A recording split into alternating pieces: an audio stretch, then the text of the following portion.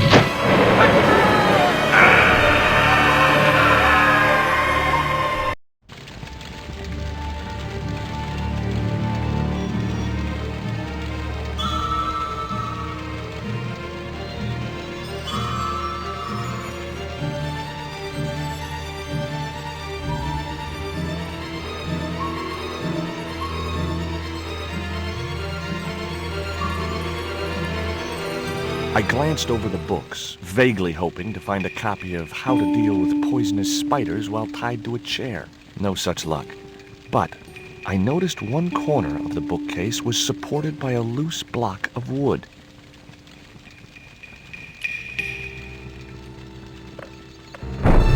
Maybe I'd been a little heavy-handed, but it was a question of survival. Of course, I was still tied to a chair in a burning house with no means of escape.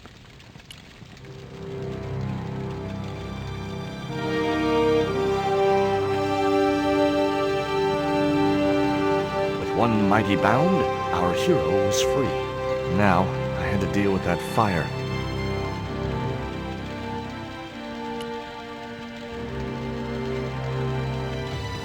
In the drawer was a small decorated pot.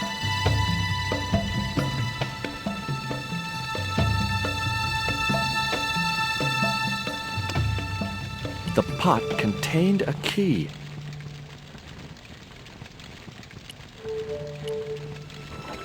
Inside, I found a bottle of tequila. Normally, I didn't drink strong spirits, but today was far from normal. Ew, disgusting. Not only did the tequila burn like hell, I just managed to stop myself from swallowing the worm. There was something short, fleshy, and gross on the carpet. It was the worm from the bottle of tequila.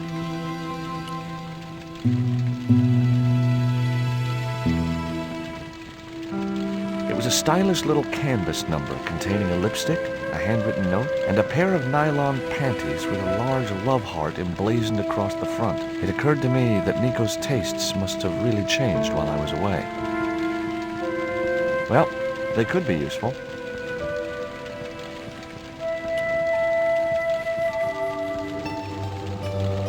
That dart was sharper than a mosquito's business end, but this didn't deter me from getting it anyway. I wasn't going to get through those sturdy bars.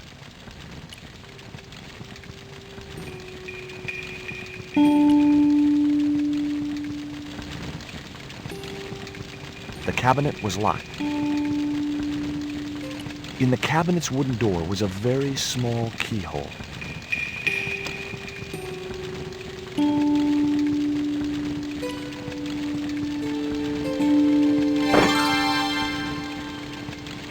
As I released the lock, something blew the doors open.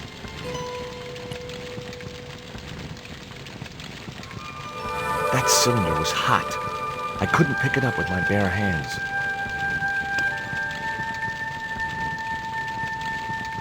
The panties I'd found in Nico's bag were just what I needed to wrap around the hot cylinder.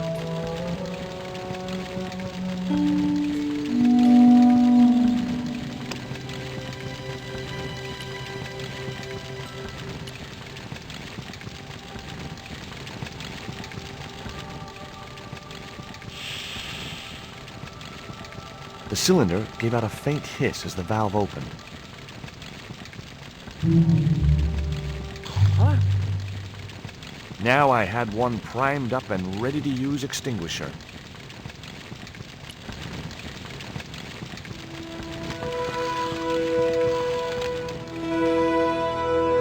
With a well-aimed squirt of his soda fountain, our unshakable hero saved the day. Now it was time to start looking for Nico. I wasn't going to burn myself on that red-hot doorknob, and it wasn't the time for subtlety.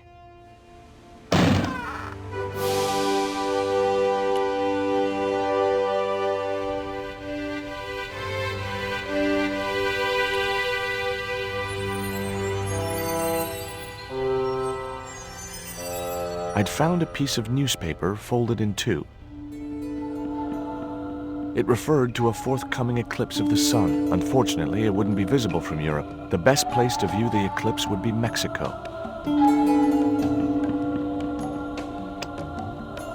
I guess I had no business reading the note, but I figured it might give me a clue to what Nico was involved in. It was from Andre Labanau, the history student Nico had known at college. The letter was sentimental mush, and revealed that the exotic lingerie, as he called it, was a gift from him. It gave his telephone number. Labanau figured himself as a rival for Nico's affections, but I couldn't believe that that creep was in the running. It was the newspaper clipping referring to the imminent eclipse. Wrapped inside it was another small piece of paper. It was a bank statement for Ubier's account from an automatic telling machine. The last 5 withdrawals were for large amounts, and all made in Marseille.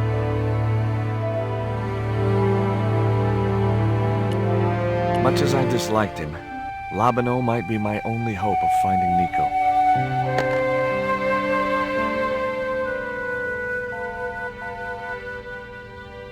Hi, Andre? Who is this?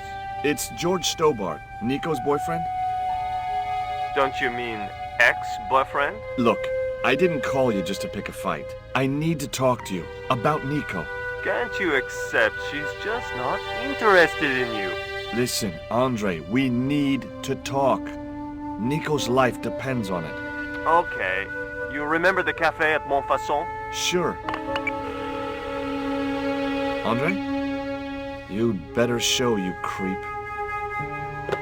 I felt an irrational urge to wipe my ear.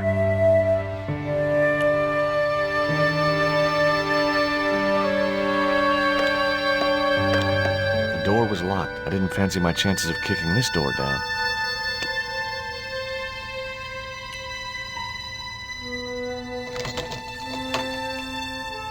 I unlocked the door. I wasn't looking forward to meeting Labanau again, but he was my only link with Nico.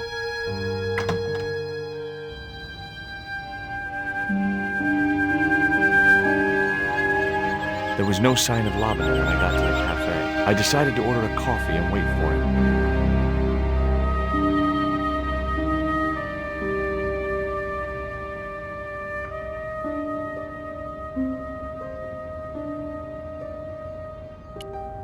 Pardon me, but don't I know you? Huh? You were here the day I found the catacombs. I was? Ah, yes. I remember you. Yeah. Are you still in the police force? No, not anymore. I'm a man of leisure. And what brings you back to Paris? My girlfriend. What it is to be young and in love. Will you share a bottle of wine with me? Hey, listen, I'd love to, but I need to keep a clear head. So my company isn't good enough for you.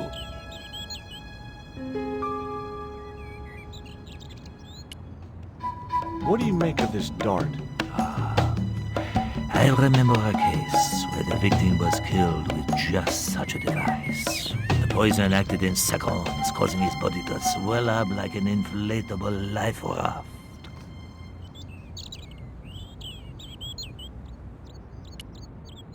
What do you make of this news cutting? Orphanage supplied fast food chain? No, it's the article above that. Oh! Total eclipse of the sun. Well, that's very dull in comparison. I don't know anything about eclipses. Tell me what you make of this note. From my years of experience, I gained a pretty good insight into handwriting. I'd say that note was written by a compulsive, obsessive type with an Oedipus complex. Hey, you got just about everything apart from the ponytail.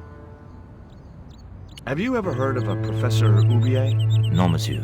I don't recall the name. Well, apparently he's an expert on Mayan art and history. A little out of my field of experience, monsieur. If he'd been a serial killer or a sodomite, I might have been able to help.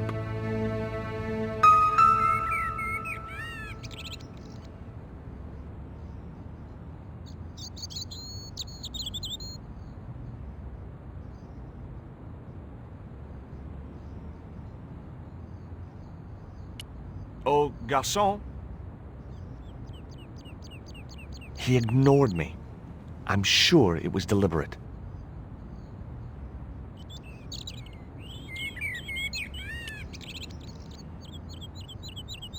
Why did you leave the police? I was forced to retire. The golden handshake. Only in my case, it was more copper than gold. How come? I was made a scapegoat to cover up the department's inefficiencies.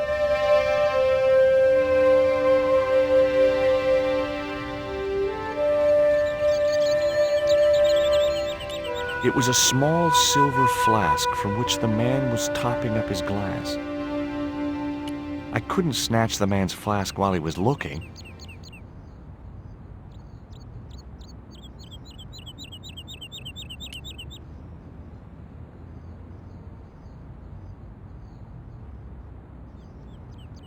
Hey, you.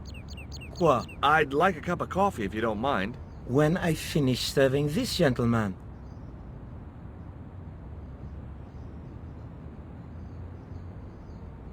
The ex-gendarme showed no effects from the wine he was pouring down his throat.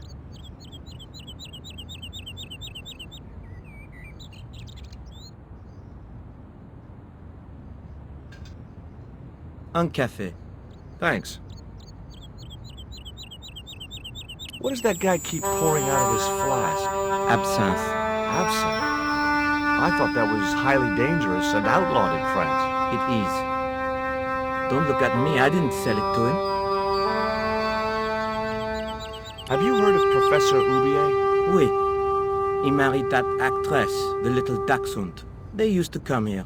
The nutty professor and the movie star. If Oubier's wife was a movie star, how come I never heard of her? She was big in France. The world doesn't stop at Hollywood. Her stage name was Carol Climax. She died in suspicious circumstances. How did Oubier's wife die? I heard he shot her. And got away with it? He had a good lawyer and they wrote a tight alibi. Why would an eminent public figure like Oubier risk everything for murder? He wouldn't be the first, would he? Besides, people like him always get off. Do you know that man over there? I should think so. He's a regular customer. Look at this. A poison dart. Ah oui. Sure. It's the real thing. Knocked my girlfriend out cold in a matter of seconds. Romantic. Sounds like a real close relationship you have going. Do you know a guy called André Lobineau? Oui. I know him. What of it? Well, I'm supposed to meet him here. Did I miss him? No. I have not seen him today. That's all. Thank you.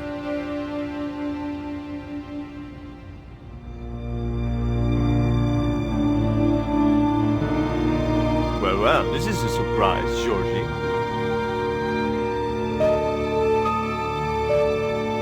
I wouldn't normally call you. But Nico's in trouble, Andre. Deep trouble. You have to help me find her. What? What have you dragged her into this time? It was you that recommended Professor Oubier as an expert on Mayan art. Now his butler has kidnapped her, and he tried to kill me. Every time she gets involved with you, there is trouble. Walking out on her was the best thing you could do. My father was dying, damn it. I had no choice. Well, she soon recovered once she went back to her old friends. Drop it, Andre. Right now, Nico's in danger, and we have to work together. So, how can I help? Nico needed to speak to Oubier about a stone. Oh, you mean this stone?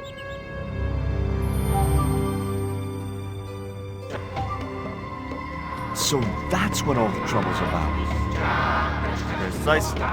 Nicole told me to guard it with my life. Well, it's worth more than that, surely. Oh, very funny. What's funny is that your life really is on the line. What are you talking about? The stone is a Mayan artifact, dummy, and the guy who kidnapped Nico is from Central America. It was the stone they were after. Oh my god, you mean I could be in danger too? Why didn't Nico take the stone to Oubier? I don't know. Perhaps she suspected something like this would happen. If she's been hurt, Andre, I'll break every bone in your body. No, that's typical of you. Do you think I don't care what happens to Nicole? It occurred to me that slugs don't have bones to break, but I kept that thought to myself. Does Oubier employ a guy from Central America? Maybe. I don't know. Tell me about your friend Oubier. He's more of a professional acquaintance than a friend. I see. So you don't really know him at all? No, I don't. Take a look at this, Andre. It's a bank statement? Yeah. Professor Oubier's account. 5 large cash withdrawals in the space of 3 days. All from an automatic teller in Marseille. Suspicious, isn't it? You're even more crazy than you were before. What do you suppose the carving on the stone means? I don't know. I haven't shown it to anyone. Why don't you just give it to me? I don't want your death on my conscience, George. Where did Nico get the stone? I'm not sure I should tell you. Oh, you should. It was something to do with smuggling.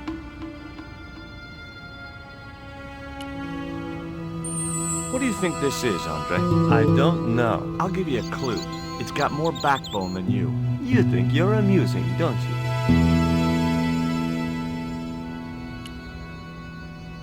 What can you tell me about this pot? South or Central American, I'd say. I have a friend who'd be able to tell you more. Where can I find this guy? He owns a gallery on the left bank.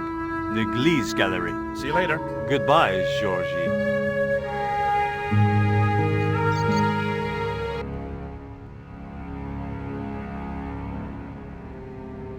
I've had enough of your games, Kala. Tell me what you've done with my stone. I thought your business was simply smuggling cocaine, Karzak. Why are you so interested in that stone? Either you tell me what I want to know, or Pablo here will make you talk. Okay.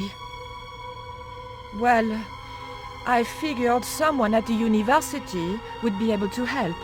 So I had a word with one of my girlfriends, and she told me her boyfriend was a lecturer. I sent the stone to the Department of Ethnology. You know, I figured it was South American, so... You're not buying this, are you? That's enough! I don't have time to listen to your mindless prattle. We'll leave you to think it over. Come the morning, you'll be ready to talk.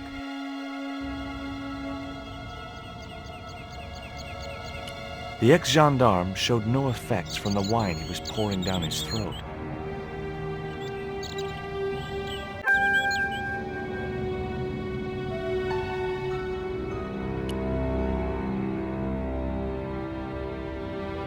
Do you miss being a gendarme? Yes, of course I do.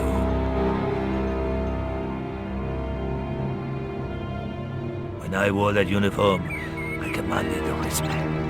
Not anymore.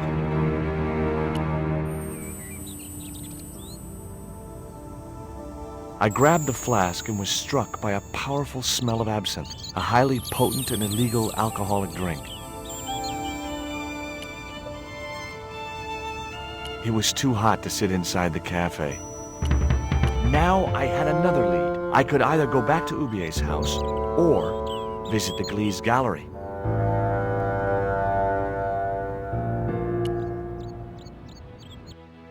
The Glee's gallery had style and class, but very few customers.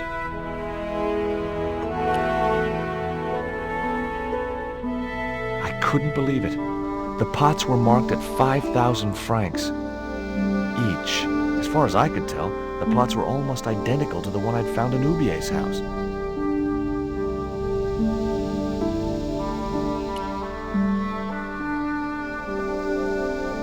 Hi, girls.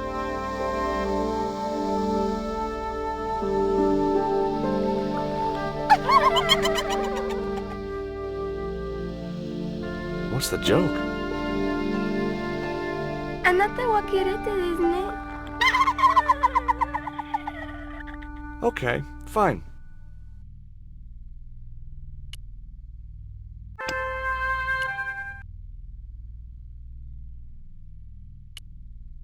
Rectangles in a desolate landscape, highly cubist.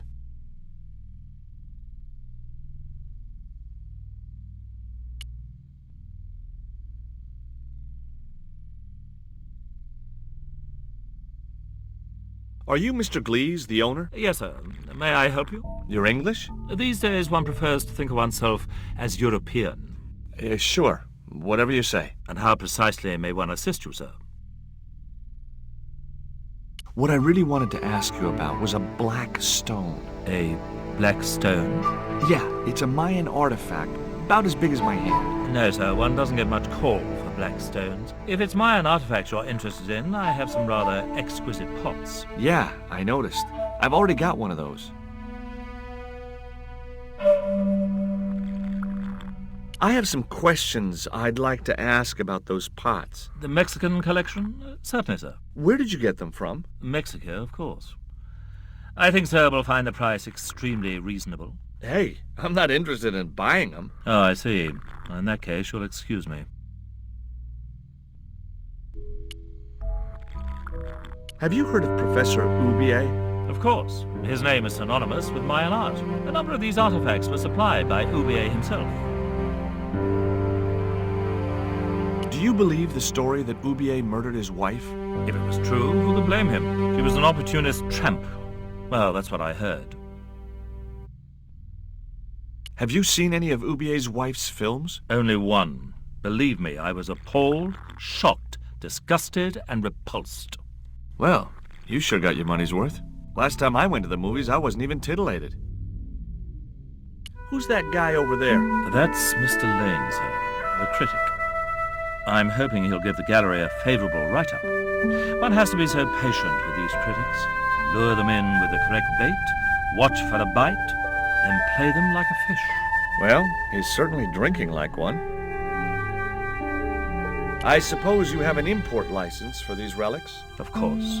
But that's not my problem, sir. The professor arranges all the shipping. We simply collect the items from the docks.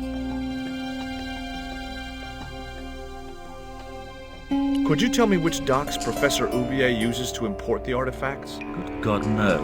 I can't possibly reveal my commercial secrets. Do you get many Central American Indians in here? No, sir. This is Paris. Central America is several thousand kilometers southwest of here. Straight across the Atlantic Ocean and turn left. You can't miss it. Well, as it happens, I saw some Central American Indians this very morning. Tourists, sir. Paris is full of them at this time of year.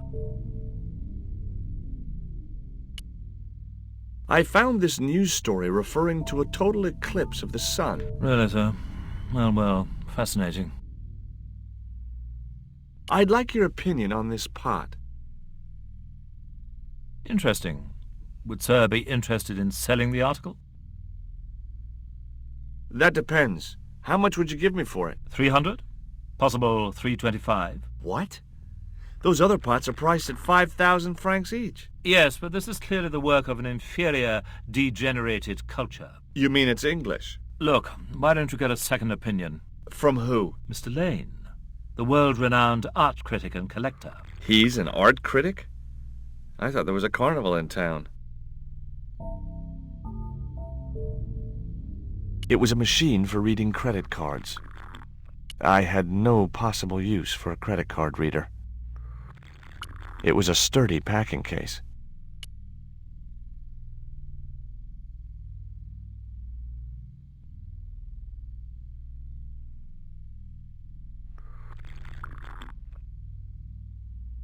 Excuse me, sir. Uh-huh. That area is private. Oh, so I'm not allowed back here? No, sir.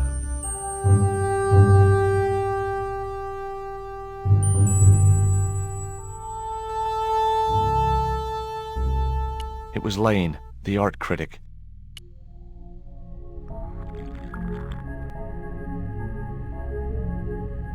You're Lane, the critic, aren't you? Correct. Can't you see I'm busy? Busy? Doing what? Appreciating the art, or depreciating it. I have a reputation to uphold. I could tell this guy was going to be hard work. Have you heard of Professor Oubier? Yes, of course. I was at his house earlier. If you're going to drop names, you could at least name one worth dropping. I thought Oubier was a well-respected man. Why, his last book was nothing but pseudo-intellectual claptrap. The demented ramblings of a drug-dependent has-been. Would you give me your opinion on this pot, sir?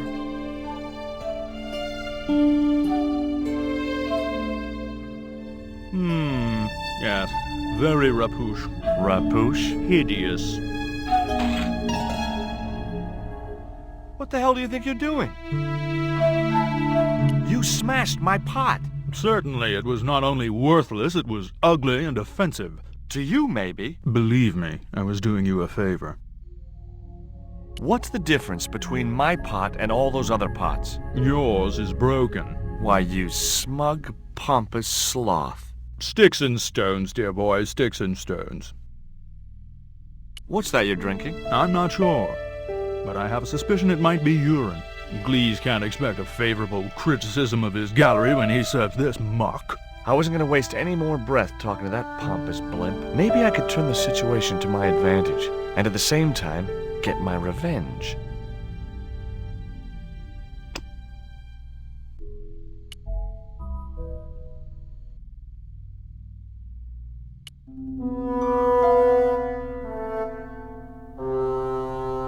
I splashed a little absinthe into the glass and hoped he wouldn't notice the change of color.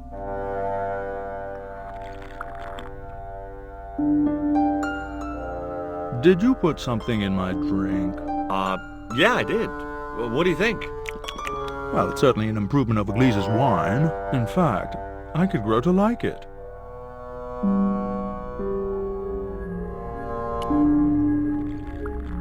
I'd had enough of talking to that slob. The pot had smashed into too many pieces to retrieve.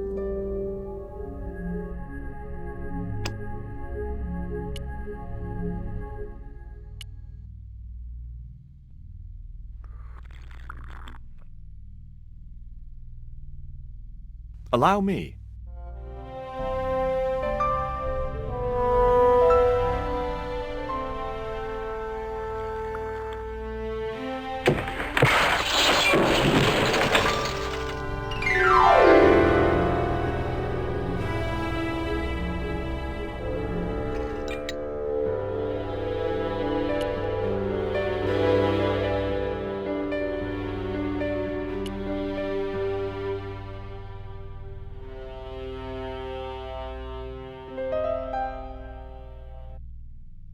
There was nothing in the case but styrofoam packing, but pasted on the side was the remains of a label.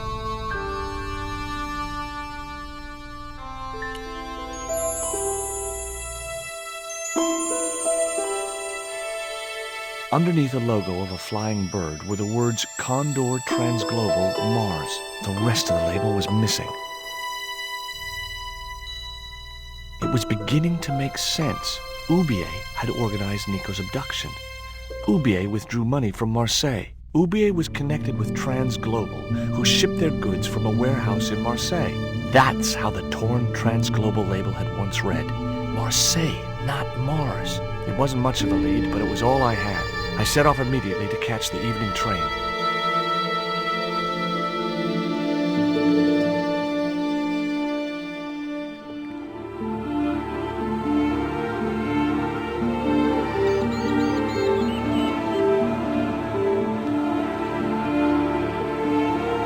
was almost dawn when I arrived in Marseille. I traced Condor Transglobal to a desolate dockside.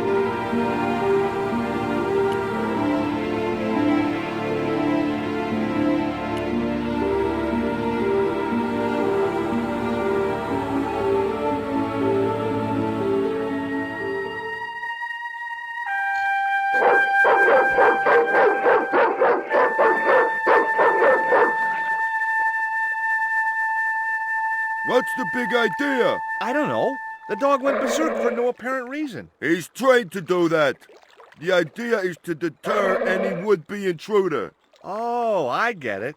Okay, I'm sorry. That's okay. Just remember, he's a trained attack dog. A killer.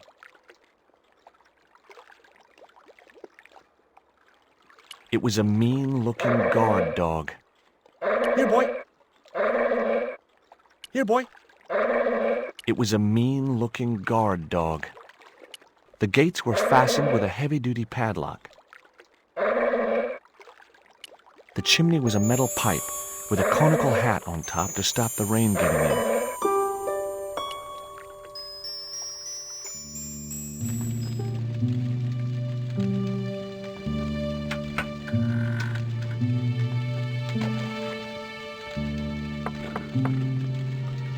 Hi, good morning. Do you know what time it is? No, I don't wear a watch. As my dad used to say, I'm not into time, man. Well, you're too early.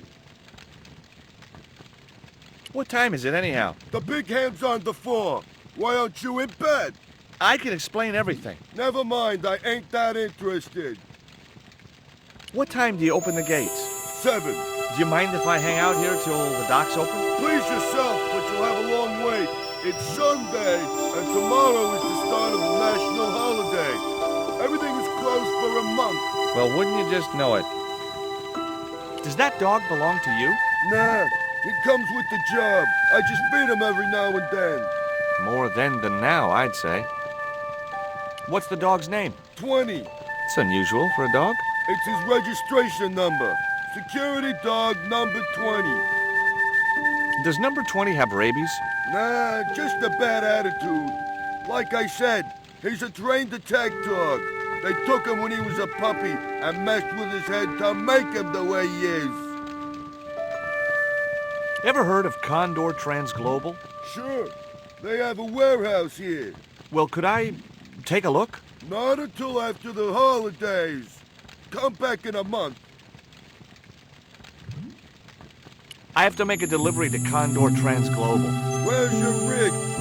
About half a mile down the road. And you walked here? Jeez, are you some kind of nut? Nah, it was easy. I just put one foot in front of the other. Are you gonna let me make my delivery? Not without the paperwork. You get the papers, you make your delivery, and I get a fat backhander. I was getting nowhere with the story about being a trucker. Do you know what kind of business Condor's involved in? I'm paid to guard the gate. Their business is none of mine. I'm looking for a young woman. At the docks? What kind of woman do you have in mind? You don't understand. It's my girlfriend I'm trying to find. Well, I ain't seen her, and you should tell her the docks ain't no place for a young lady. They're dirty and they're dangerous. I'm certain my girlfriend was brought here when she was abducted. What? Your girl was kidnapped? Yeah. Struck down by an Indian with a poisoned dart. A poisoned dart, huh? I could tell he didn't believe me. This is the dart that the Indian shot at my girlfriend. Sheesh! That's pretty weird, but I don't see why you'd expect to find her here. Have you ever heard of Professor Oubier? Me? None of my friends are professors or anything like that. What's cooking? Beans. You know a man can live on nothing but beans. Not this one. Don't you ever get tired of eating beans? Sure I do. What do you take me for? And what's the alternative? Peas. I can't eat them too often, though. They play hell with my digestion. Have you ever considered changing your diet? What's wrong with beans and beer? You need me to tell you? You're pumping out enough methane here to fill a dirigible. Take a look at this letter. That's sick. Did you write it? Oh, no. No, it's a letter from my girlfriend's admirer. If I was you, I'd smack him in the mouth. Well, that's not my style, but thanks for the advice. I have these very exotic panties. Take them away, you pervert! I gotta go now, but I'll be back. Can't wait.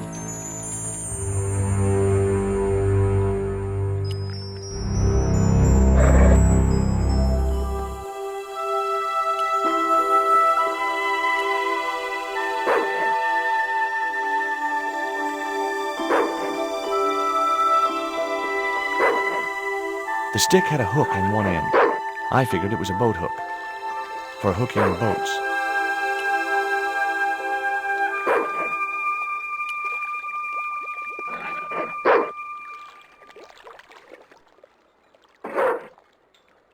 The bottle was just out of reach. Nothing was going to get me into that water if I could help it.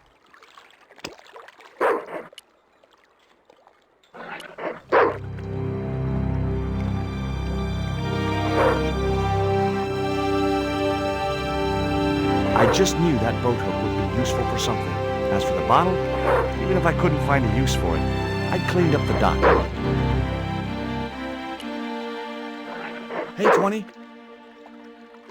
The guard dog was staring at me with a hungry look in his eyes.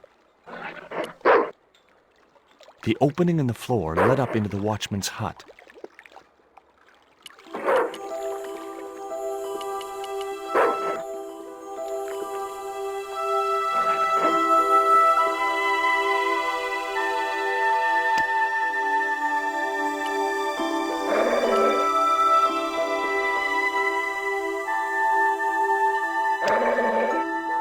It was the beer bottle that slob of a watchman had dumped in the sea, now half full of filthy dock water. The label read, "Surge, the beer that clears your head."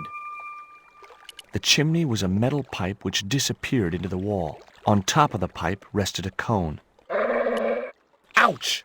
That's hot! The bottle was half filled with water. Maybe it would cool the cone down enough to touch it.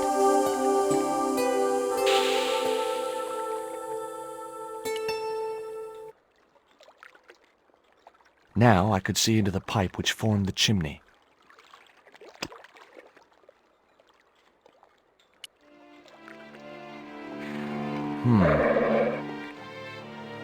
The bottle had blocked the chimney, and the hut was filling up with smoke.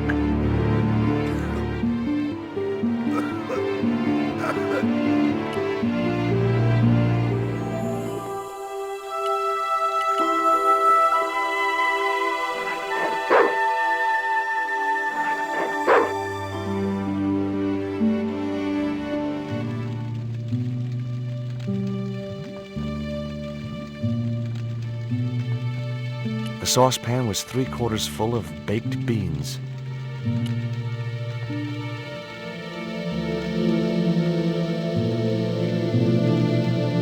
Baked beans in ketchup.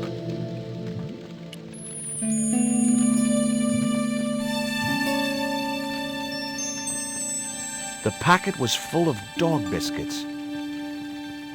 Someone had once told me a piece of coal brought you luck.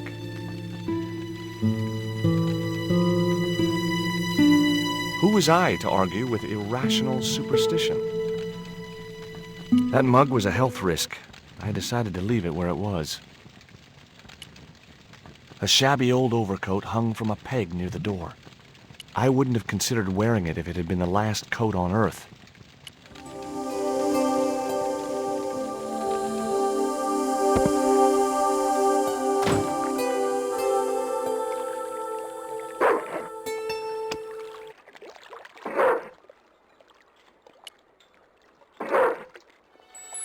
Hey, 20.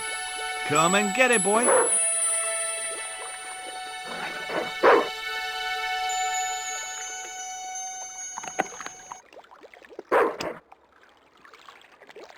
I felt a slight twinge of conscience as I prepared to give the dog a dunking. It soon passed.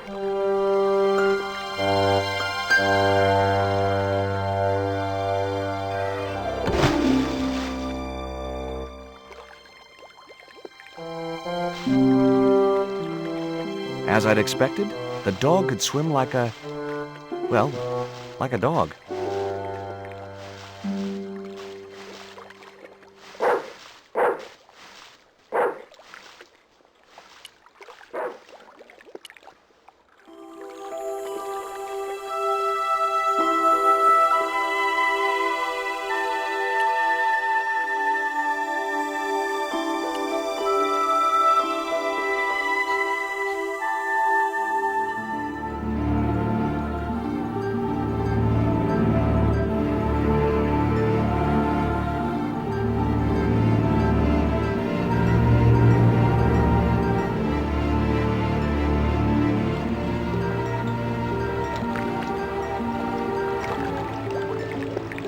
It was a beautiful piece of 19th century engineering, but not a lot of use to me.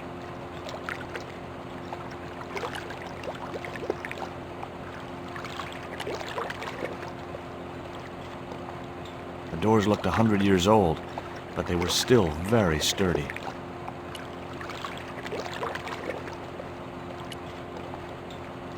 The sign looked as if it was firmly attached to the wall. Anyway, I didn't really want it as a souvenir. It read, Condor Transglobal. I'd come to the right place. Now all I had to do was get inside.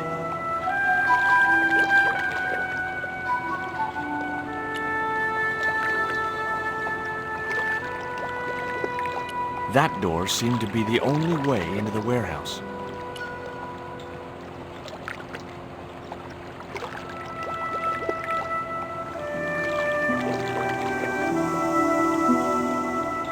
It was a duct from a ventilation fan.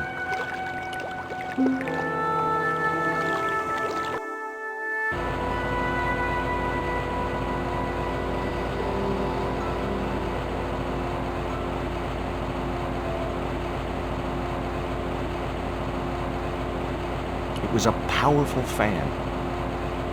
I couldn't reach the blades of the fan, which was just as well. If I'd stuck my fingers in there, I'd never be able to play guitar again. It was the creep who'd kidnapped Nico, and I had a score to settle. The guy was partly hidden behind a stack of crates.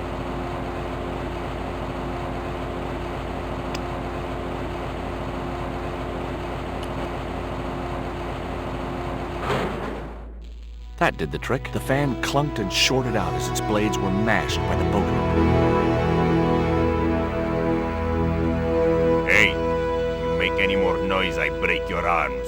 That bully needed to be taught a lesson. Garzak's already mad because we didn't get the stone. You give me any trouble, I'll tell him it was all your fault. Karzak? That must be his boss.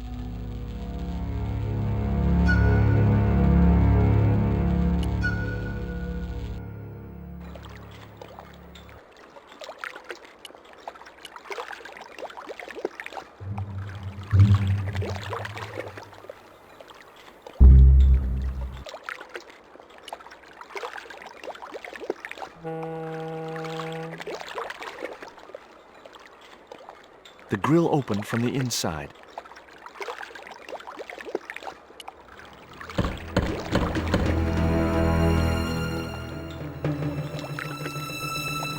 Who is he? Is this Condor Transglobal? Nobody here. Go away. I'll give you 5 seconds to let me in, or I'll bust down the door. Okay. I'm coming. He didn't sound too happy.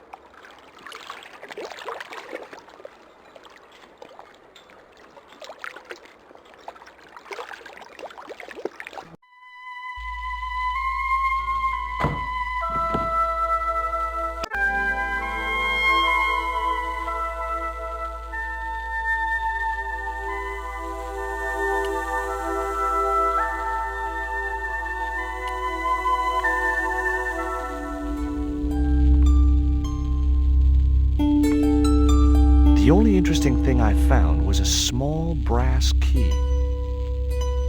There was a notice board beside the desk with an assortment of paperwork on it.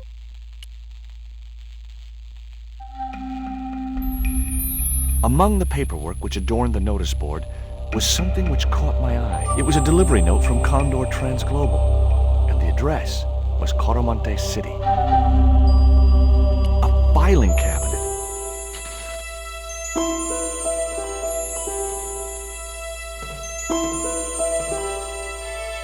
It was locked.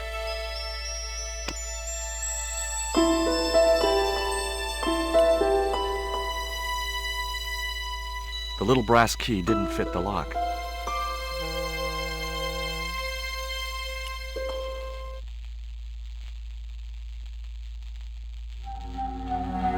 Whoa!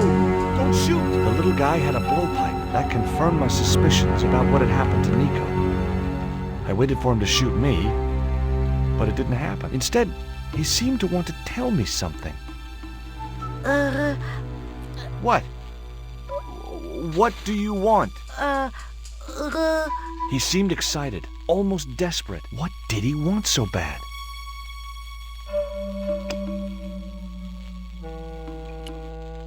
Hi. I'm not going to hurt you. Quaramonte. Is that where you're from? Coromante City? Quaramonte. Quaramonte. Okay. What does this key unlock? Huh?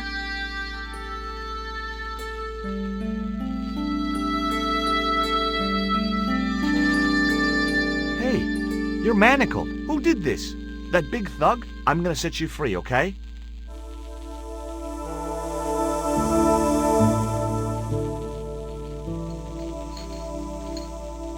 Hey, come back here.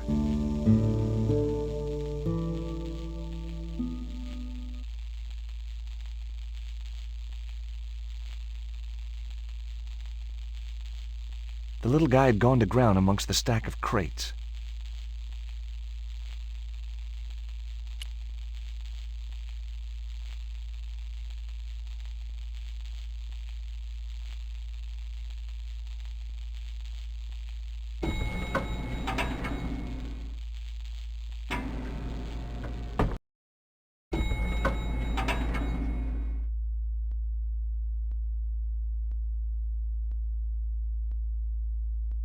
Just in time. Interrupting the beam of light kept the doors from closing and stopped anyone from using the elevator. But what now?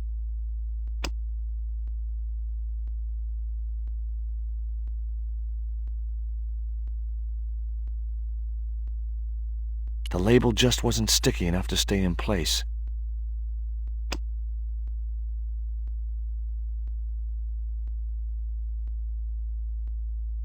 Nope.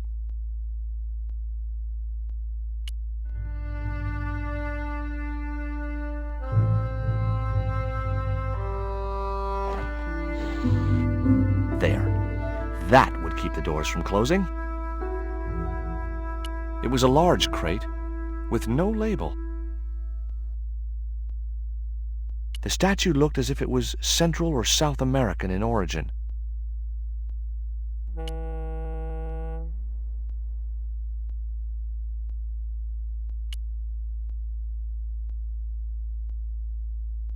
The window was not designed to open. There was no way to open that window.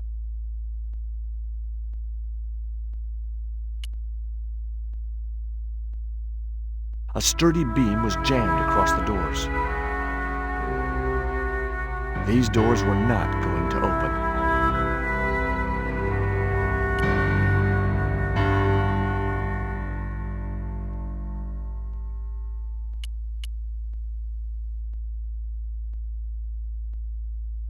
It was a pulley attached to a long rail which ran the length of the building. It wasn't much use, though. No rope.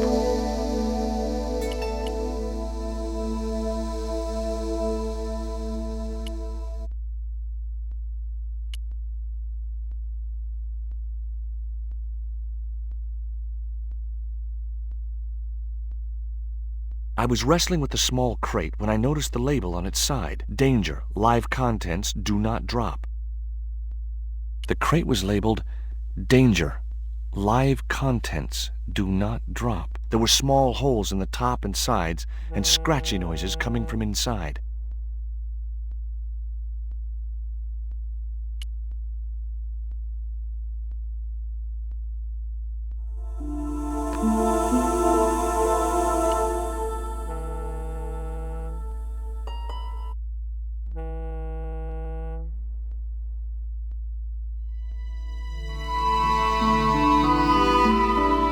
There was an arc-shaped scratch on the floor, as if a door had been opened in the nearby wall.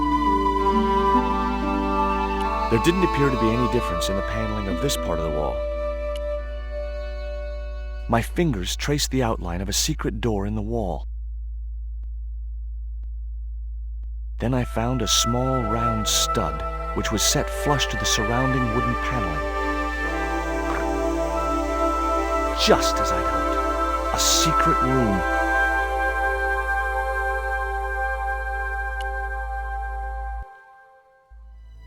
Nico!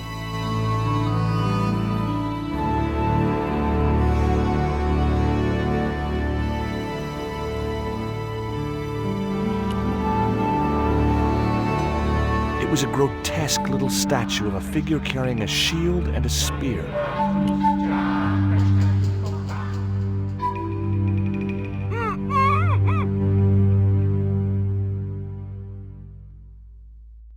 Will you look at this? It was a small statue of a kneeling figure in an ornate headdress. The head was hideous, with huge staring eyes set in a decomposing face. Hey! Somebody's marketing Labano dolls. Nico was trussed up like a chicken, but she didn't appear to be harmed.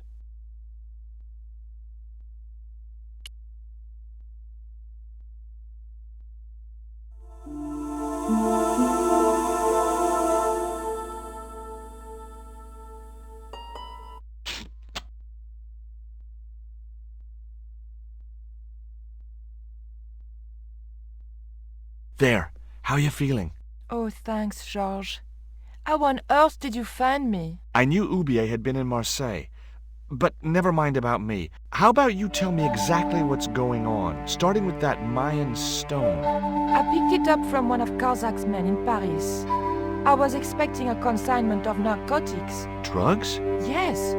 The proof I needed to expose Karzak's smuggling operation. I'd set it up to act as his courier, and once I had the proof, I planned to go straight to Inspector Mou. But instead of the dope I'd expected, they sent me that stone instead. And to find out more, I called Professor Oubier, who invited me to his mansion. At least, I thought it was Oubier. I don't get it. If Karzak's business is drugs, why is he so desperate to get his hands on that stone? Maybe it has some significance to the local people in Central America. It could be Karzak's means of getting them to work for him. Anyway, we've got to get out of here. Nico, wait!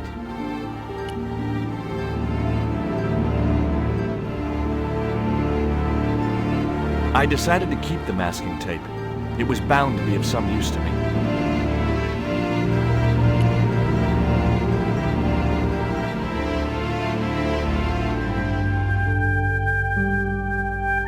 We can't use the elevator. If that thug Pablo's recovered, he'll be waiting for us. We've got to do something. Where does that door lead to? I'm not sure.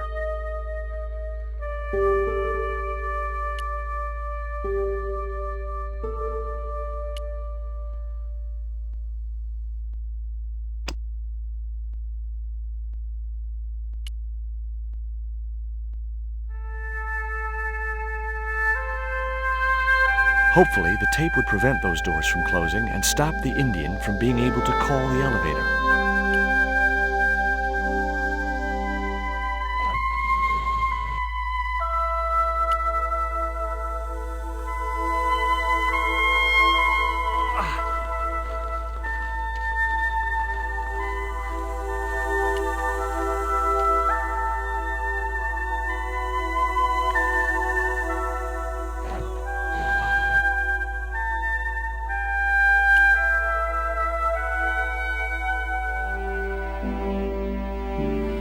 The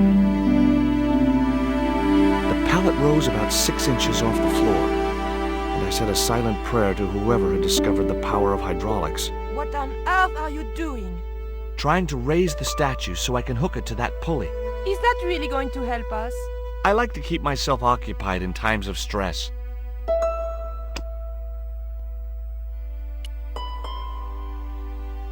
It would be much easier to attach the rope to the statue first.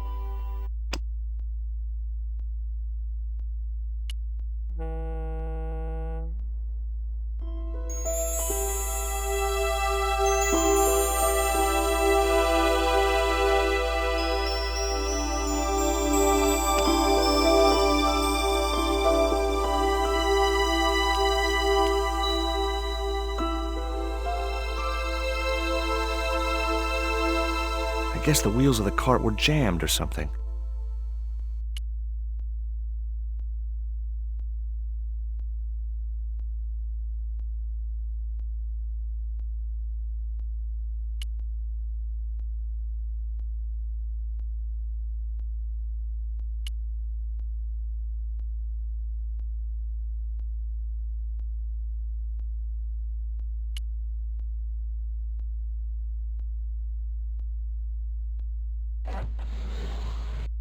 It was too heavy for me to move on my own.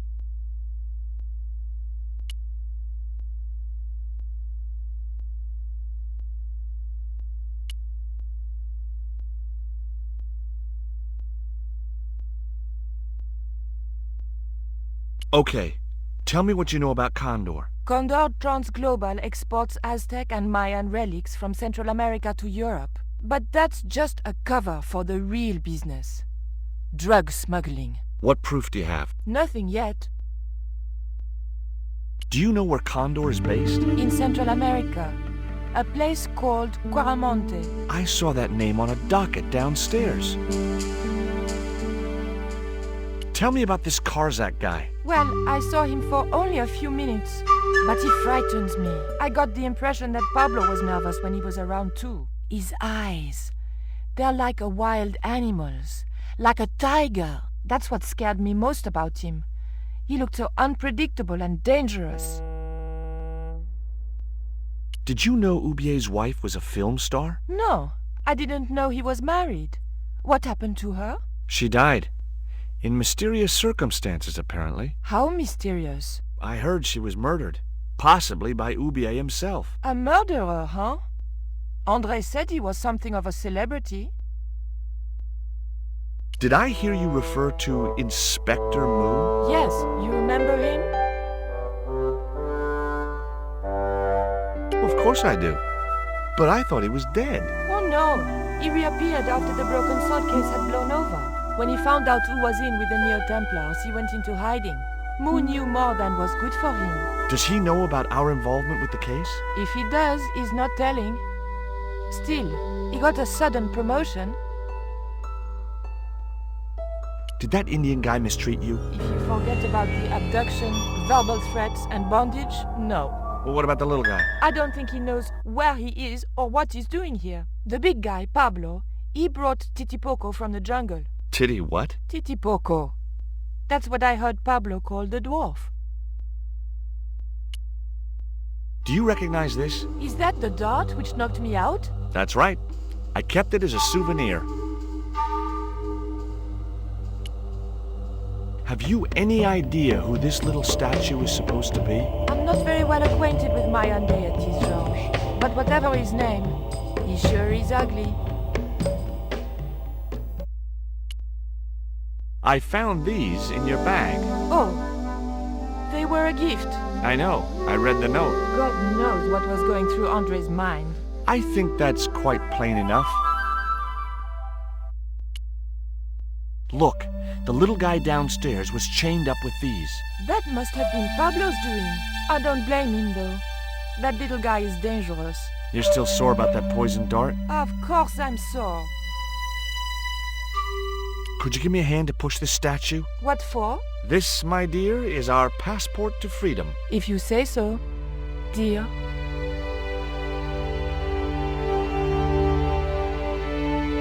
Okay, push!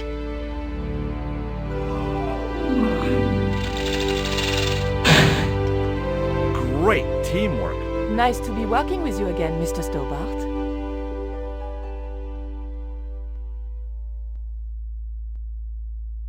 The doors had been smashed open.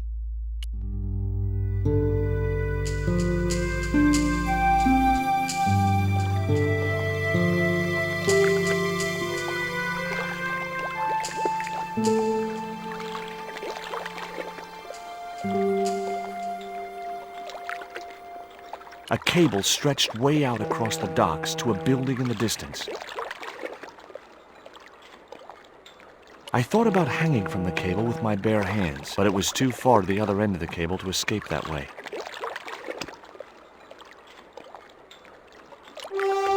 Nico, I have a great idea.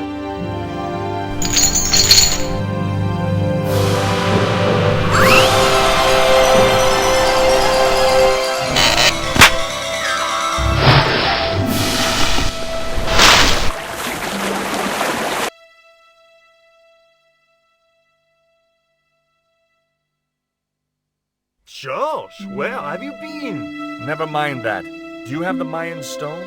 Maybe I have, but, Don't argue, André. Give the stone to George. well, of course, if you say so, Nicole. Thank you so much, André. George, he told me you'd been kidnapped, my dear. I'm glad to see he was mistaken.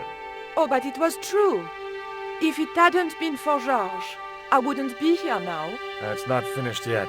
Karzak's thugs will be back for that stone, you can bet. The best lead that we have is Coramonte City. Coramonte? It's in Central America. That's where Ubier gets his artifacts. That's all we needed to know. Come on, George.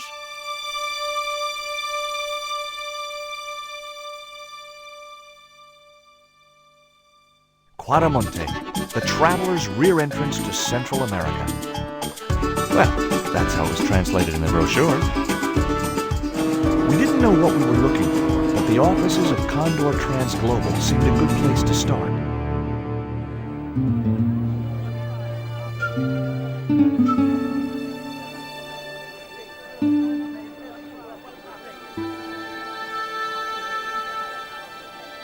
Hey, it's market day.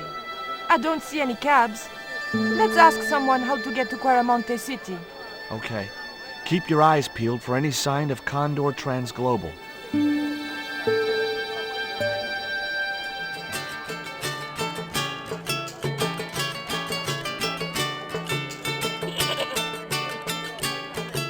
The guy wasn't showing much enthusiasm selling his wares. Hi. You wanna buy something? No, not really. I got cabbages. Buy a cabbage, senor. I don't think so. I didn't come all this way to buy vegetables. Listen, have you heard of Condor Transglobal? No. Buy a cabbage. I'll give you a discount on both purchases. I'm not into cabbages. Have you ever seen anything like this before? Aye, Tezcatlipoca. Put it away, senor. Tezcatlipoca brings nothing but evil. The poor guy was so freaked, he didn't even mention his cabbages. See ya.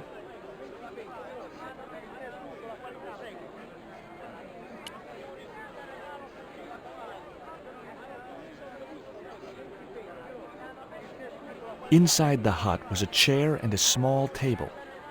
It was an uninteresting little wooden hut with an armed goon outside it.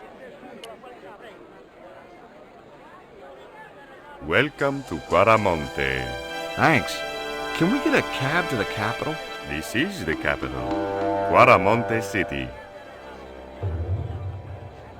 When's the next ship out of here? But senor, don't you like our beautiful country? Oh yeah, it's like a little piece of paradise right here on Earth. Then why you wanna leave? I'm just plain homesick. Like it says in the song. A word of warning, senor. If you feel like bursting into song, bite your tongue. Huh? There are official restrictions on music in Coramonte. How come music is restricted in Coramonte? It is part of a great cultural enrichment campaign. Traditional Caramonte music is considered unsuitable for these fast-moving times. Nuestra Señora has decreed that only one category of music is suitable. What's that? Easy listening.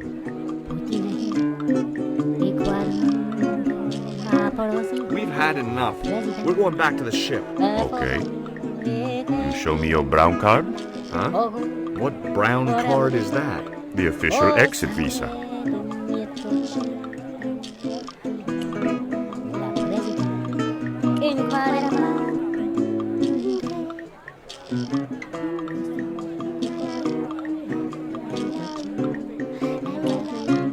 The man was puffing away at a crudely rolled cigar.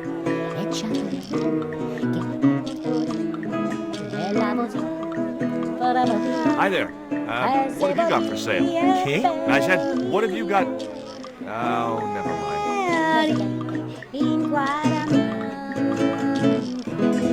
The old woman was preparing a food that consisted of ground maize and lots of spittle.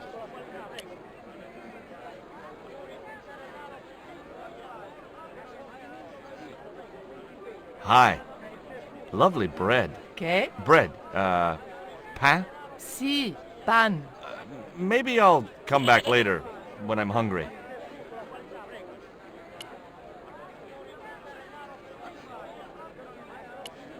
The woman had an impressive display of gourds.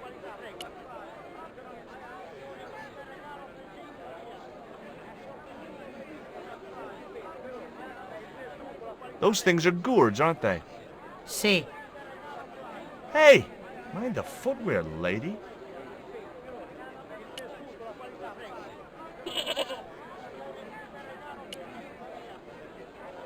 Do you have crabs? No, only fish. Nice fish. Thanks. If, by some remote chance, I ever need a fish, I'll be back. Do you recognize this statue? Si, senor. It is very, very bad luck. That is Tezcatlipoca, Night Hunter. I know, but I don't believe in luck, good or bad. You may not now, but you will. The guy looked scared out of his wits.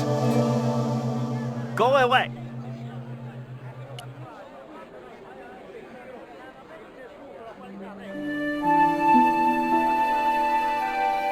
George Stobbart, well, of all the... Mrs. Henderson. Boy, this is some coincidence, huh? When you've been married to a fruitcake like Dwayne as long as I have, you stop believing in coincidence. I'd met Pearl and Dwayne on the other side of the globe in Syria. He was an Army veteran who suspected he was working for the CIA, but wasn't sure. She was less obviously deranged. Is Dwayne here with you, Mrs. Henderson? Why, sure, I couldn't leave him home alone. Since Dwayne came back from the war, we couldn't bear to be apart. So, where is he now? We ain't speaking. Why aren't you speaking to Dwayne? Because he's an old spoil sport sourpuss. I want to visit one of those old pyramid places, but Dwayne says he has to stay in town. Right. And you don't want to go on your own? Well, there's no point in going to the pyramid if there's no one around to take my picture. Is Dwayne still working for the CIA? If he is, he doesn't know it. He's what they call a snoozer. Don't you mean a sleeper? No, this is different. He used to think he worked for them, but the psychotherapy cured him of that. What he doesn't realize is that now he really does work for them. At least that's the way I understood it. What brings you to Quaramonte, Pearl? What takes me just about anywheres. The market. You drove 2,000 miles to go shopping? Shopping is my role in the economy of the great design, George. What do you make of this stone, Pearl? Oh, that's pretty. What's that thing supposed to be, a rabbit? I believe it's a coyote. Well, it sure is cute. I was surprised she didn't ask me where she could buy one. What does this mean to you, Pearl? What cute little feathers. Why, if you had two of those, they'd sure make nice earrings. This isn't intended for frivolous personal adornment, Pearl. It's a dart, tipped with a fast-acting, muscle-numbing poison. Pardon me, I stand corrected, honey. Sometimes I got the feeling that communication with Pearl was like sending signals out into space. Maybe, if you waited long enough, you'd get an intelligent answer back. But it was a long shot. Nostra play Take a look at this news cutting, Pearl. You'll have to read it to me, George. I left my specs in a gay bar in Santa Barbara. Well, it's about an eclipse of the sun, which is due to occur in a few weeks' time. You'd think the government would warn us about these kind of things. It's not dangerous or anything. Apparently, the best place to view the eclipse is right here in Quaramonte. Oh, my. She didn't appear to be the slightest bit interested. Look at this, Pearl. A tequila worm. Don't you bring that thing anywhere near me, honey. I swear I'll scream like a hog on a hot plate. What do you make of this statue, Pearl? Hoo-wee, that's a spitting image of Dwayne's brother Sheridan. A little less body hair, maybe, but it's him all right. Catch you later, Pearl. Hey, Nico!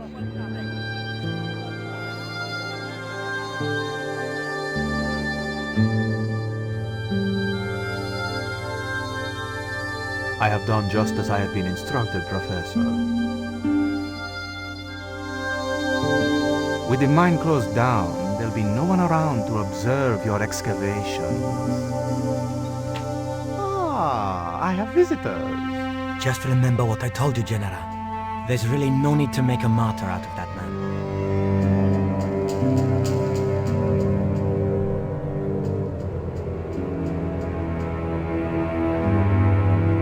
I'm sorry to keep you waiting, Senor. Welcome to Quaramonte. Thanks. My name's George Stobbart from California. But what is this? An angel come down to earth. Nicole Collard. Enchanté, mon général.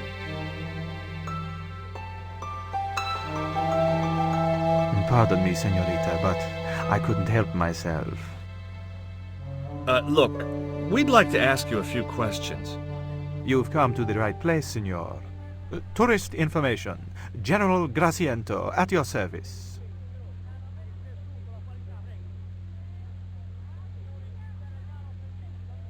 This is the tourist office? It says police on the sign outside. It is both, senor. I am a man of many parts. I can see that, General. Have you heard of a guy called Karzak? No. No, I never heard of him. Are there any ruins around the city? Of course, senor. Quaramonte has everything. I have a friend who wants to visit an historical site. Ronaldo will only be too pleased to conduct a guided tour, when he's dealt with today's paperwork, of course. Who was the guy you were talking to when we arrived? Professor Oubier, a visitor, senor, like yourselves. Did you say Oubier? Si, senor. Professor Oubier, a French archaeologist. What's Oubier doing in Quaramonte? Researching our rich and glorious past, senor. The professor is planning an expedition to some Mayan ruins. He came to see me to get an excavation permit. Would you like a biscuit? Are you trying to bribe me? Well, every man has his price. Mine is more than a dog cookie, Senor Stobbart. We've had enough of Quaramonte, and we want out. Am I stopping you? The guy at the docks tells me I need an exit visa. Ask Ronaldo. He'll make the arrangements. That's what he's here for. Have you ever seen anything like this before? That's a native carving, isn't it? Where did you get it? We picked it up in the market, as a souvenir. What do you think of these panties, General? Oh boy, fabuloso! They're yours if you'll tell me all you know about Karzak. I told you, I never heard of the guy. Do I get the panties now? I told you all I know. You told me nothing. Take a look at this label. Si, senor. Condor Transglobal. Can you tell me where to find their offices? No, senor. I never heard of them, and neither did Ronaldo. Are you sure you never heard of Condor? Oh, yes. The company is registered here, in Quaramonte City. You are mistaken, senorita. Condor is run by Karzak, isn't it? Wrong again, senor. Karzak has nothing to do with anything called Condor, whoever he is. Do you keep a record of companies registered in Quaramonte? Of course, senorita. Unfortunately, all the records were destroyed by a flash flood. Do you know anything about the forthcoming eclipse, General? Such things do not interest me, senor. I'll be back.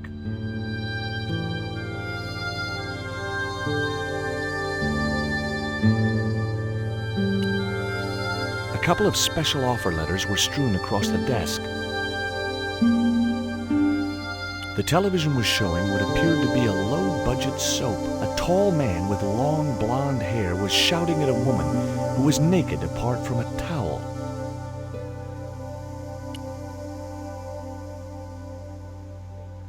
It was a computer monitor with some kind of outdated game displayed on it.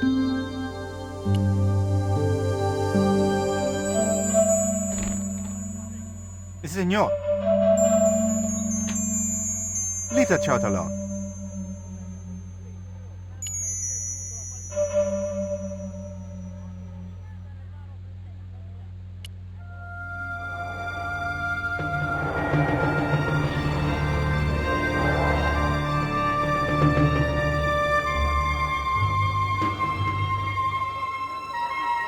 Why did you show him the stone? I thought maybe he might know something about it. Well, he does now, for sure. He knows we have it. Did you notice that chart on the police station wall? Yes. It looked like a map to me, but I couldn't make out the details. Whatever it was, the General didn't want us to see it. You came on a little strong with the General. I was merely flattering his ego, George. Every man has his Achilles heel. Maybe, but that guy's weakness isn't in his foot. Labano tells me he's been seeing a lot of you. We meet sometimes for lunch, a drink. After you'd gone back to the States, I was pretty lonely, you know. Lonely? You must have been desperate. Couldn't you just visit the zoo or something? That man we saw talking to the General was Oubier. Didn't you recognize him? I never met him, remember? The guy I called in Paris claimed to be Oubier, but he sounded nothing like the man in the police station. Maybe the professor really is innocent. Nah, it's too much of a coincidence that he's here in Quaramonte. Take a look at this. Mon Dieu! Where did you get that kind of money? It's not mine. I found that statement at Oubier's house.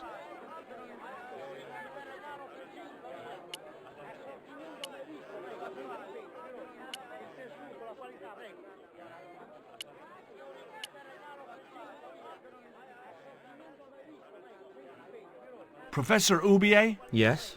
Who are you? My name is Stobbart. George Stobbart. I thought that face was familiar. Remember me, George? Dwayne Henderson. Hi, Dwayne. Just a moment.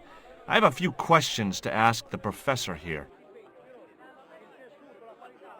Does the name Karzak mean anything to you?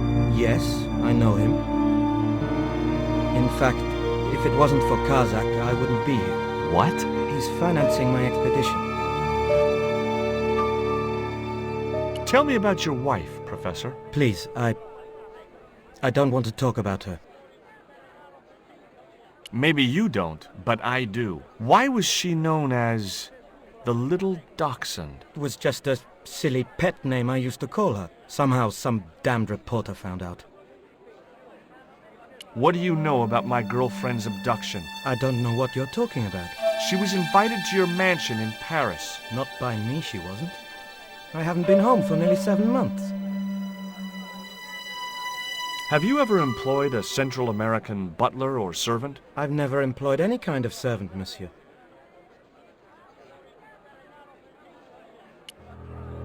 Can you tell me anything about this stone? Where did you get that?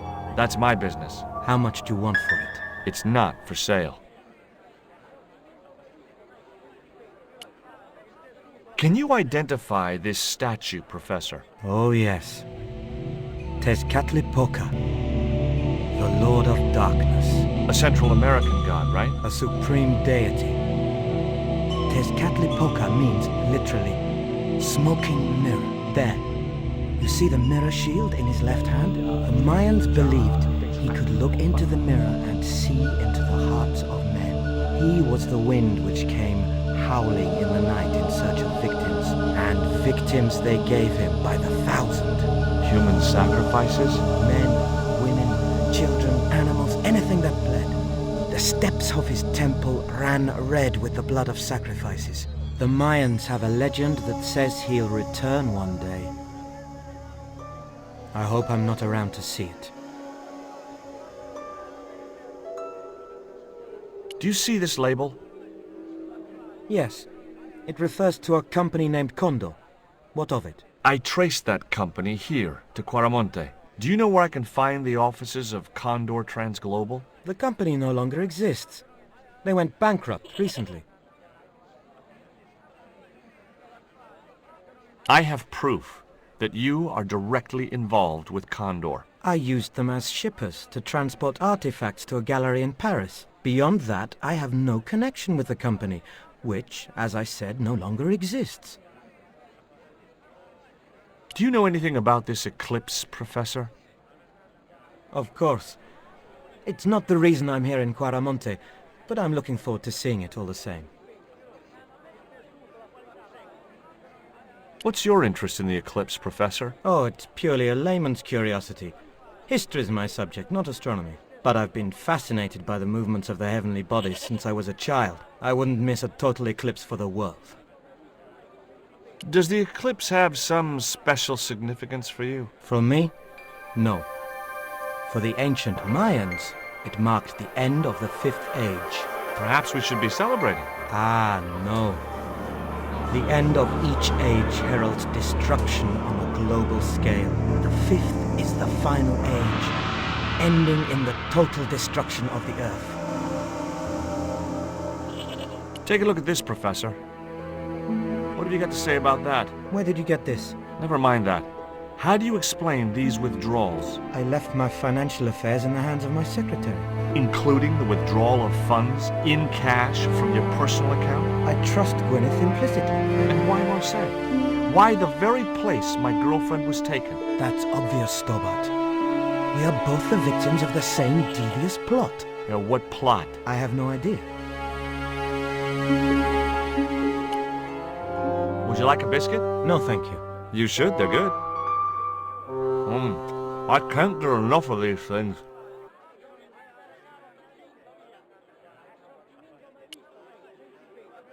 Are you still working for... you know who? Who's that, George? You know I'm retired. Oh, nothing. Forget it. I confused you with somebody else. Oh, I do that all the time. Do you think the general was involved with Condor? Hell no. And if he's a general, I'm a Buddhist. No, that fella's just a mouthpiece for the real power in Quaramonte. So the general is nothing but a puppet? He's like Pinocchio before he met the Blue Rinse Fairy. Strictly strings and wood. Who's pulling the strings? His mother.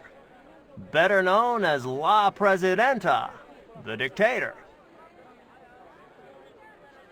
Does the name Karzak mean anything to you? Sounds like a comic book villain to me, son. He's the man behind Condor, and the rat who kidnapped Nico. You know, the first time I met you, I was deeply impressed with your naive simplicity. I said to Pearl, if we ever had kids, I would have wanted a boy like George. But I underestimated you, son. I spoke to Pearl earlier. Yeah? Did she mention that we had a kind of falling out? Yes, she did. She'll get over it. Did you drive all the way down here? Hell no. Pearl did the driving while I followed the maps. The way she handled the wheel, you'd think she'd been trucking half her life. What's in the truck, Dwayne? Oh, just camping equipment. Sleeping bags and tents. Me and Pearl always hankered after a taste of the great outdoors. Aren't you worried about camping out in a tropical jungle? We had a trial run in West Virginia. This'll be a breeze in comparison. Do you know anything about a shipping company called Condor Transglobal? I never heard of it, son. Would you like to borrow my lucky piece of coal, Dwayne? What's so lucky about it? Well, we made it to Quaramonte in one piece. When you've been here a few days, you won't look on that as luck. What do you think of these panties, Dwayne? Lord, hot stuff, George. You buy those for your girl? No, a guy we knew in Paris bought them for her. Oh, you're a threesome then. Why are you looking at me like that, George? Forget it.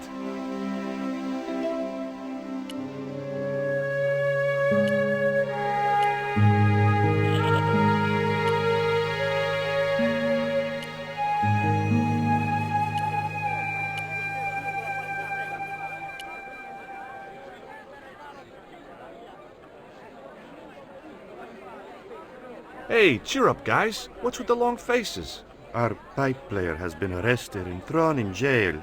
Poor Miguel. He never broke the law in his life. Why was Miguel put in jail? For playing folk music. What? It's true, senor. He insisted on playing traditional Quaramonte music, even though it's illegal. Why don't you try playing a tune to cheer yourselves up? No, we should be looking for real jobs. We could earn 10 times as much down the mines. My cousin Ramirez was earning 8 pesos an hour. Before he lost his legs in the accident. Tell me about the accident at the mine. There was an explosion at Teoculcan. 30 miners were buried alive.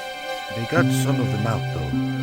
2 of them, including your cousin, and they left half of him behind. Tell me about the general. You know, the guy in charge around here. We don't want to talk about him, senor. How come? No one can hear you. Well, only that old goat. In Quaramonte, we have a saying. Don't tell your old goat what you don't want your wife to know. What does that mean? I don't know. Have you seen anything like... I, the hungry chief. Why are you carrying that thing around with you, senor? Don't you know who it is? Sure, it's Tezcatlipoca. But it's only a little carving. It brings death, senor. Death and destruction. Take a look at the design on this label. I have seen that before. Where? There was a ship flying a flag just like that. When did you see this ship? 3 months ago. It was here, at the docks. What was the ship with the condor flag carrying? I don't know, senor. We weren't allowed near the docks. That's right. Usually we meet the ships when they tie up. We play to the tourists. Well, when the condor ship came in, we were told to go away. Do you guys know anything about a total eclipse? What is it? It's like when the sun is hidden by the moon. It's crazy. My cousin Alfredo swears he saw it happen once. But that was after he stupidly consumed a cocktail of peyote and antibiotics.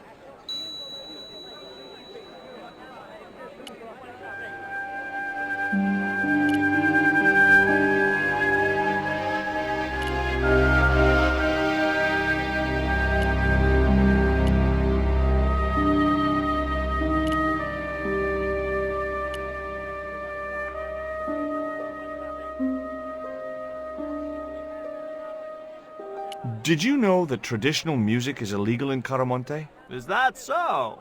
Seems reasonable to me. No, really. The leader of the band in the square has been in prison just because of the music he played. I don't know who you've been talking to, but that fella, Miguel, he's an agitator. What's the real reason the musician was in prison? Handed out subversive literature at the mines. That so-called general was waiting for Miguel when he got back into town.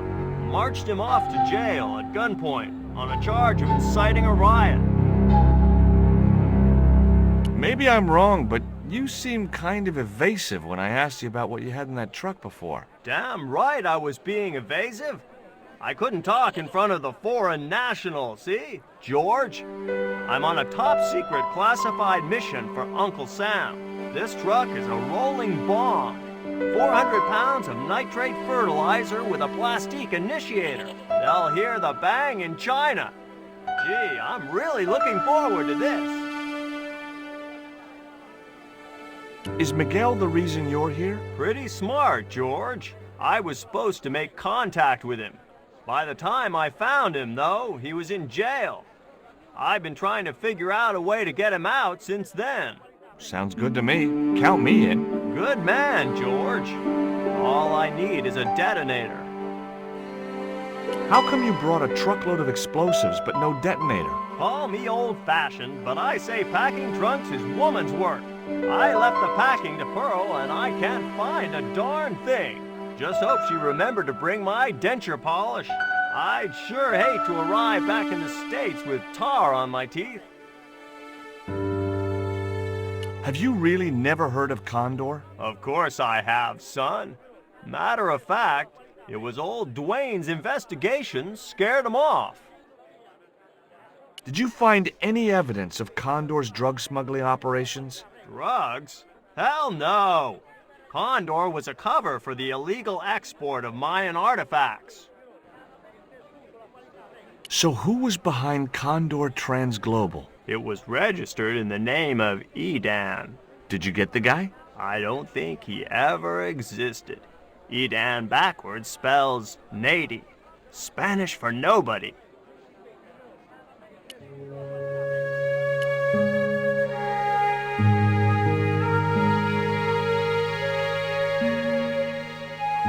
Hi, I'm George Stobbart. What can you tell me about the mining company? The general closed down one of their mines after the explosion. Lots of folks lost their lives. I was lucky. I only lost my legs. Can you tell me anything about this stone? That's obsidian. It's a volcanic rock which has cooled so fast that... Yeah. Look, I'm not interested in geology. You're not? I suppose you want to know about the carved picture on it. That's right. Then the guy you should talk to is the professor. He was here a while ago. Do you know what this statue represents? Should do. I used to carve things like that to sell to tourists. But it scared people around here, so I stopped. Do you recognize the design on this label? Why, sure. That's the Condor Transglobal Shipping Company logo. Do they have an office in Quaramonte? No, but they ship out from here. That's what I thought. Did you see the ship with the Condor flag? No. But the dock is just the other side of the square. Might as well be the other side of the moon. What do you think of these panties? Awesome.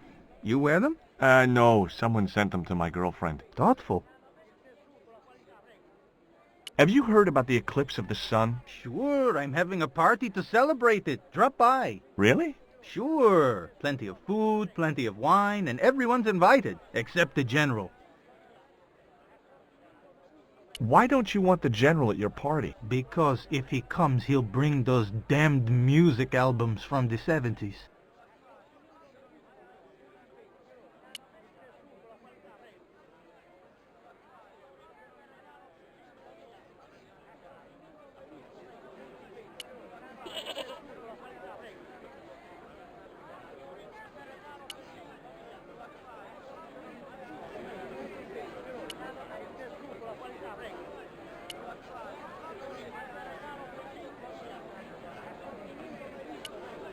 Now, I like most animals, but experience had made me wary of goats, and cats, and dogs.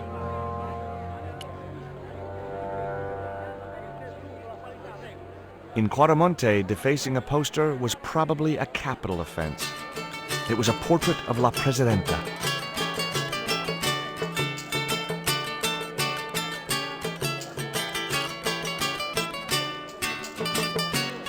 Hey, Nico!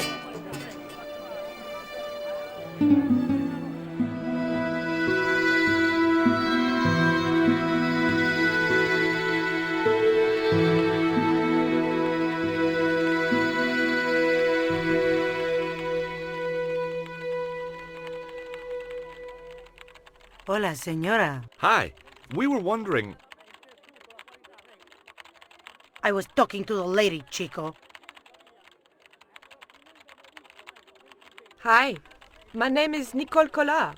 Concha Garcia. How can I help you, sister? The corporation I represent is considering a major investment in Quaramonte. Your advice, as the head of an obviously successful concern, is precisely what I'm after. My assistant, Mr. Stobbart, has a few questions he'd like to ask you.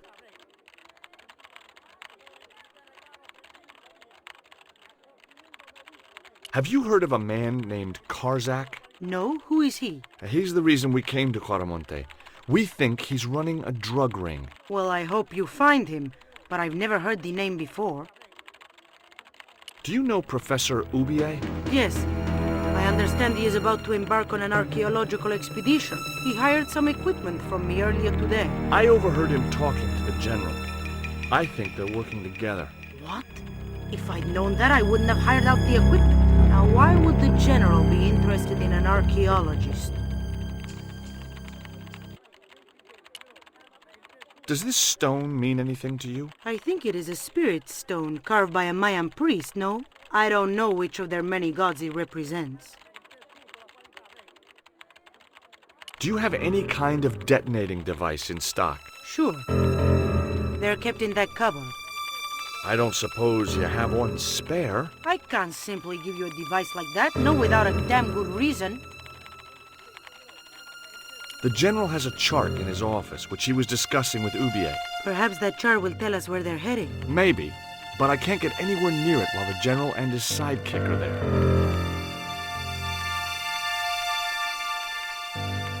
Can you tell me about the accident at the mine? Accident? It was sabotage. Somebody wanted my mine closed down for good. Do you have any evidence that the mine was sabotaged? Not yet, but I'll get to the bottom of it. There'd been trouble at that mine for several months. The workforce was getting smaller every day. Someone had started a rumor among the men that the mine was cursed. Now the entire operation has been closed down. Where's the site of the mine? Several days upriver at a remote area known as Teoculcan. Can you tell me anything about the statue? It is Tezcatlipoca, the god of death and pestilence. That fetish would be considered by many to be a bad omen. Do you recognize the icon on this label? Condor Transglobal. Did the company operate here in Quaramonte? Yes, they ran an old container ship, the Mayan Princess. Do you know who owned Condor Transglobal? I have no idea.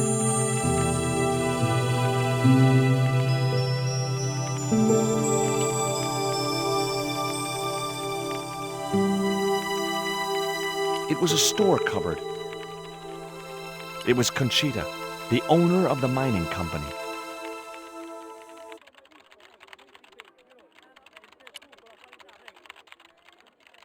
Hi. Good afternoon, and welcome to Consolidated Mining. If you are planning to stay in Quaramonte City, may I recommend the Consolidated Mining Experience, an interactive hands-on tour of one of our deepest mines, with talking tour guides available in 3 different languages. A tour of a mine. Well, this is a mining company. What else did you expect? I guess a mining company must use explosives, right? Not in the accounts and ledger section, to my knowledge. Do you know where I could find Senor Karzak? No, senor.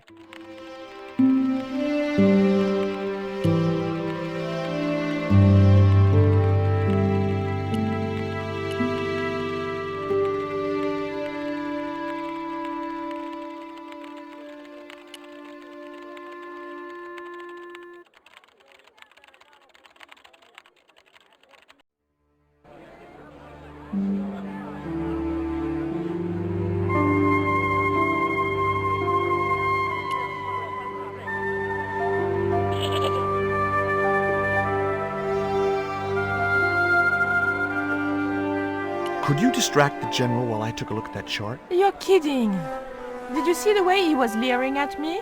Yeah, you'd make a great snake charmer. Come on, 5 minutes is all I need. Well, maybe. But it's your harebrained scheme. You do the talking.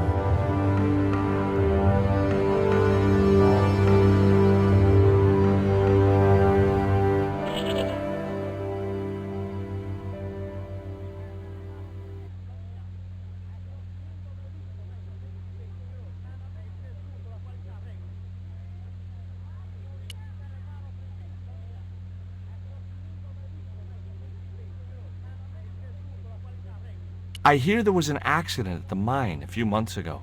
That's correct. A lot of men killed, weren't there? A few. 30? Barely 1% of the working population. Is it true there's a restriction on music in Quaramonte? Yes, there is. An emergency measure introduced by Nuestra Senora. Folk music is a link with the past for some of these people. Take away their musical roots and what do they got left? Easy listening. You think easy listening could replace a musical heritage hundreds of years old? Why not? It happened in your country. My girlfriend has a favor she wants to ask you, General. For you, my dear. Anything.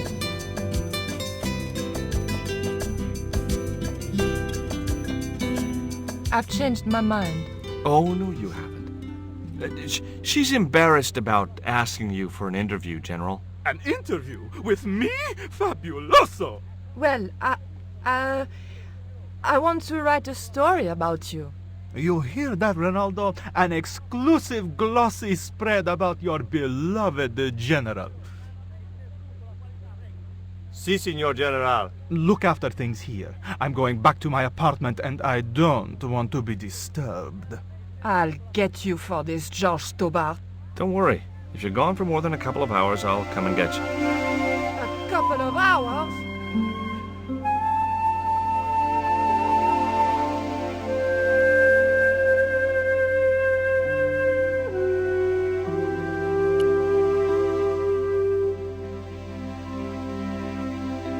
Hi, I'm George Stobbart. Hello, Signor. How can I help you? I'd like to visit your prisoner. Condemned prisoners aren't allowed visitors. Condemned? To death. He is to be executed. Knowing my luck, I will probably have to shoot him myself. Amnesty International is going to hear about this.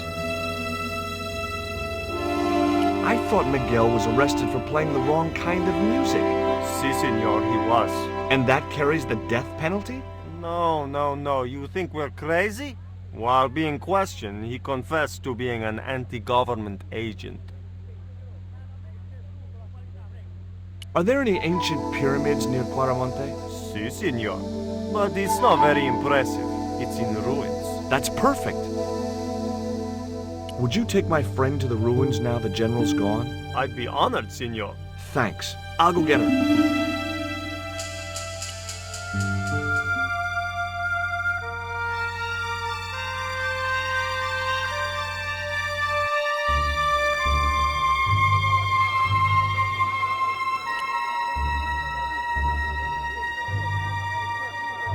Have you met the guy who calls himself the General? No, I haven't. Is he a real general? I guess so. He wears a lot of medals on his chest. The wrong side of his chest. At least for any army I'd ever seen. I hear you drove all the way to Quaramonte. In a truck. That's right.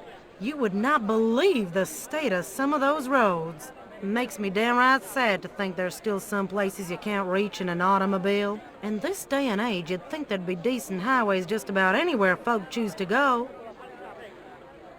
Did you know that the truck was full of explosives? Whatever gave you that idea, as if I couldn't guess? Your husband.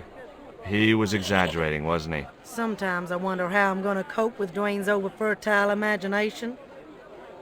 Do you know where I could buy a detonator? Did Dwayne put you up to this by any chance? Oh, I get it. This is to detonate the truckload of explosives, right? Hey, come on, I was kidding. Did you think I was serious? I know what you boys are like when you get together and make plans. Dwayne says he could solve all the world's problems if he had enough missiles. I've made the arrangements for your visit to the temple, Pearl. Oh, that's just great, George. Why don't you come too, honey? I'd love to, but right now I have to save the world.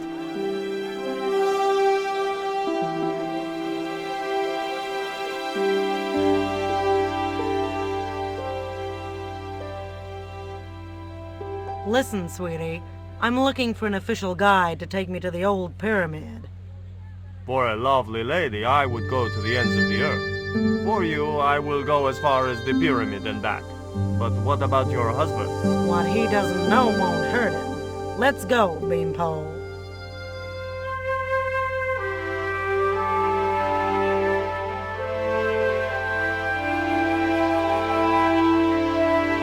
As Pearl and Ronaldo set out for the ruined pyramid, I prepared to search the police station. The filing cabinet was probably locked. I had no need for junk mail, especially someone else's.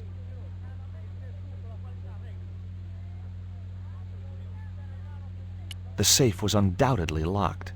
A safe was tucked under the desk.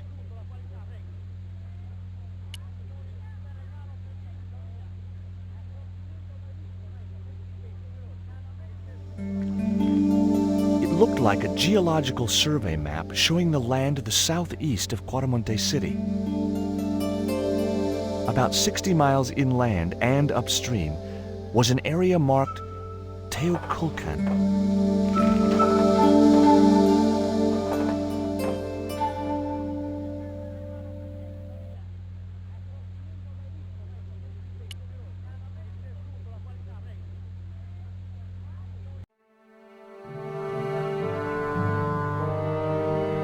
I couldn't reach the noose.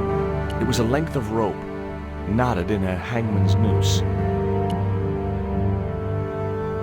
I'm George Stobbart. You're Miguel the musician, aren't you? Ex-musician, senor. My career is finished.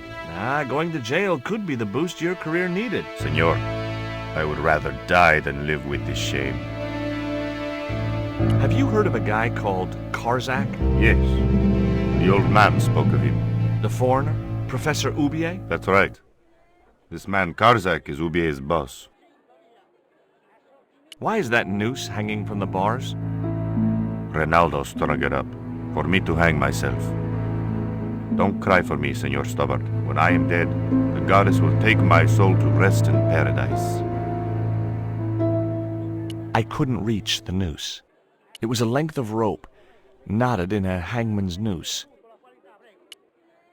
There was nothing I wanted to talk about right then. I couldn't reach the light.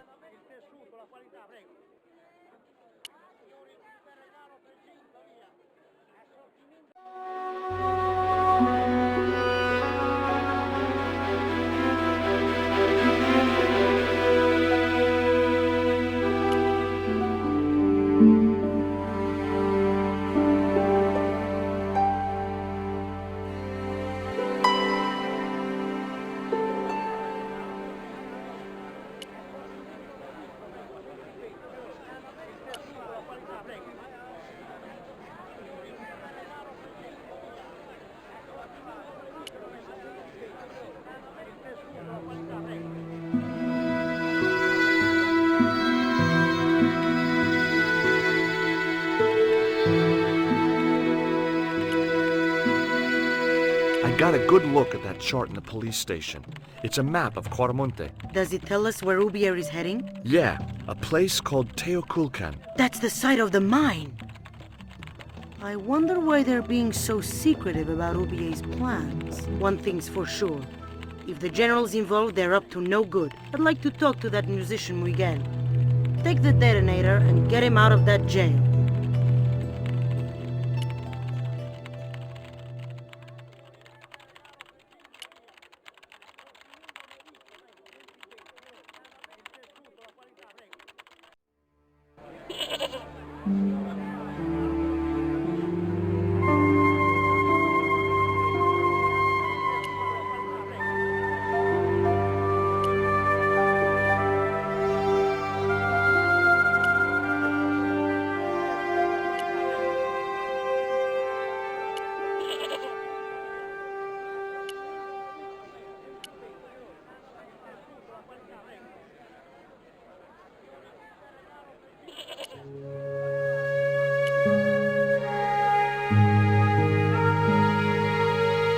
There was a forlorn-looking guy asleep on the floor of the jail. It was Miguel, the pipe player. Hey, Miguel! He didn't hear me. It was one of the cell windows. There was a forlorn-looking guy. It was Miguel, the pipe...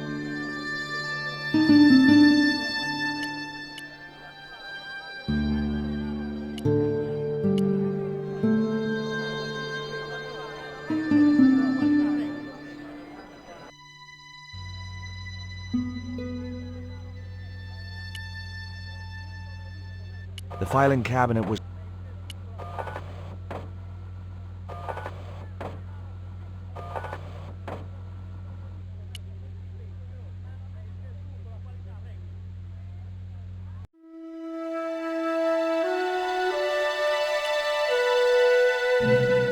There was nothing I wanted to talk...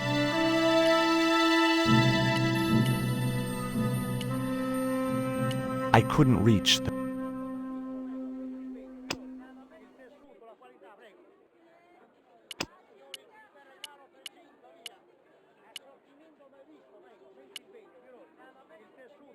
There was nothing I wanted to talk about right then.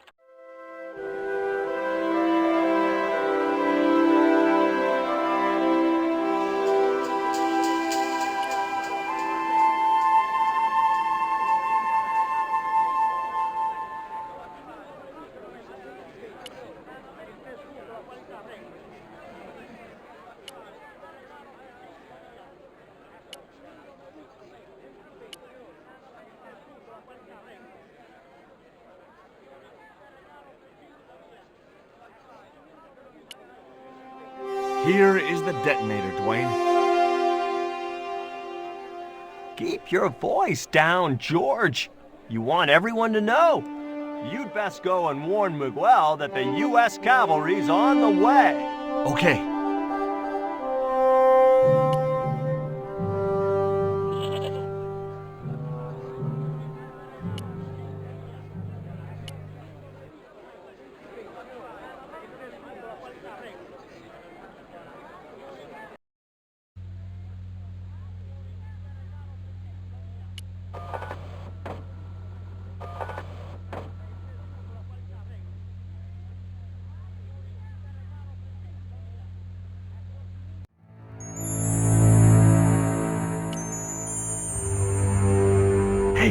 Miguel! What is it? What is happening? We're getting out of here. Who's we? They've sent the Delta Force? Nope. The Impossible Missions Force? Don't make me sick. Much better. Who then? A retired greetings card salesman from Ohio. I'm doomed. You're not the only one. I should have known you'd be trouble the moment I saw you. Look, I can explain everything. Get in that cell. Now. And what if I refuse? He'll shoot you. Okay, here I am, going quietly into the cell.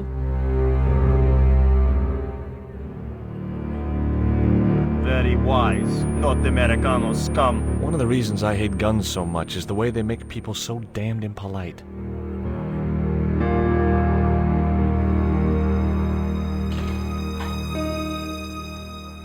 I hope you're enjoying your vacation, Senor Stobbart. Go polish your weapon, Ronaldo.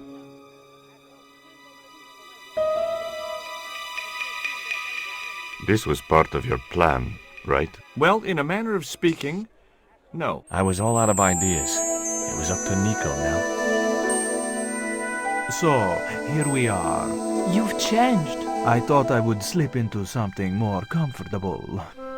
The stench of cheap cologne rolled over me like tear gas. So, what do you want to know about me? Ask and I will answer. I will deny you nothing.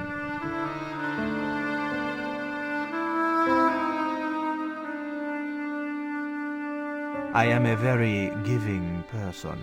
How nice for your friends. Your eyes are glittering like stars. His damn cologne was making my eyes water. I was running out of sofa.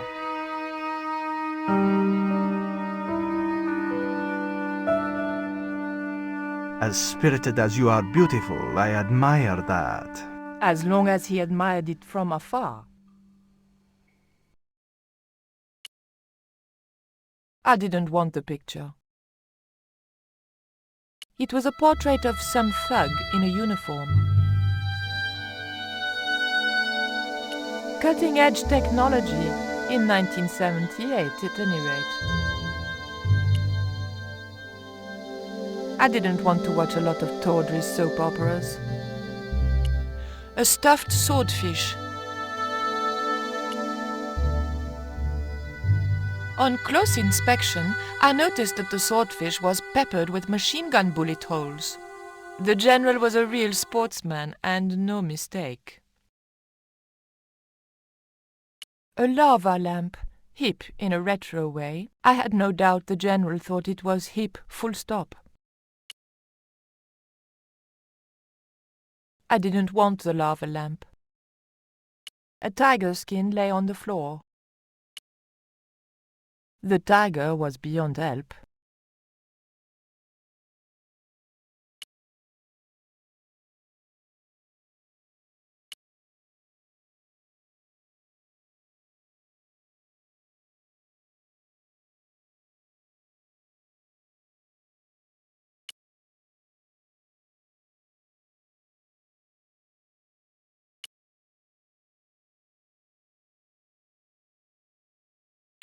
Is that a lava lamp? Sure, it's more impressive in the dark. I'll close the blinds. No, don't do that. Not on such a beautiful day.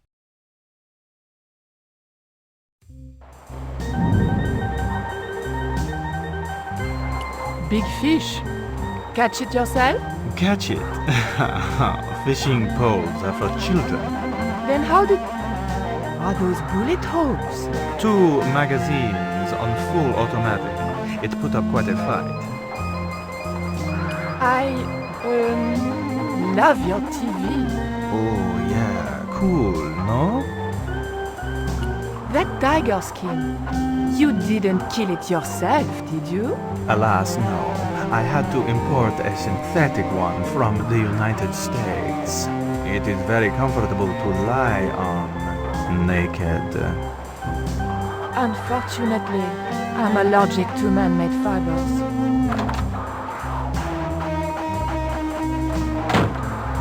Mom, what is going on here?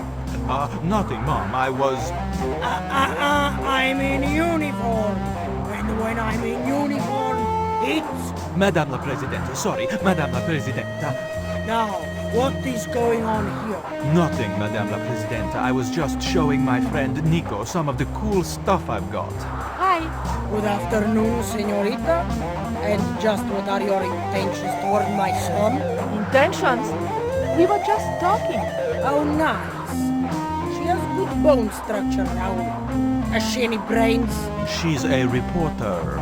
Is she? And what sort of questions has she been asking? I'm a freelance photojournalist. I do lifestyle features. For what sort of magazines? It looked safest to play dumb with good bone structure. Haya, lifestyle of the super rich and vainglorious, Envy magazine. Excellent. Raoul, you've chosen well for a change. It was pretty obvious who pulled the strings around here. I hope George was making good use of the time I was buying him. And then it goes, pa pa pa pa pa pa pa pa pa pa. And when you were in this band of yours, you used to play that song for 2 hours? Yeah, we were really famous at our college. Still, ours wasn't as good as the original version. I have never heard that song before, yet I have no doubt that this must be true. Hey! Psst! Hey, George! Dwayne Henderson. Boy, am I ever glad to see you. Get to the American consul and tell him I've been in prison without charge. Get real, George. He was the previous occupant of that cell you're in. We're gonna have to use good old American know-how to get you out of there. Uh-oh. That, and this truck full of explosives I've got here. Dwayne, listen to me. You'll kill all of us. You're such a naysayer, George. It'll go like clockwork. Negative to negative, it's positive to positive. You gotta get the bare copper wire here. Let me just, damn. All right, I'll just hook that up. All right, there we go. Okay, just a minute. I've got to get to a safe distance. Quick, Miguel, hit the mattress. You have strange customs up north. There we go. Too late. Are we dead yet? Horse shit. What happened to the explosives? There ain't no explosives. My dumbass supplier must have given me organic fertilizer instead of chemical. All I got here is 400 pounds of lightly fried horse apples. That's a lovely image, Dwayne. Never mind, I'll think of something.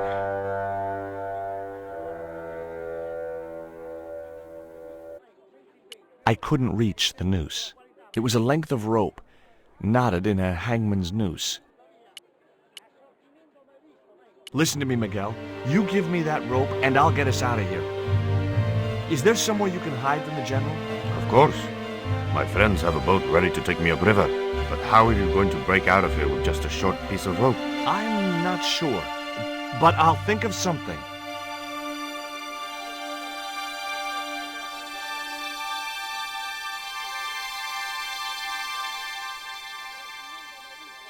If your plan doesn't work, will you let me hang myself in peace? My very own slop bucket. Already I was feeling institutionalized.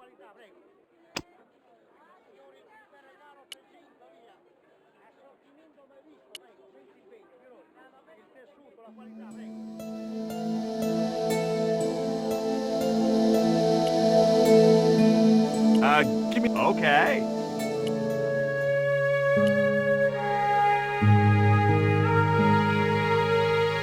Hey, Dwayne, I want you to tie this rope to your truck and then drive forward. I'd had no idea whether this was really going to work, but I'd seen it in a black and white western. Of course, Hopalong was using a horse and Dwayne had a 4-ton truck, but hey, the principle's sound.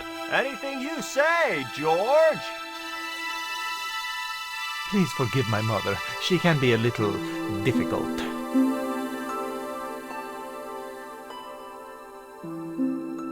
Oh, my feet, Raoul! Propose, you idiot! Don't mind her. She just wants grandchildren. Don't think I can't hear you, Raoul. I want the worthy successor, and you're not it. Propose now, or I'll do it for you. Look, Nico, we haven't known each other very long, but... What the hell was that? I didn't know what was going on, but Georges had to be involved in it somewhere.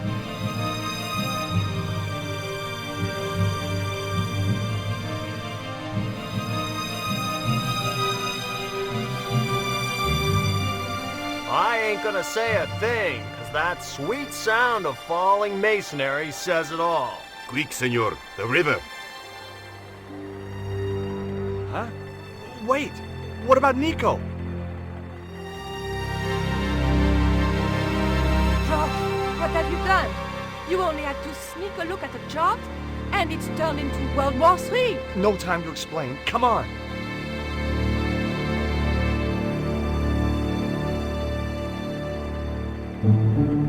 Don't move, terrorist scum.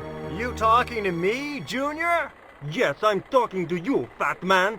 And my name's not Junior. A word to the wise, Junior. You carry on waving that pea shooter in my face, and the next person who sees it is gonna be your proctologist. Savvy? General, I am happy to report that I have apprehended the terrorists. You idiot! Not them! The other American and the French woman! They're the ones!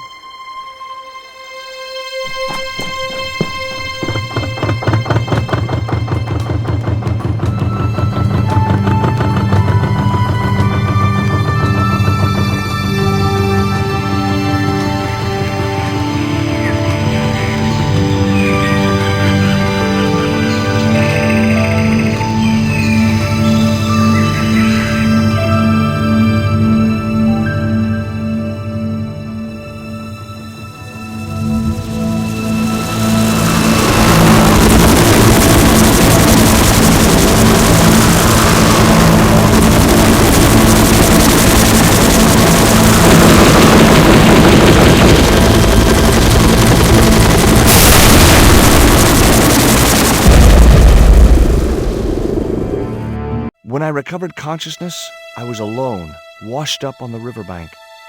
My head was aching fiercely, and my mouth tasted like a swamp. But I followed the sound and discovered a treehouse in a nearby clearing.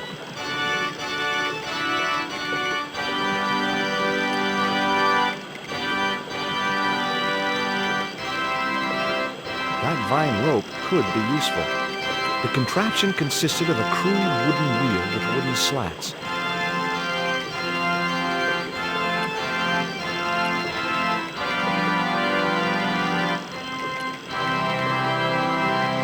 Perfect for a game of poo sticks.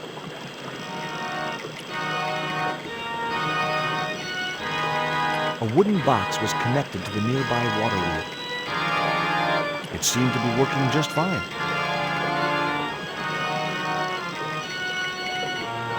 It was a large wooden cross.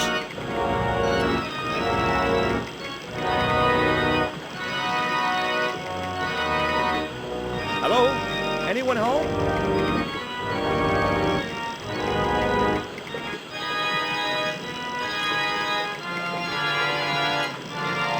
It was a pile of damp leaves.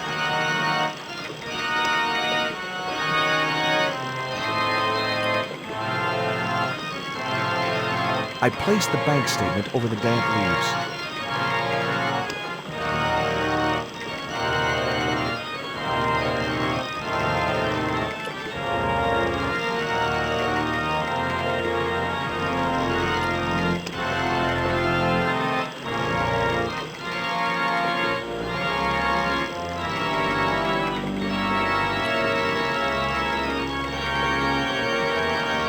It seemed to be working just fine. The water wheel had been built to provide a natural source of power. The wheel had a rim of roughly beaten iron.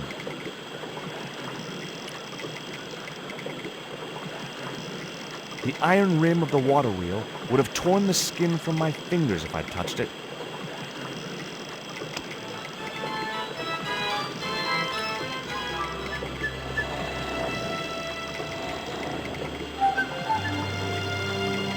As I held the fetish to the iron rim of the wheel, a shower of sparks cascaded onto the leaves.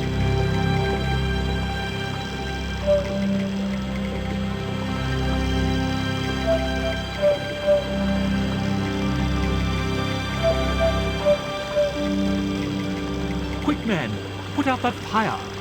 I've got a sick woman up here. Sorry, Father, but I needed to attract your attention.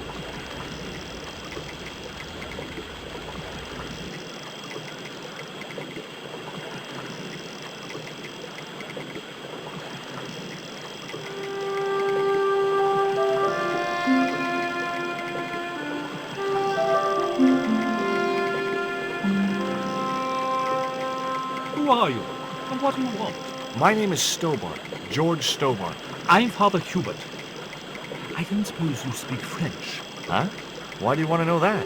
I found a young woman with a fever by the river this morning. The poor girl is close to death. And there's nothing I can do for her but pray. I don't understand her, but I think she's speaking French. Hang on. That must be Nico.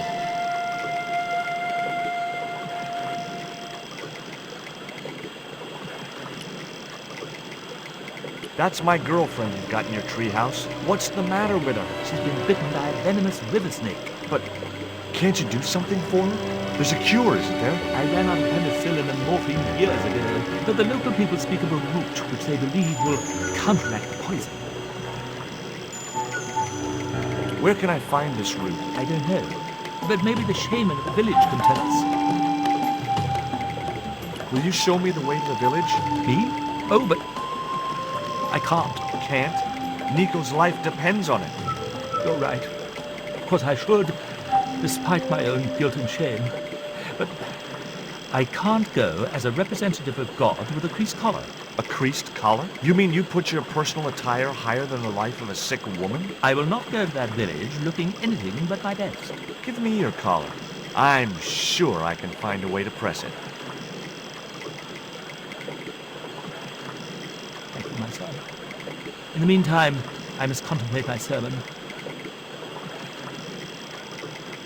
There was obviously more than a creased collar bothering the priest.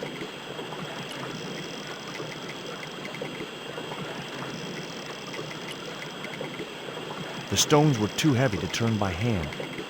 2 round stones were carefully balanced on a wooden structure.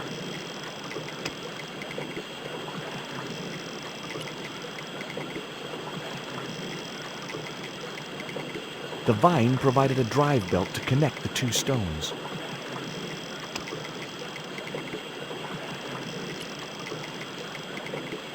So there I was, hundreds of miles from civilization, doing the housework for a priest. It's a strange world.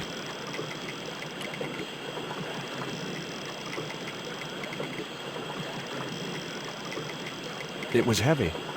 I guess that was intentional.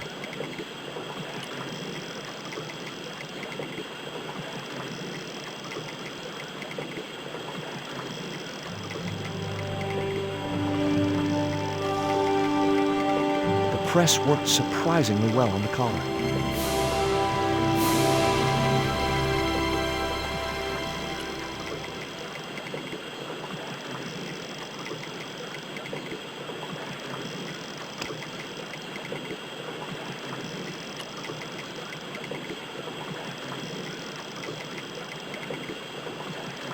Here's your collar, Father.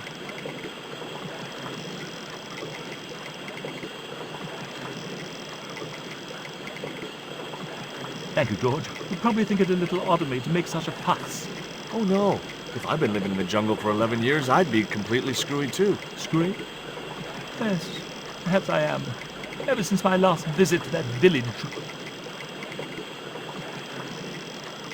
Do you want to tell me what happened at the village? I forgot my vows. I let myself be overwhelmed by the beauty of this unspoiled paradise, and in a moment of weakness, animal passion reared its rampant head. You know, you should be writing romantic novels. Did you experience some kind of a physical liaison at the village? Yes, I'm ashamed to admit it, but I found myself doing the monkey dance. I've never heard it called that before. And I didn't want to pry any deeper into Hubert's murky past. Now you've got your collar back, will you take me to the village? I've still not finished my sermon. Look, Father, I still don't know why you're so reluctant to visit that village, and it's none of my business. Whatever the reason, it can't be more important than saving Nico's life. You're right. I must be crazy. We must make haste if we're to reach the village before nightfall. By the time we reached the village, it was sunset.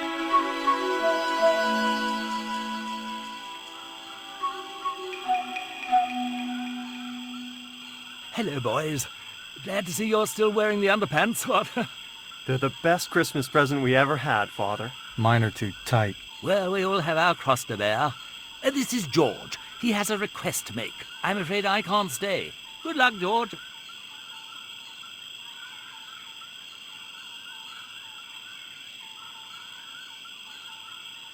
That's a relief. I never feel comfortable with him about. Me neither. These damn pants keep riding right up my butt. So, what do you want? My girlfriend has been bitten by a snake. So? Everyone in my family has been bitten by snakes. I was bitten by a dormouse once. She's real sick. I hoped your wise man might have medicine. Wise man? You must have the wrong village. Father Hubert said there was a wise man in the village who could help me. Ooh, he must mean the old man, the shaman.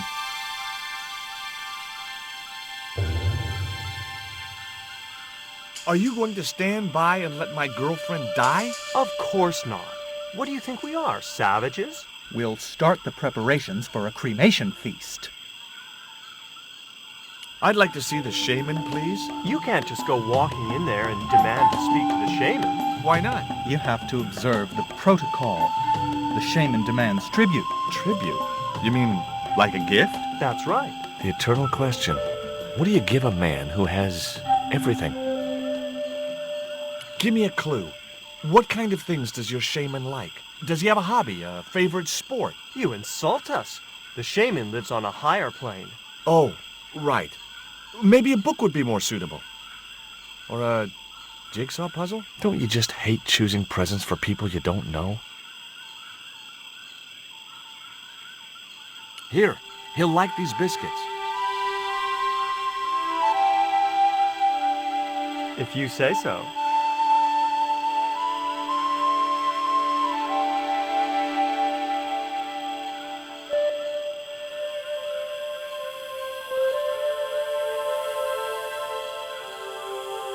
He liked the biscuits, especially the black ones. He wants to know if you've any more.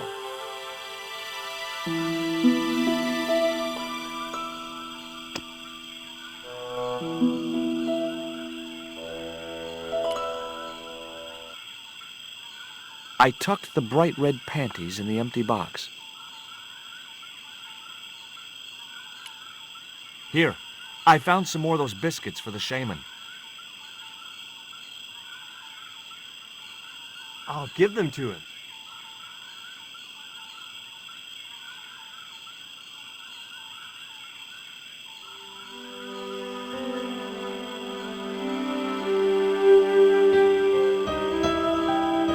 The shaman was pretty mad about those panties. Well, I didn't mean to offend him. You didn't. He was disappointed that they didn't fit.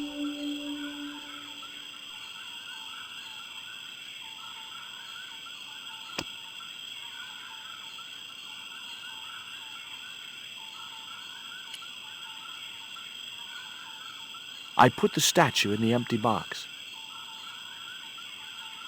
Here, I found some more of those biscuits for the shaman. I'll give them to him.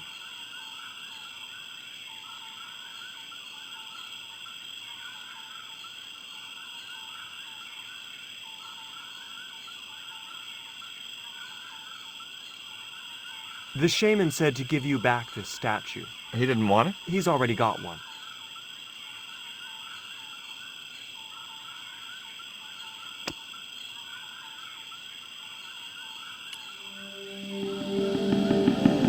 I put the Mayan stone in the empty box.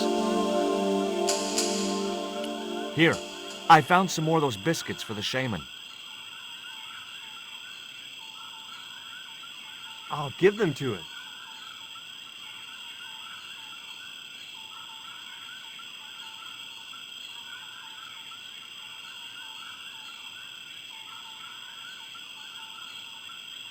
The shaman wants to talk to you. I hoped he would. Well, it's been nice to talk to you guys.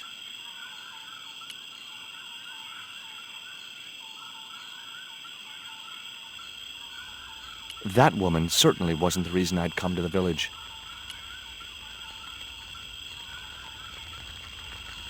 It was a basket full of rocks.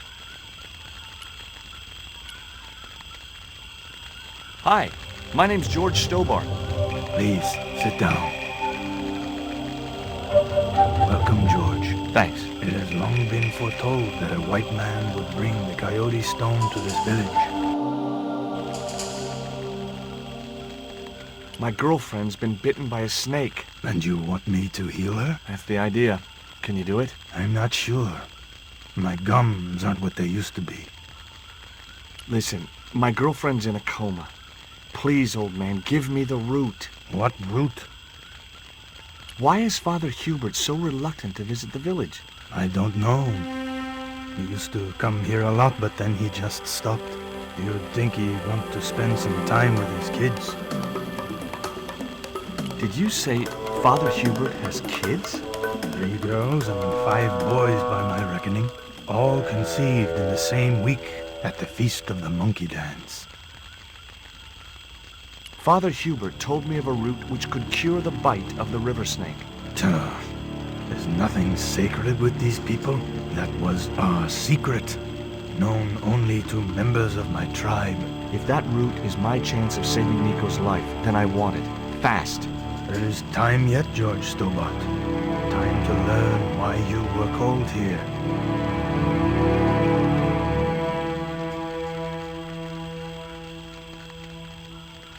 Fine. If I listen to your story, then will you give me the root? The eel travels far, but still returns to the place of his spawning. And look, I'm running a tight schedule, so can you skip the riddles? Many years ago, when the world was young, the great god and king Quetzalcoatl was defeated by trickery and deceit. His enemy Tezcatlipoca took his place as leader and demanded terrible human sacrifices. A group of loyal priests found a way to trap Tezcatlipoca. But his powers were so great, they knew he would not remain trapped forever. His time of incarceration would end with the eclipse, which marked the close of the 5th age. So the priests fashioned 3 obsidian stones which contained the power to seal the mirror for all time. But before the stones could be put in place, they were seized by the invading Spanish. But how did they trap Tez, the evil god? They built a pyramid which they told Tezcatlipoca was dedicated to him. At its center, they fashioned a huge mirror of perfectly smooth obsidian. Luring him into the pyramid with praise and flattery, they used sorcery to ensnare him in the mirror.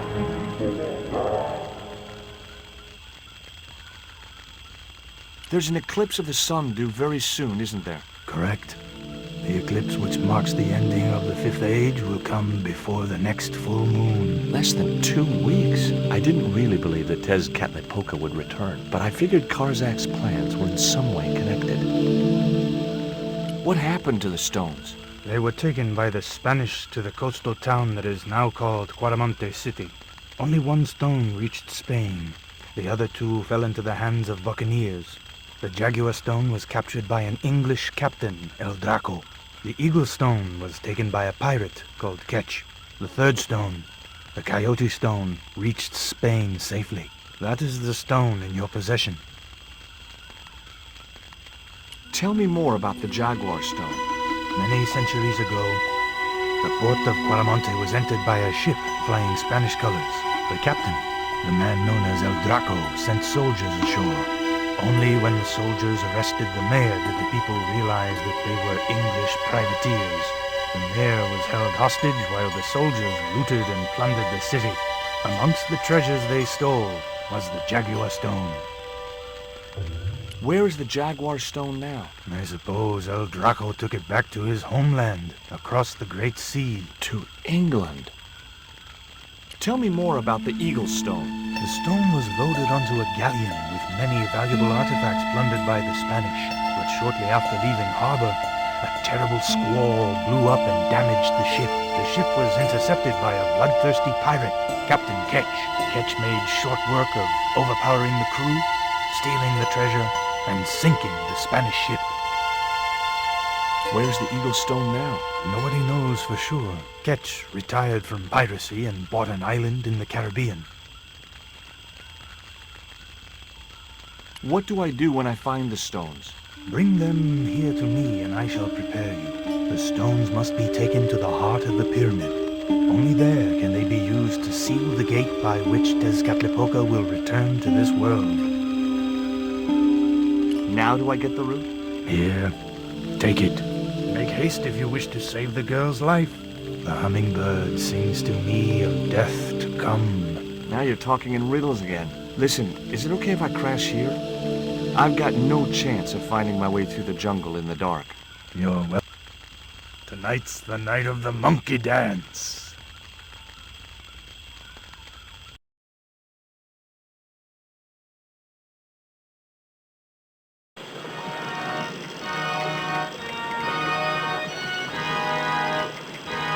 I left the village at dawn and stumbled back through the jungle in a post-party daze.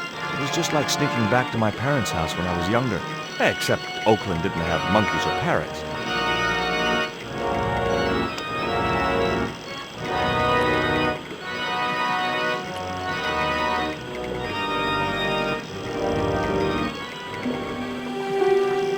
The cone was ideal as a makeshift container.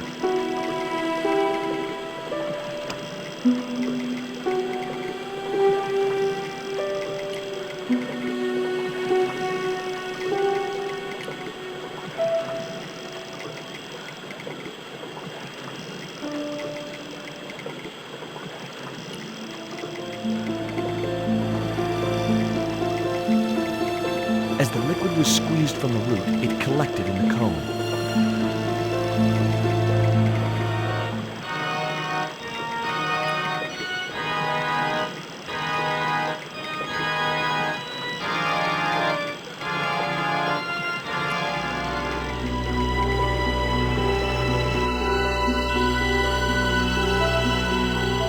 Look, Hubert, the antidote.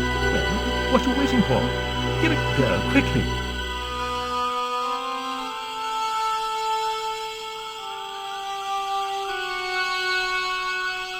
Nico.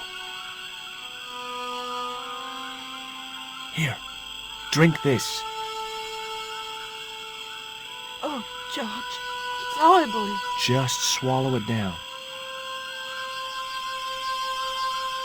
Okay, try and rest now, darling. You'll need all your strength when we go after the other 2 stones. Other stones? What other stones? What have you gotten me into now, George Stobbart? The patient is sounding more like her old self already.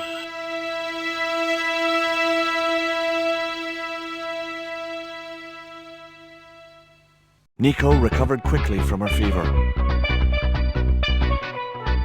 To save time, we decided to split up and look for each stone independently. I traced the pirate Ketch to a remote island in the Caribbean with the fortune he'd amassed from piracy. He'd retired to a place that was later called Ketch's Landing.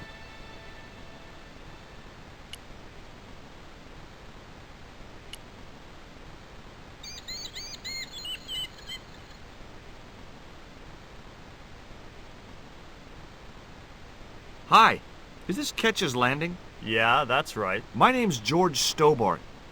You're a surveyor, right, Mr. Bronson. And of course I'm a surveyor. Why the hell else would I have a theodolite? I don't know. Hobby, maybe? Yeah, right. What brings you here, anyway? I'm searching for an ancient Mayan artifact. What is it? Some kind of jewel? No, it's obsidian. A black stone with supposedly mystic powers. You're nuts.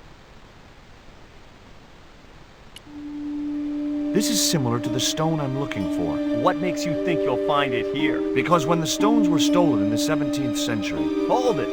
The stones have been lost for 300 years? Approximately. And you're hoping to find them again? You're nuts. And why here? A wise old Indian shaman told me he saw the stones in a vision. Ha ha. That's rich. Listen, I got work to do, okay? Look at this. An article about a total eclipse of the sun. Oh, yeah? Listen, I don't want to be rude, but it just comes naturally. I really don't care. Catch you later, Bronson.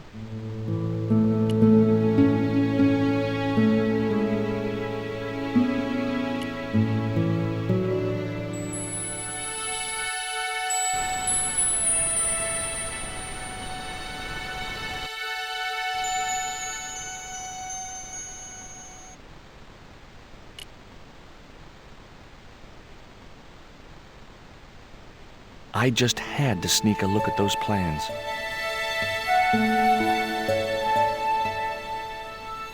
Hey, get out of there. You know, wherever I go, I hear those words. Paris, Syria, Ireland, or Spain. Makes no difference. What do you think you're doing? I was trying to show some interest in your project.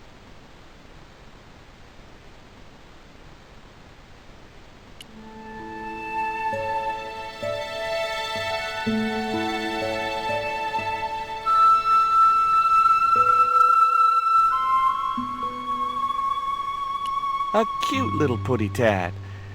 Actually, no. It was a mangy old flea bag. It was busily torturing a red ball.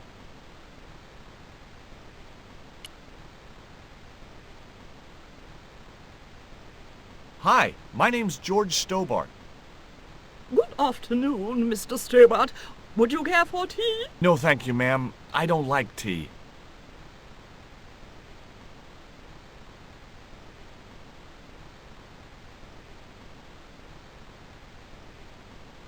Is that your cat? Yes, it is. That's Ruddles. Do you like cats, Mr. Stobbart? No, I don't. I thought not. Can you tell me anything about Captain Ketch? More than you can tell me about your great-great-great-great-grandfather, no doubt. You're his descendants? Certainly. Captain Ketch was born in Dorset, England, in the reign of King Henry VIII. His family were undistinguished farmers, but young Frederick Ketch decided to go to sea. We have plenty of seamen in our family, Mr. Stobbart.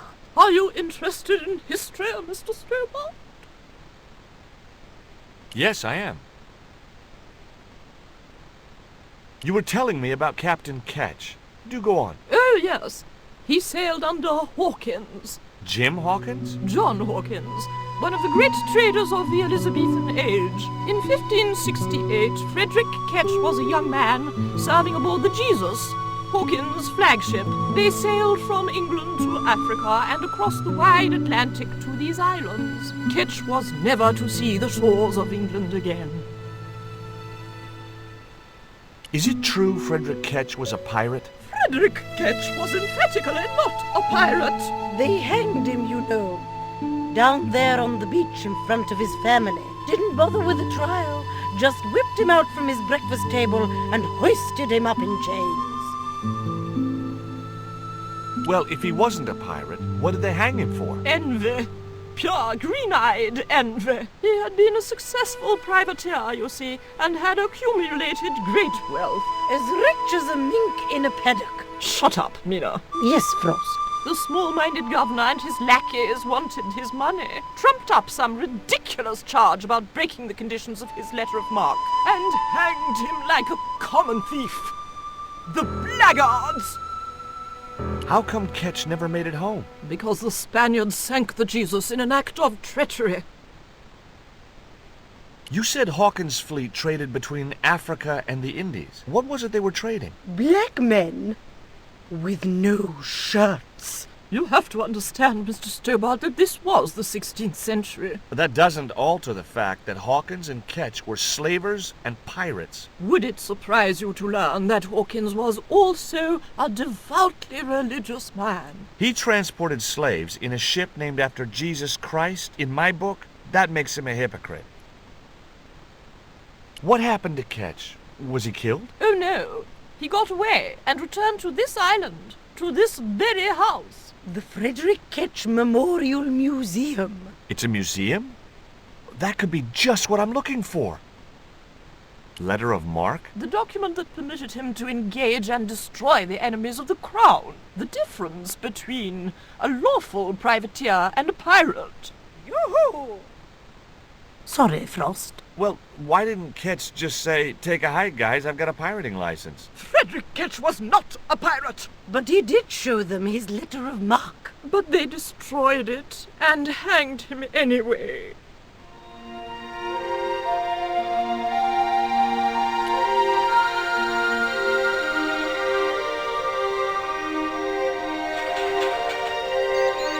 The ladder extended easily. It was a closed window. The window was locked.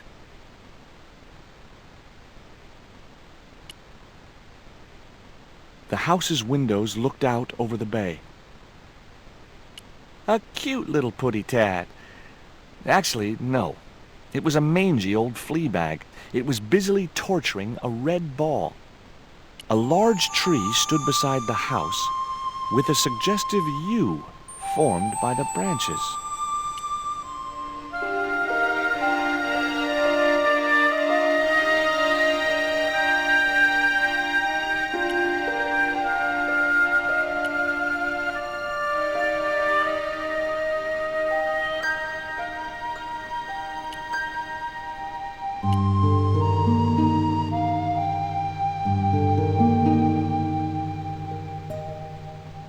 You want to buy some fish? Nah, I don't like fish. What's your name? Rio. It means river. What about you? George. It means, well, it's just a name. What do you know about Captain Ketch? Just what everybody knows around here. He was a pirate and get himself hung. No school today? No, sir.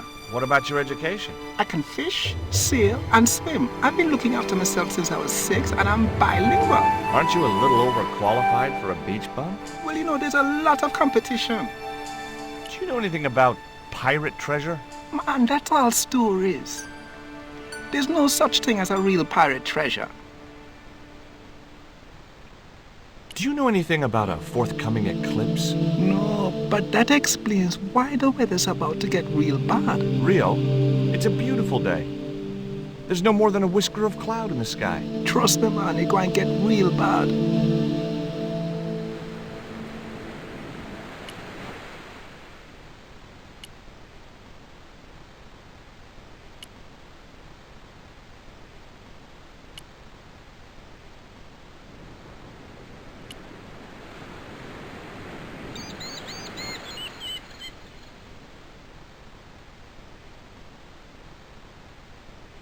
What do you think of Rio? Fish boy?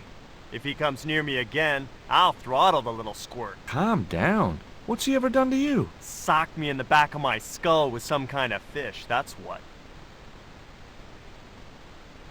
Tell me about the 2 old ladies. Who? The Ketch sisters. One of them's crazy as a coot, and the other will turn you to stone if you're not careful. What are you doing with the theodolite? Surveying the old house. I got great plans for this place. Oh, yeah? You bet. Take a look around. What do you see? Paradise. I see opportunity. This place is ripe for development. I like it just the way it is. And that's where we differ. You see, Mr. Stobbart, I'm what you might call a man of vision. I see a great future for Ketch's Landing, and it all starts here, with that house. How do you survey a house like that? I've put a target reflector on the end of one of the flagpoles up there on the house. I sight on it from various locations through the theodolite, record the angles along the baseline, and triangulate them to give me the exact position of the target. Understand? Why the end of the flagpole?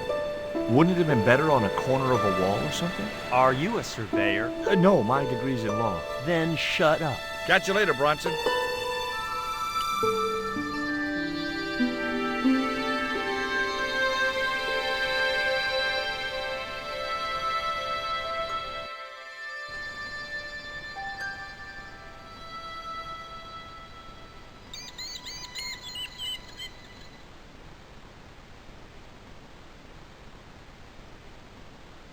It was locked. The house is closed. How come? It is undergoing refurbishment. Oh, of course. This must be the place Bronson's surveying. The intention is to prepare the museum for the new century. The Frederick Ketch Memorial Museum. It would look nice in neon. A museum for a pirate? There was a stony silence. As I have already told you, sir, he was not a pirate. It's precisely this sort of vile misrepresentation that Mr. Bronson is seeking to rebalance. Oh? How? Mr. Bronson has kindly agreed to undertake the museum's refurbishment at a very reasonable price. He understands the importance of a sense of history. Funny. That's not the impression I got of Bronson at all. He also understands spherical geometry. Mina? Well, he does. Listen, ma'am, I came a long way to visit this place. If we make an exception in your case, everyone will want to get in. Pardon me, but I didn't exactly have to fight my way through the crowds. You're the second visitor we've had today. No, I'm sorry, but it's impossible.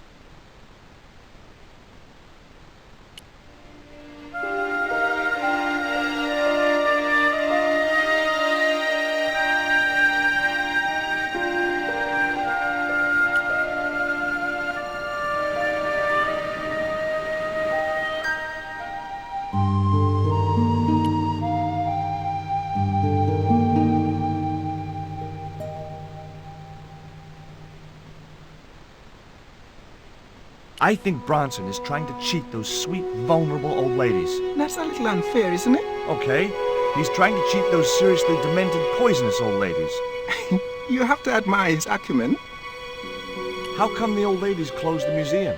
It's Bronson's doing. Him have the plans for redeveloping the museum. They're going to regret it, you know. The man's a crook. Will you help me get those plans? I don't want to go nowhere near that man.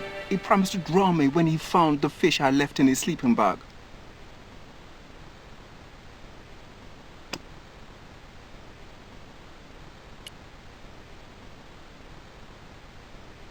What you got there? I didn't think the kid would be interested in that.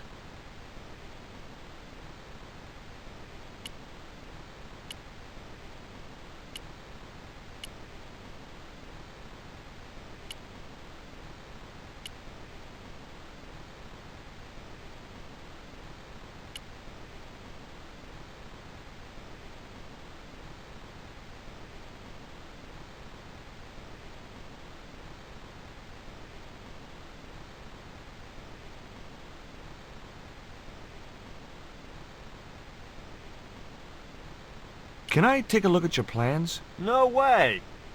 What interest would they be to you, anyhow? I've always had a secret desire to be a surveyor. You have? Sure.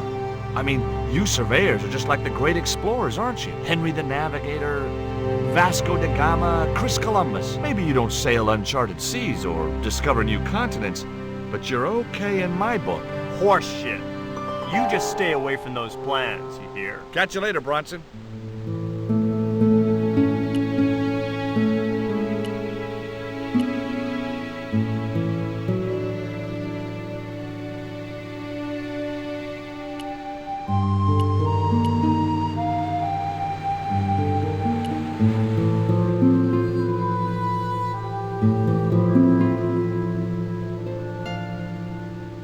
There was nothing else I wanted to ask the boy.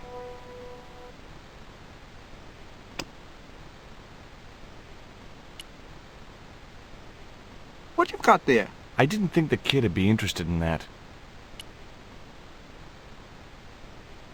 There was nothing else.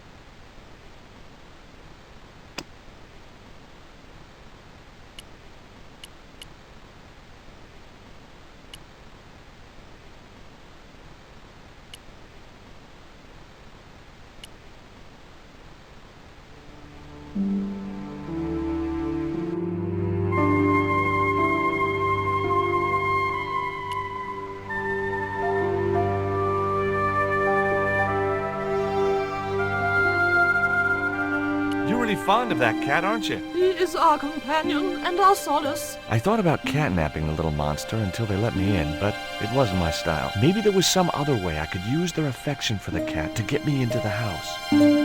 I've been talking to Rio, the little fisher boy. I'll thank you not to mention that little wretch in my presence. Dirty little whelk. Nasty fishy boy. That will do, Mina.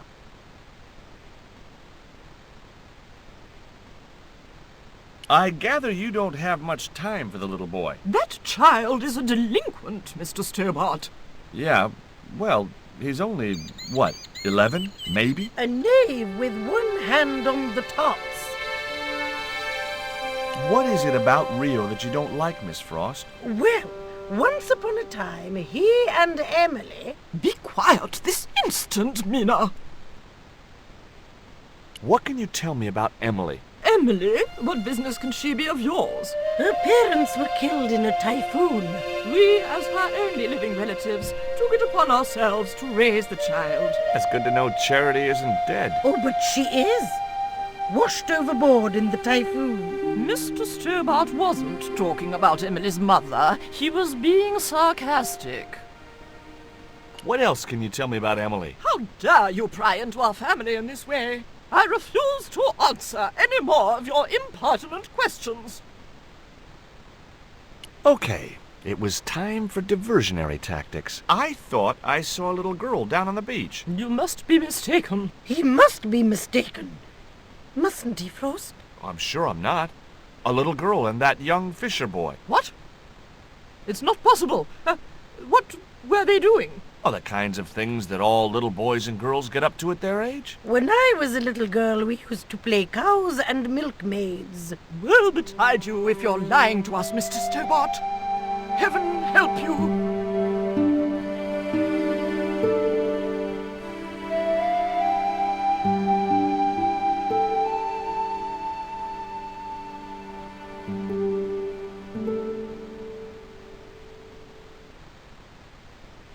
With a creak of ancient corsetry, the sisters sailed majestically over the distant horizon. I couldn't think of any reason to climb the tree.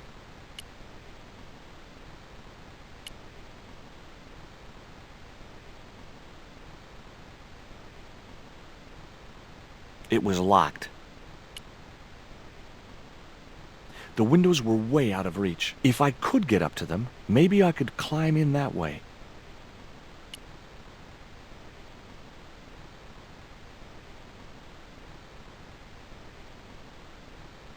Just my luck.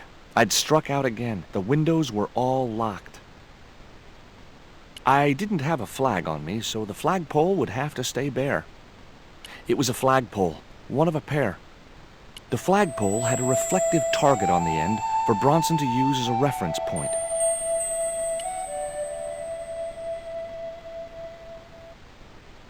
I couldn't reach the flagpole, and a bush stopped me from moving the ladder across.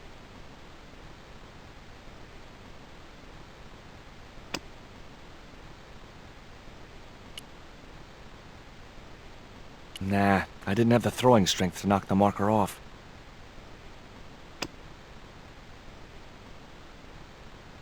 Nah, I didn't have the...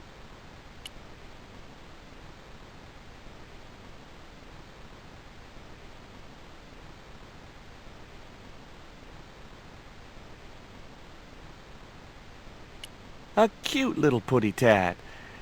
Actually, no. It was busily torturing a red ball.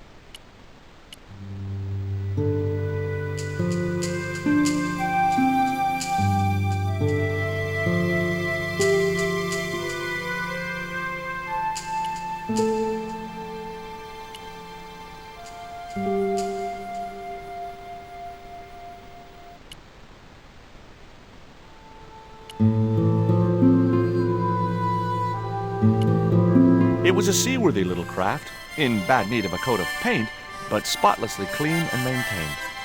I didn't know the first thing about sailing a dinghy.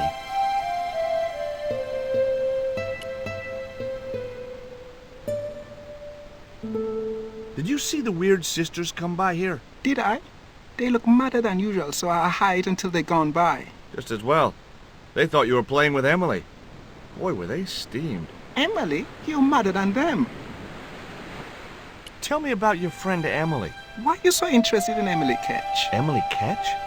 A descendant of Captain Ketch, the pirate? Yeah. Well, it doesn't bother you? Why should it? We don't responsible for our ancestors. Can you let me have a fish, kid? I thought you said you don't like fish. It's not for me. It's a present. For the old ladies?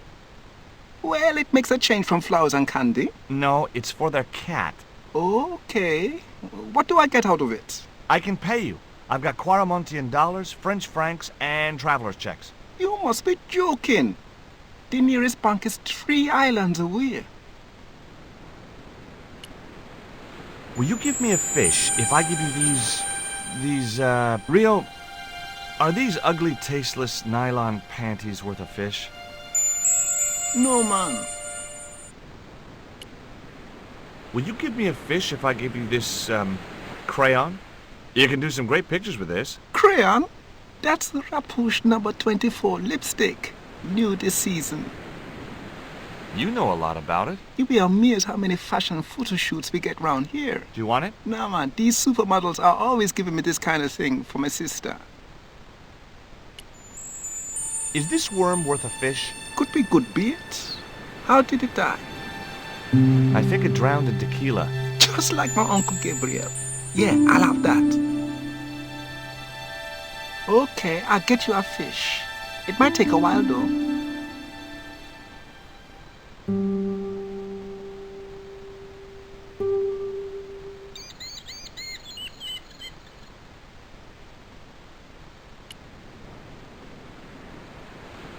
There was nothing else I wanted to ask the boy.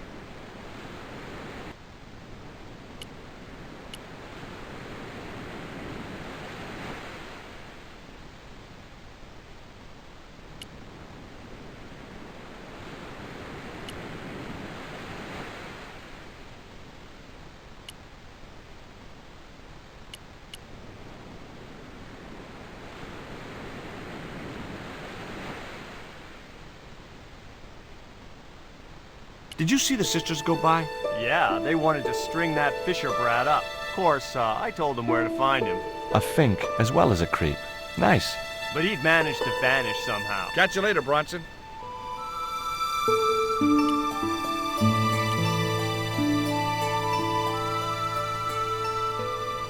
It was a net left to dry in the sunshine.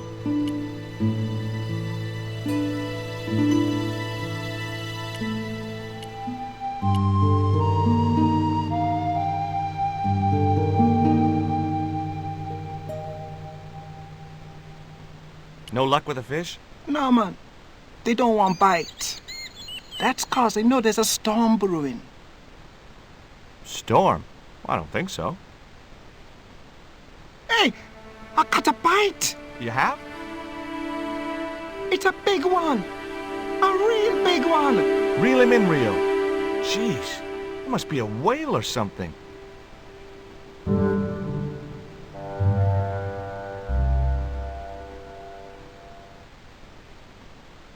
Rustiest whale I ever see. I still need a fish, Rio. Okay, make me try again. Maybe you better change your bait.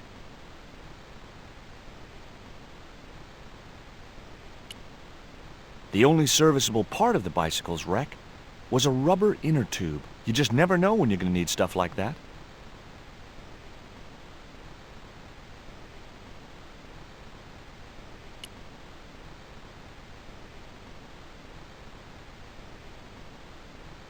What can I do with an old inner tube? I know what I'd do. I'd make the biggest catapult you'd ever seen and use it to smack Bronson with a fish from a safe distance. Those ballistic fish shenanigans of yours are going to get you in deep trouble someday. I still need a fish, Rio. Okay, make me try again.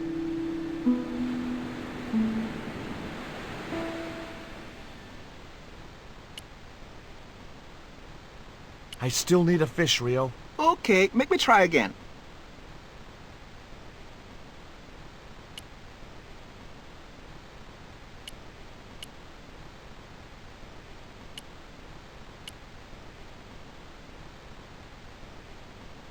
There's a fish, my man. I can't put it in my pocket while it's flapping about like that. No problem.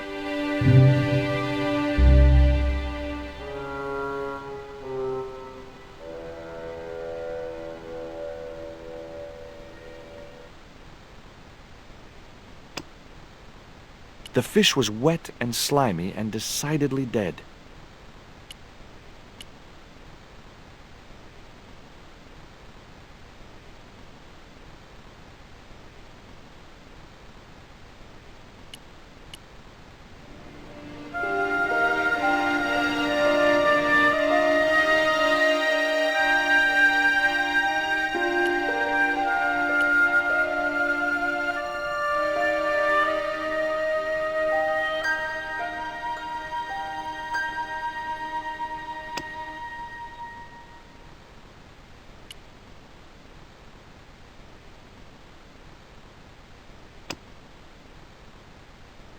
I'd have to do that from the ground.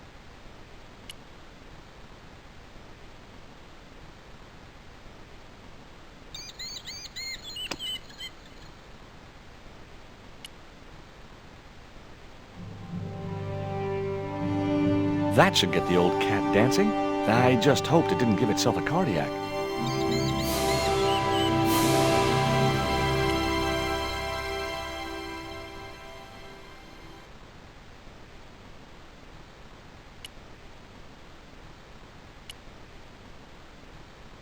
I didn't want to risk the wrath of that vicious animal by putting my hand within striking distance of those claws.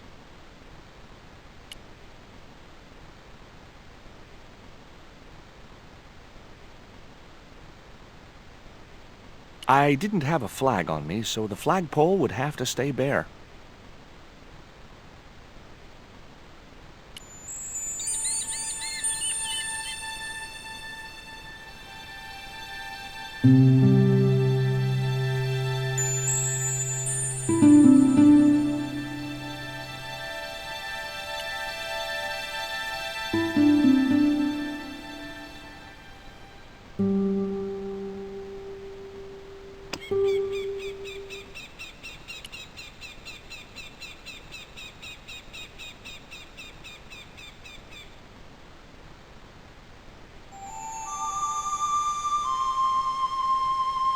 The inner tube hung between the two branches. I put the ball in the catapult, took aim. Yes! Okay, so it was a lucky shot, but I'd knocked the theodolite target clean off the end of the flagpole.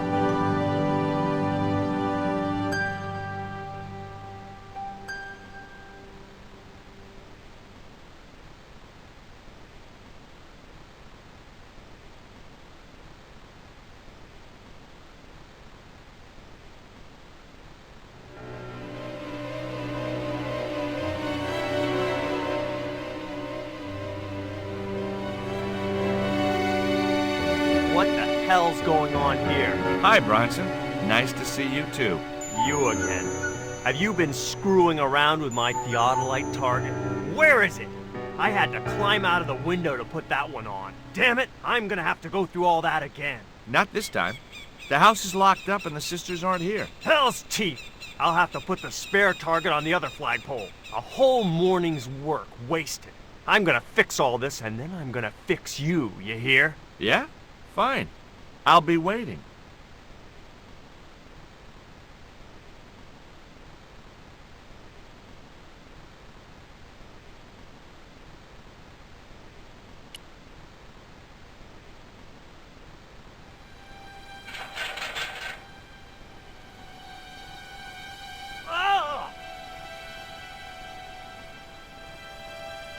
What you doing, Bronson? Just hanging around? I'm gonna kill you for this, Stobbart!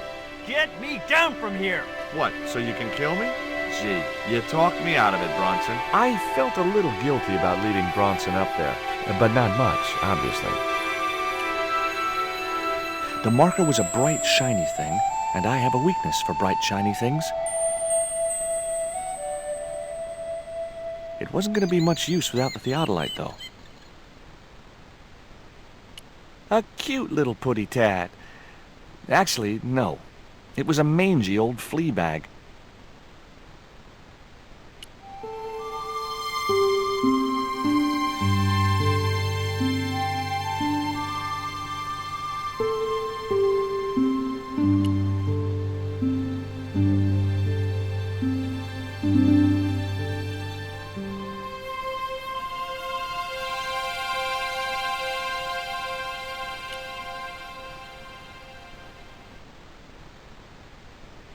With Bronson out of the way, I could finally get a clear look at the plans. Engineers' drawings didn't mean much to me, but one thing was clear. These plans were for a 5-story, 200-roomed, luxury, pirate-themed hotel. Another stain on the bedspread of paradise.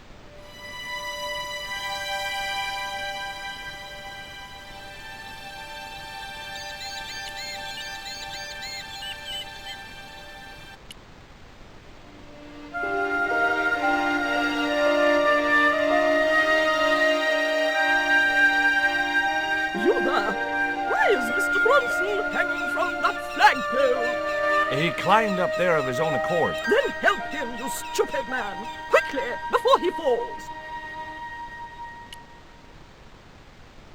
Hey, get me down. What's the magic word? Please. Oh, bad luck. I was thinking of Alakazam. I've got your plans, Bronson. I know about the hotel. So what? This is between me and the dames. Those sweet old ladies trusted you. This isn't what they wanted. Oh, people like them don't know what they want. Instead of wasting their money on this mausoleum, I can turn it to profit. But you should have discussed it with them first. If I was to let you down, will you promise to come clean about your plan? Sure I will. And you'll come to a tasteful compromise with Miss Frost and Miss Mina? Taste? What's taste got to do with architecture? Oh, dear.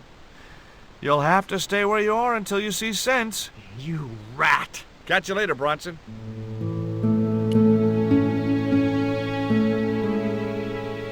Hi. Could I ask... Never mind that. Help poor Mr. Bronson.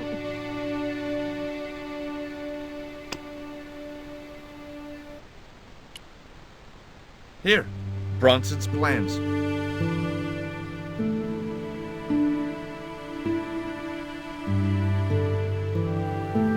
This means nothing to me. She's not wearing her reading glasses. Ah, wait. Yes, I see now. I see it all too clearly. That man is planning to build a huge hotel. Bronson is a confidence trickster. Mina, we have been duped. I'm glad we didn't sign his contract. Oh, I hate tricksters, especially confident ones. Come, Mina.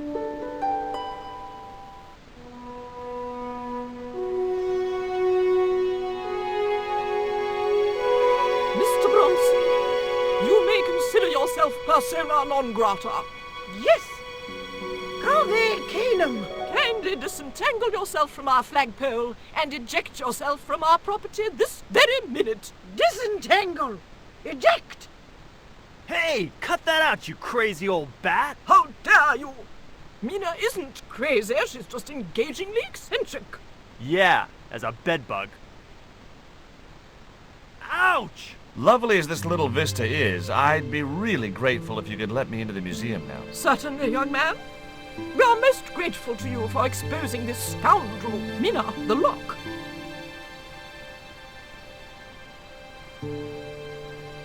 Thanks, ladies. Stobbart, be a pal. Get these harpies off me.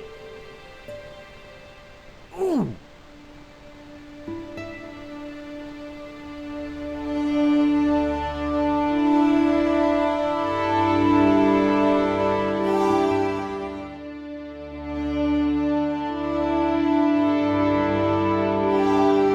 While George was basking in the sun-drenched Caribbean, I went to London. It was a long shot, but I thought I'd start my search for the Jaguar Stone at the British Museum.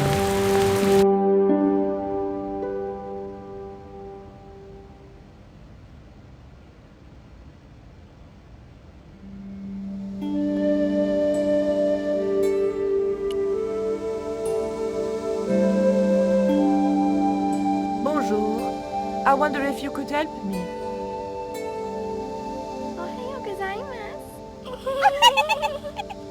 What's so funny? Oh, never mind. The carving looked Central or South American in style, perhaps Aztec.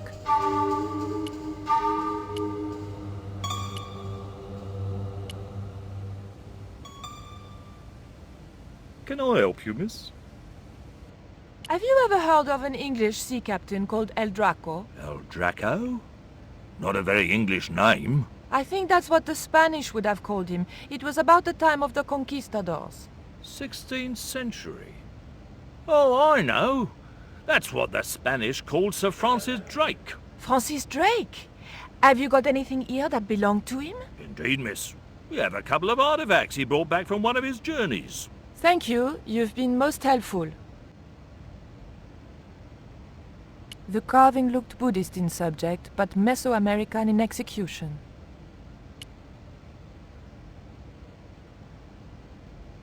It was a small, flat square of polished obsidian. Nothing like the one I was looking for. According to the caption, this was the scrying mirror given to Dr. John Dee by Sir Francis Drake. The cabinet was locked.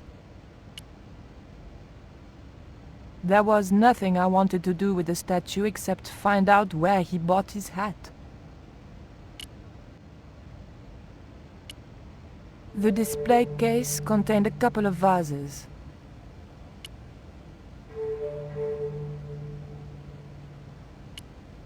The two Japanese girls were inexplicably amused by something.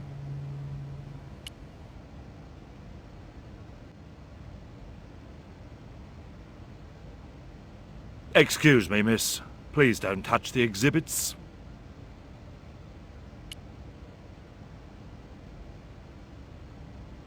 It was a stone identical in size and style to the Coyote stone. However, this stone bore the image of a jaguar.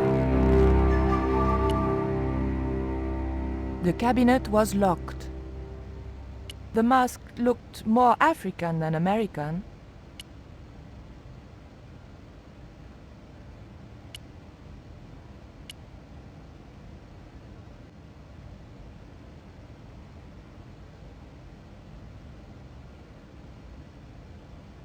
What can you tell me about the scrying mirror? Ah, that belonged to the alchemist and part-time Elizabethan spy, Dr. John Dee. It was brought back from the New World by Sir Francis Drake and presented to him. It's Mayan, you know. What can you tell me about that stone with a jaguar on it? The so-called Jaguar stone was brought back from the Americas by Sir Francis Drake and presented with, as you already know, the more famous scrying mirror to John Dee. What's this scrying mirror? It's a little square of polished obsidian. Mine it is. And what does it do? Well, it's a bit like a crystal ball, except flat and black. You can't see anything in it. Old man Dee had a psychic who reckoned he could speak to the angels through it. I think he was taking Dee for a ride myself. The old loony didn't like the stone, though. Reckoned it was tainted by the devil. Come along, miss. I'll show you the mirror. I've already... Oh, never mind. There. John Dee's famous scrying mirror, given to him by Francis Drake. Do you know if this mirror has any relevance to Tezcatlipoca? Oh? Tis like... I can't even say it. Ah, there's someone here who'll be able to help you better than me.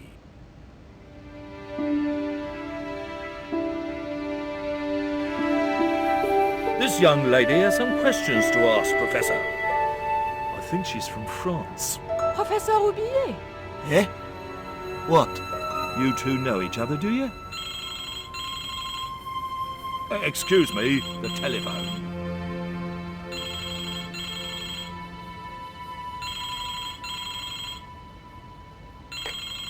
We meet again. Mademoiselle, France, eh? Yes, I believe that's where you live, Professor. I have a house there, on the outskirts of Paris, but I haven't been back for many months.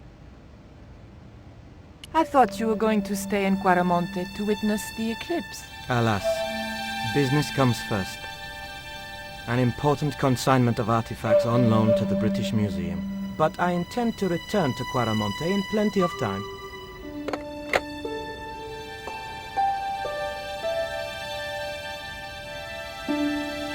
Professor Roubillier, your taxi's here. If you'll excuse me, I have some urgent business to attend to at the docks.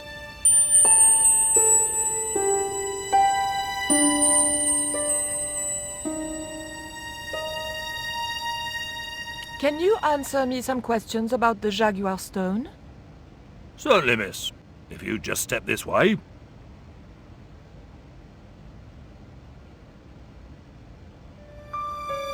It's gone. Some sods half-inched it. Half-inched? Stolen it, miss. Never mind. The silent alarm will have been tripped. I'm afraid nobody can leave until our crack security team gets here. How long will that take? Could be a while. I think it's their tea break. The thief could be miles away by then. Don't you worry about that, miss. Just don't try to leave. It was too much of a coincidence that Oublier showed up and the stone promptly disappeared. I didn't have time for their crack security team to finish their tea. I had to get after him.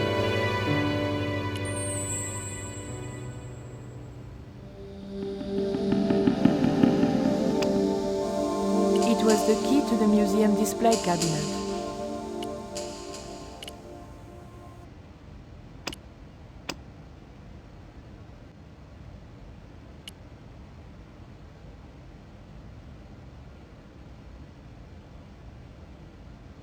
The key unlocked the case.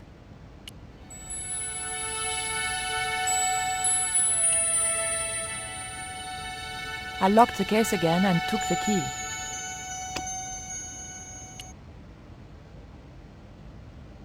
There was nothing very useful in my bag, just a single hair clip.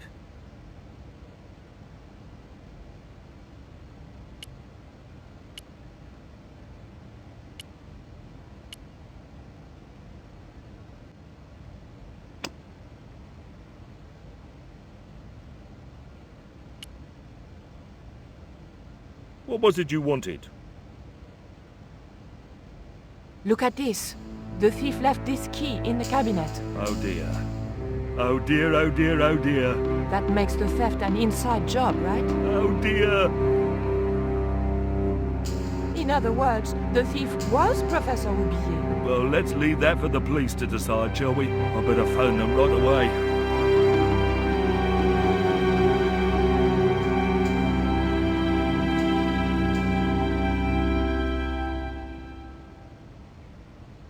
Hello? I knew I had nothing to worry about if the police were called. Yes, I'll hold. But I had to catch up with Oublier, and fast.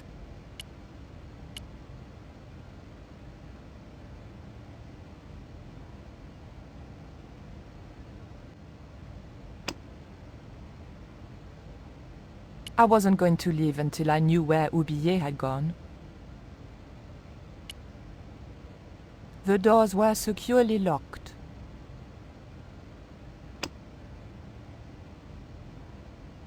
The dagger might leave or open the doors, but I wasn't going anywhere until I knew where Oublier had gone.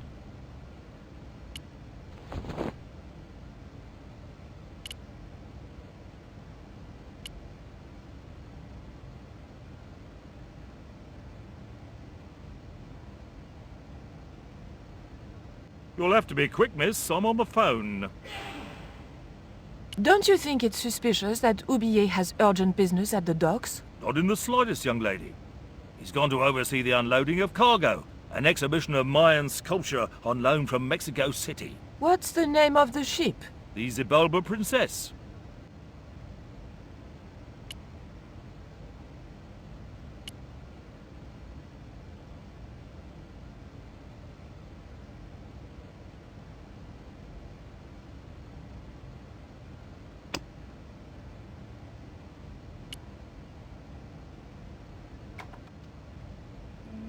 I levered the handle open with the thin dagger.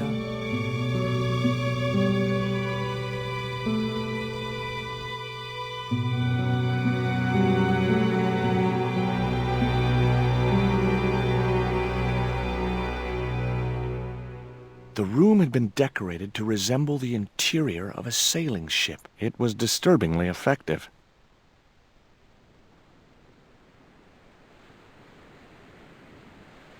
It was a neat oil lantern made of brass. Holding that lantern, I felt kinda biblical. Like Jesus or Florence Nightingale.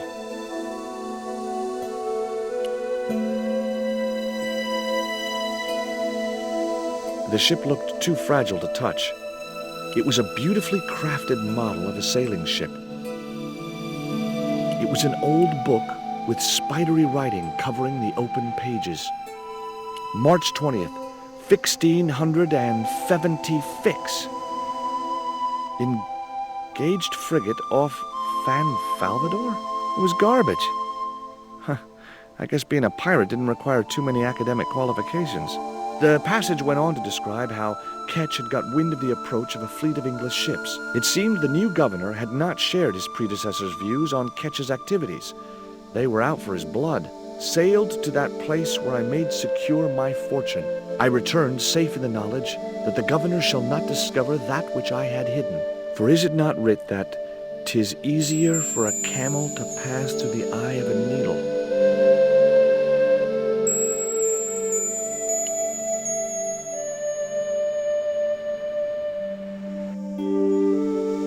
That might come in useful, in ticklish situations. It was an indented well in the corner of the desk. I guess it was intended to hold ink, but it seemed unnecessarily wide. Maybe Ketch had used it to hold his rum bottles steady in heavy seas. That looked like that's where it was supposed to be, so I left it there. It was an actual pirate ship chart.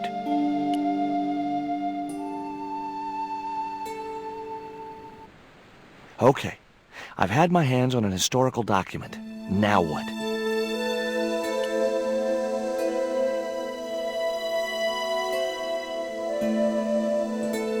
The chart fitted exactly into the recess on the top of the desk.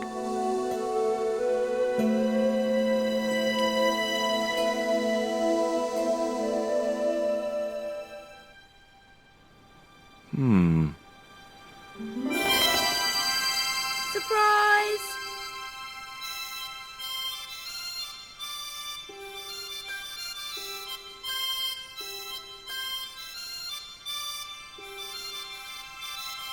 What the? Who are you? I'm Emily. What were you doing in there, Emily? Hiding. What are you doing here? Grown-up stuff. Grown-ups? Pfft. I'm never gonna grow up, I'm not. You shouldn't be here. What's your name? I'm George. Pleased to meet you, Jaws. George. Jaws? Jeez. Make your mind up. What can you tell me about Captain Ketch? That's him on the wall, in the picture. Yeah? Boy, that's interesting. He was a sailor captain. This is his house. Why don't you go play with Rio? I'm not allowed. How come? 'Cause Aunt Frost says I'm not allowed out of the house. That's why, Mr. Nosy Beak. Too bad. Why don't you ask your other aunt if you can play with Rio? Aunt Mina's cuckoo. Aunt Frost says so. She says when the Lord handed out common sense, Aunt Mina was off getting double portions of chin. That Rio's a smart kid. He helped me outwit Bronson. Rio is clever. He can spit ever so far.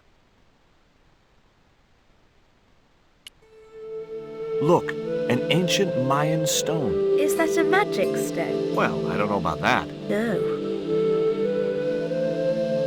Do you know how to use a theodolite? We don't learn anything about surveying at my school. Not until 5th grade.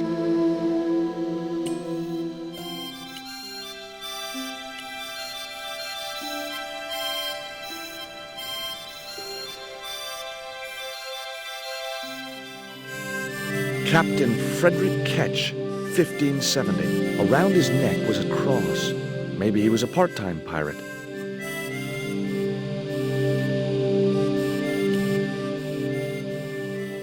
It was the portrait of... The portrait might have made a nice souvenir, but it was the portrait of Captain... It was a shiny and very sharp-looking pirate's cutlass. Hard a port, bosun! Aye, aye, Captain Stobbart! She cannot take it, Captain! My lad's dead. Abandon ship!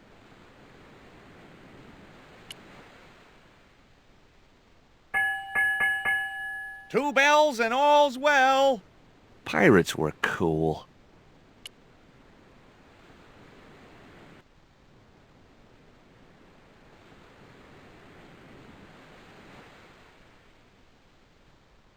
Yow! I should have known better than to put my hand in there. Grandma Stobbart had a nasty experience in a water butt once. It was an old wooden barrel. Maybe it was from Ketch's ship.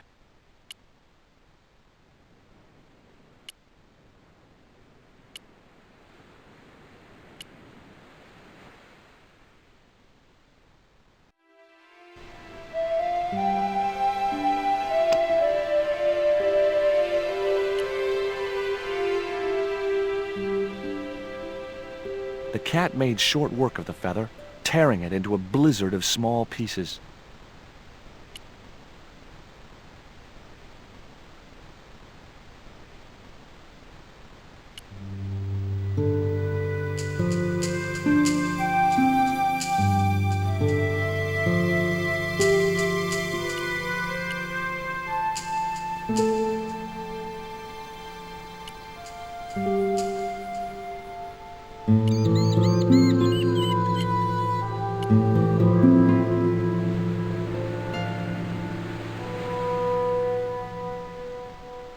I couldn't see why Rio would want the shredded quill.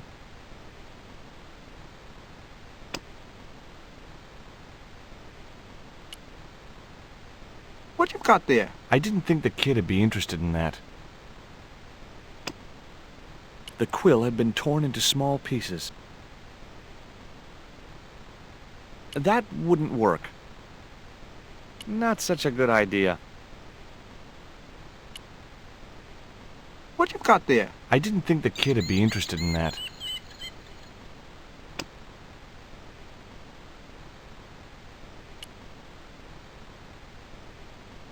What you got there? I didn't think the kid'd be interested in that.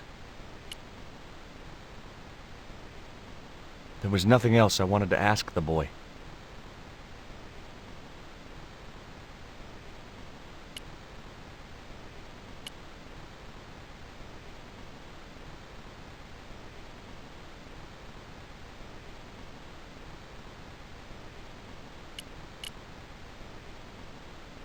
I didn't want a fishing net.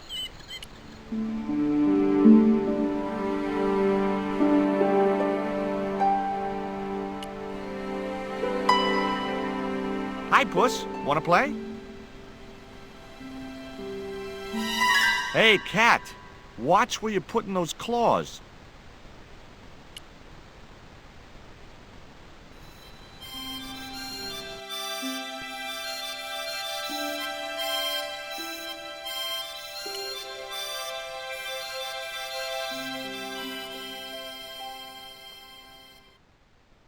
Why don't you run along and play? Aunt Mina told me, stay out of mischief. Well, that doesn't mean you have to stay indoors, does it? On a beautiful day like today? There's a storm coming. Oh, nuts. You don't know that. I do so.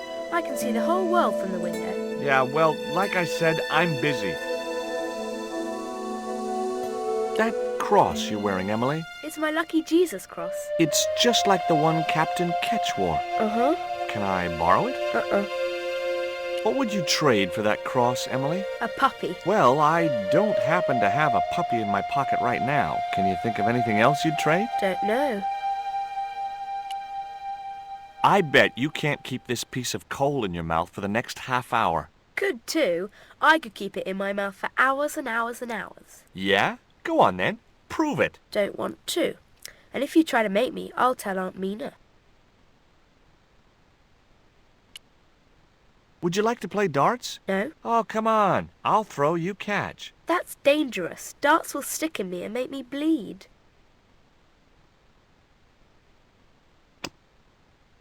The quill had been torn into small pieces.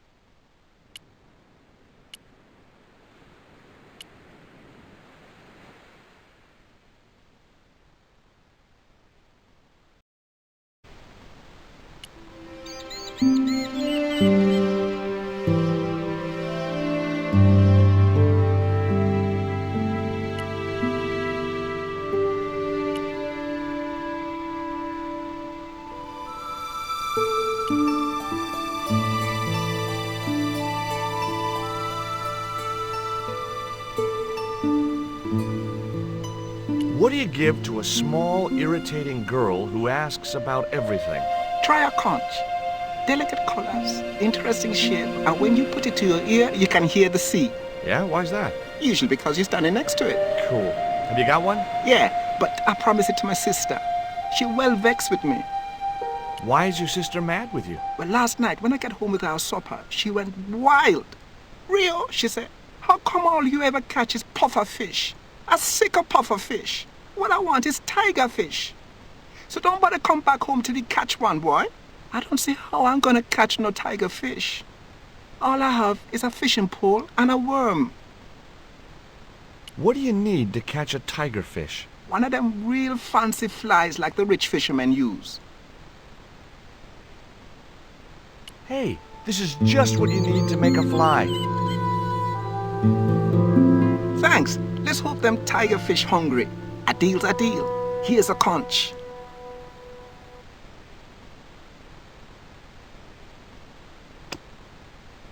It was the conch shell that Rio had given me.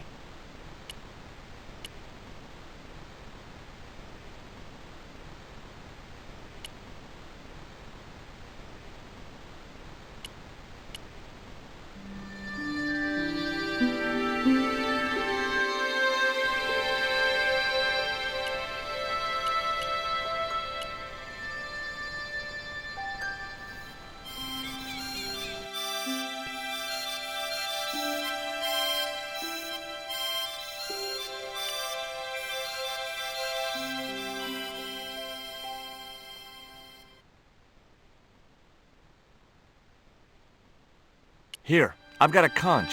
Would you like it? Dunno. Aunt Frost told me never to take presents from strange men. I'm not a strange man. Then why are you called Jaws, Jaws?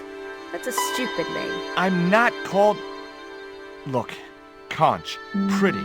Swap for the cross, yes or no?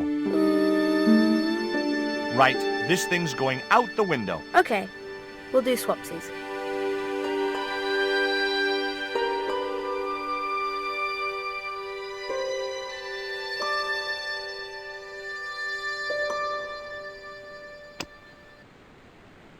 Ketch's crucifix was encrusted with precious gems. The desk had obviously been cut to fit the chart. Or maybe vice versa. That looked like that's where it was supposed to be, so I left it there.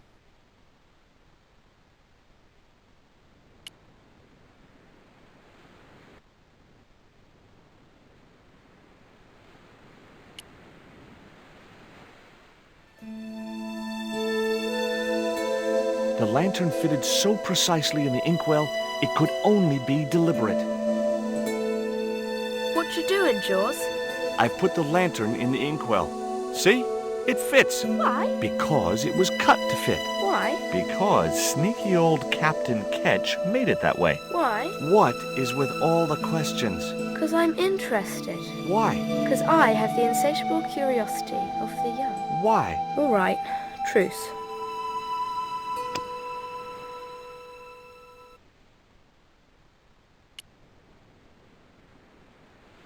Ketch's cross slipped snugly into the penholder. What you doing now, Jaws?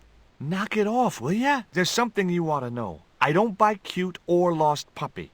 I've put your cross in this little hole in the desk. Why? Impulse mainly, with a dash of irrational intuition. Silly. Only women have intuition. The lantern cast a strong light over the desktop. The light cast a shadow of the cross. And the shadow fell precisely over a small, unnamed island shaped like a skull.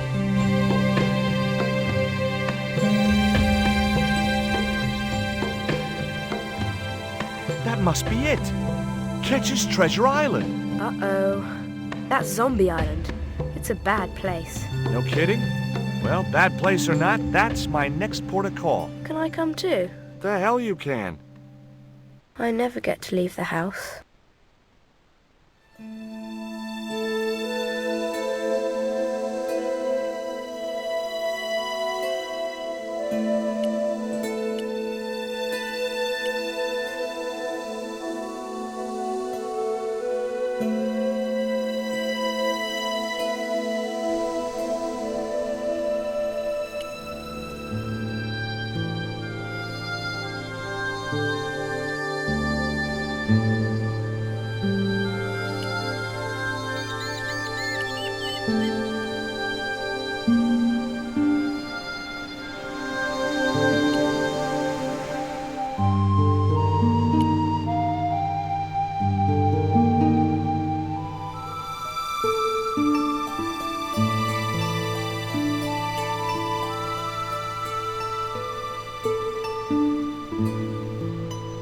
Would you take me to, Zombie Island? In this weather? You're mad, man. The rain will keep the zombies indoors. Just say I did meet a zombie. What would you do? There ain't no zombies on Zombie Island. At least, not anymore. It's uninhabited. Good.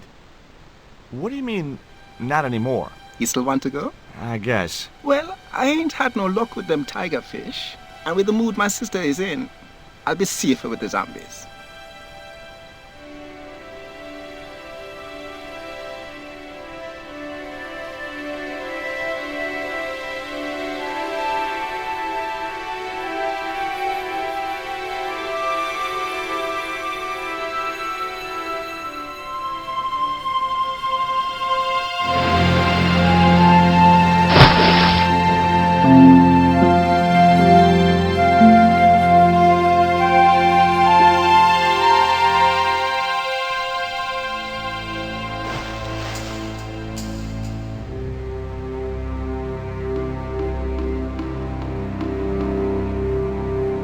So, this was Zombie Island. Somehow I'd been expecting something more sinister. Come on, Rio. Let's find that treasure. No, thanks. I'm staying right here. Oh, come on. You said yourself there's no zombies left. Yeah, but that was while there was a big pile of seawater between me and this place.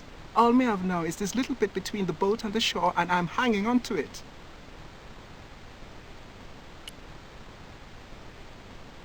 The cliff stopped me getting off the beach.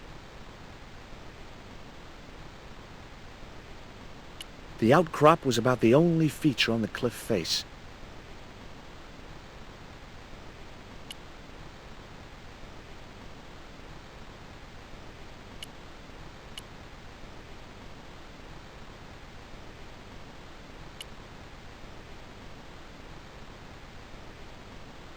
It was too high. I couldn't get up there. The cliff was steep, too steep to climb without handholds. And I couldn't find any.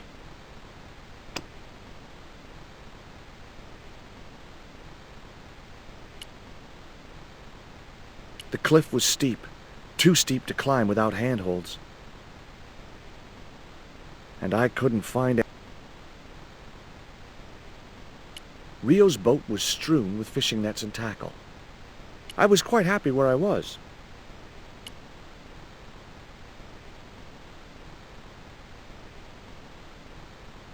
Could I borrow your net? Yeah, man, no problem.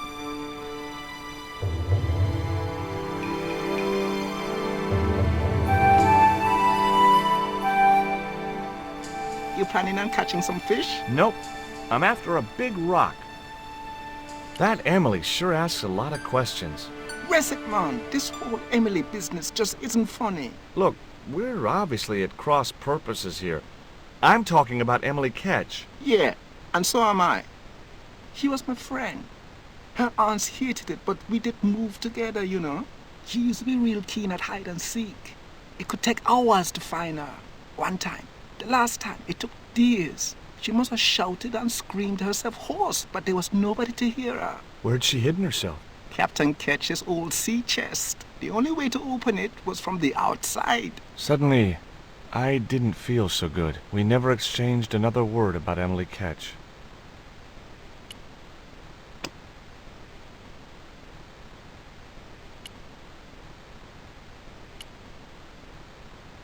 The cliff was steep, too steep to climb without handholds. And I couldn't find...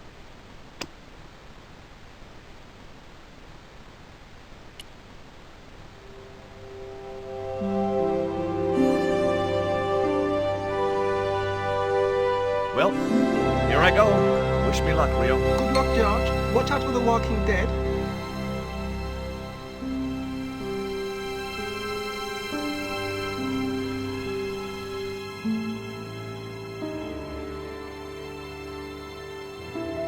I stumbled down dark stairwells for what seemed like forever, until suddenly I found myself, wow,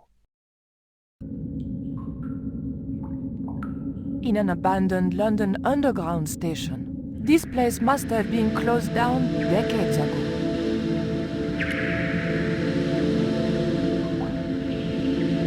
The poster was advertising a play I'd never heard of. The date on the poster was before I was born. It looked just like the modern one. It was a maintenance cupboard.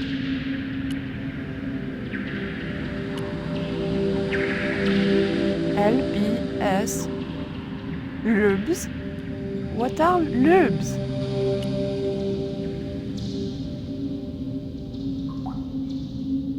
A pile of old railway sleepers was blocking the platform.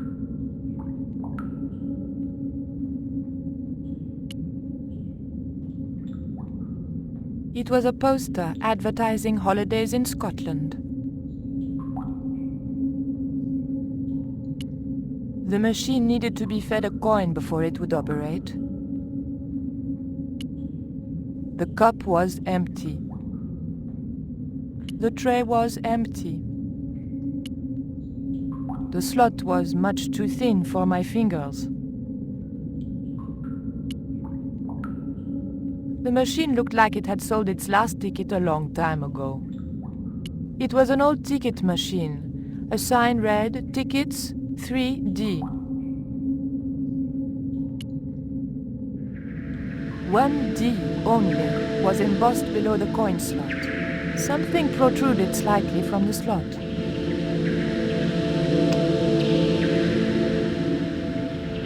The blade was too thick for the narrow slot.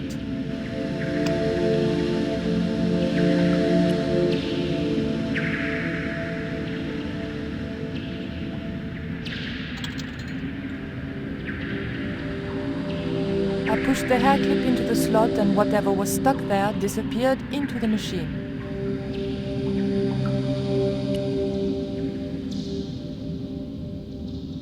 I pulled out an old English penny.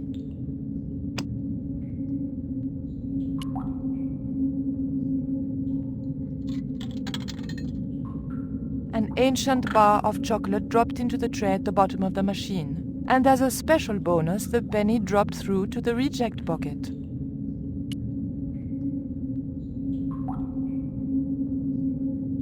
I took the ancient bar of chocolate. I pulled out an old English penny.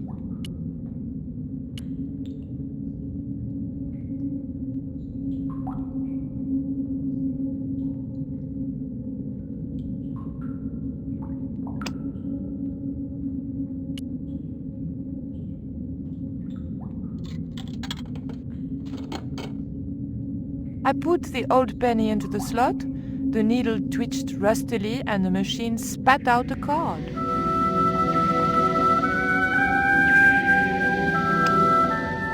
The weight was in imperial units.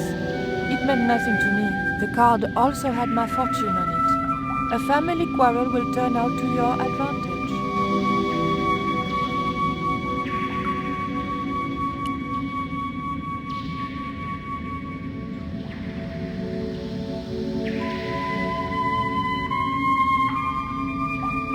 The blade of the dagger just fitted between the door and the soft wood frame.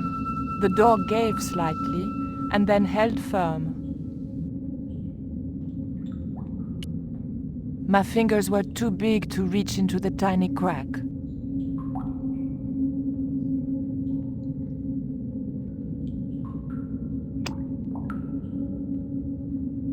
The blade of the dagger was too thick to get into the narrow crack. The hair grip was too thick to fit into the crack.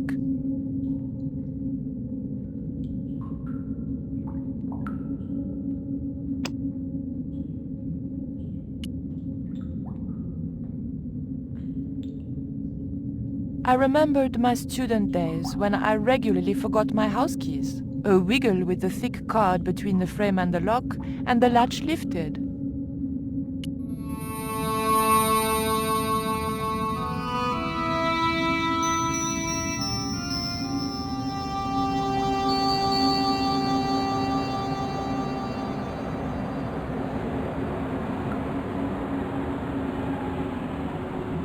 the train was my ride out of there. I could worry about not having a ticket when I got to the docks.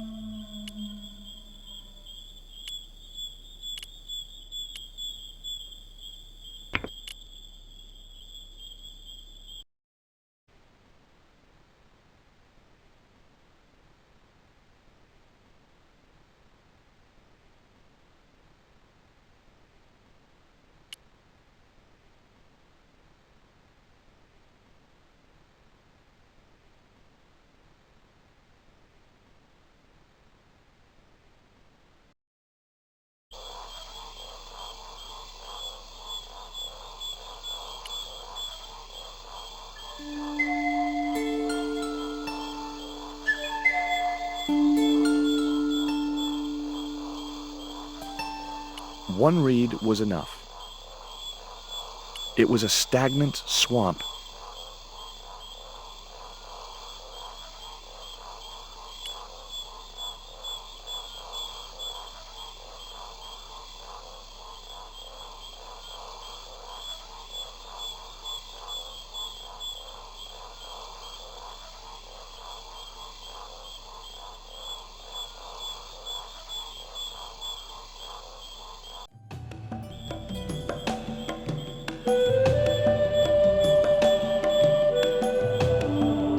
There was something in that hole beneath the rock.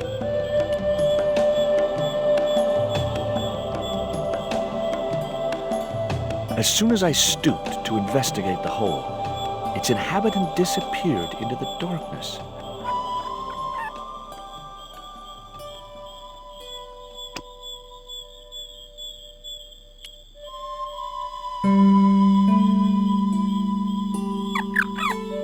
The end of the reed had been neatly bitten off. Now I knew what was living in there. A long-toothed, snarling, furry wild thing.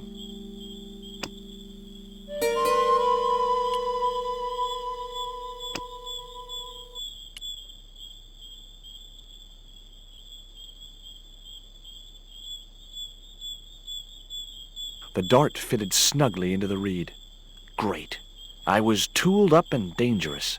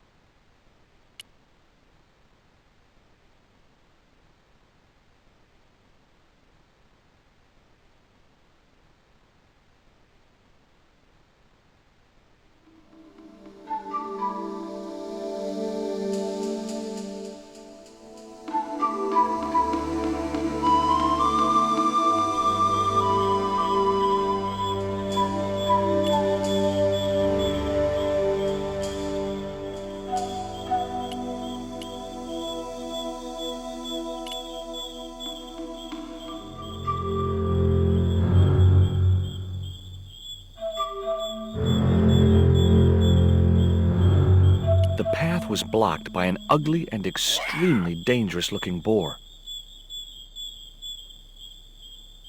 It was a stout, overhanging branch.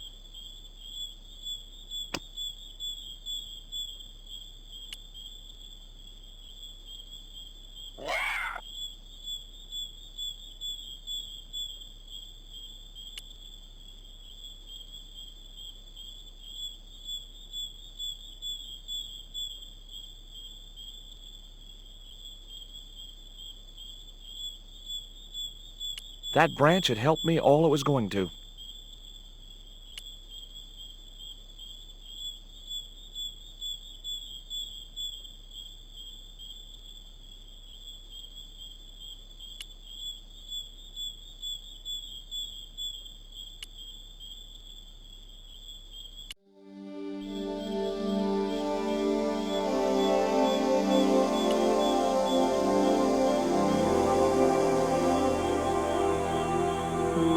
The creeper just came away from the rock as I pulled it.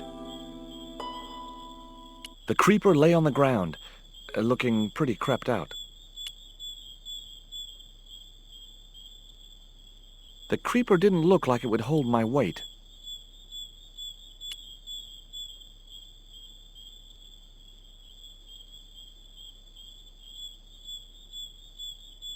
No good. I'd have to be bitten by a radioactive spider before I stood any chance of getting up there. I could see no point in tying the net to the creepers on the rock.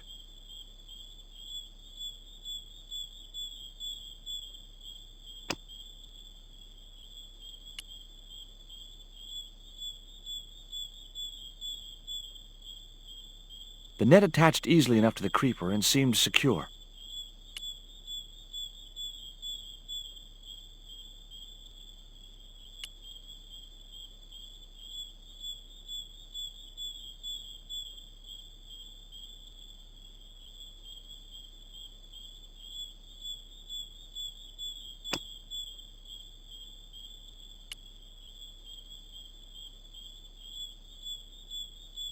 Great.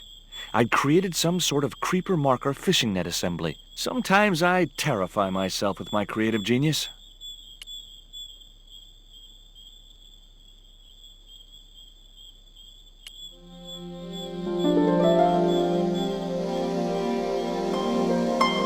I'd successfully got the marker into a position near the top of the needle simply by using the kind of lateral thinking that can get you institutionalized.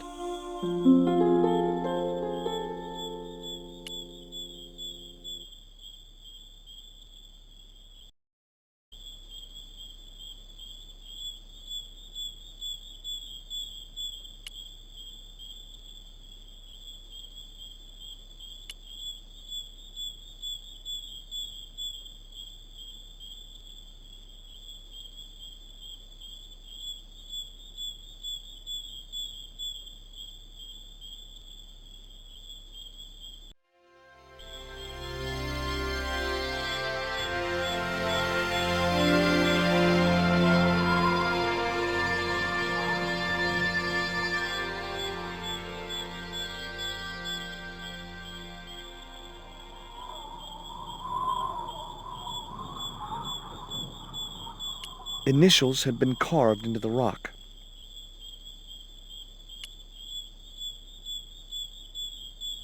Initials carved into the stone read F.K. Frederick Ketch had been here.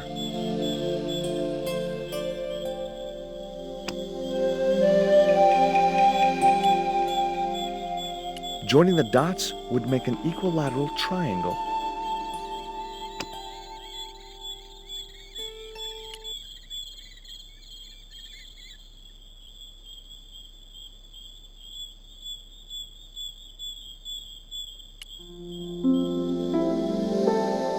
The hill I was on had reminded me of a camel's hump as I'd climbed up it. Now I had to see what I could see.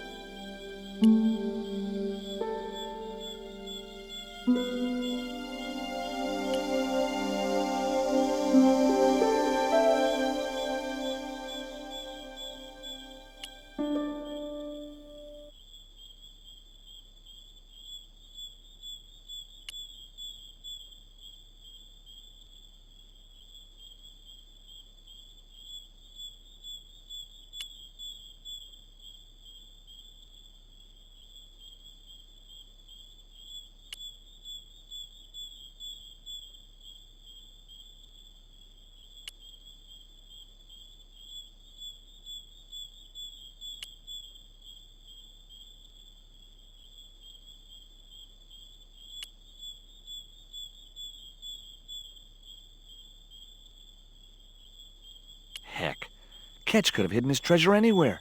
This island's full of hiding places. Heck, Ketch...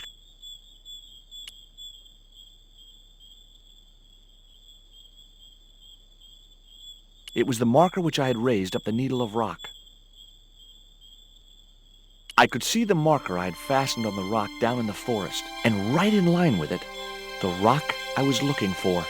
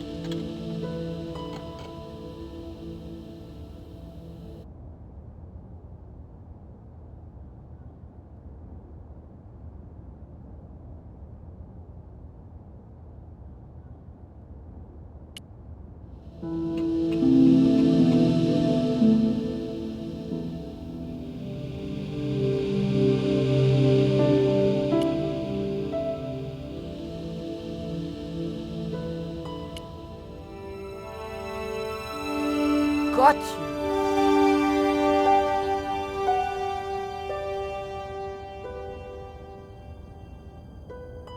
It was a porthole to the main cabin.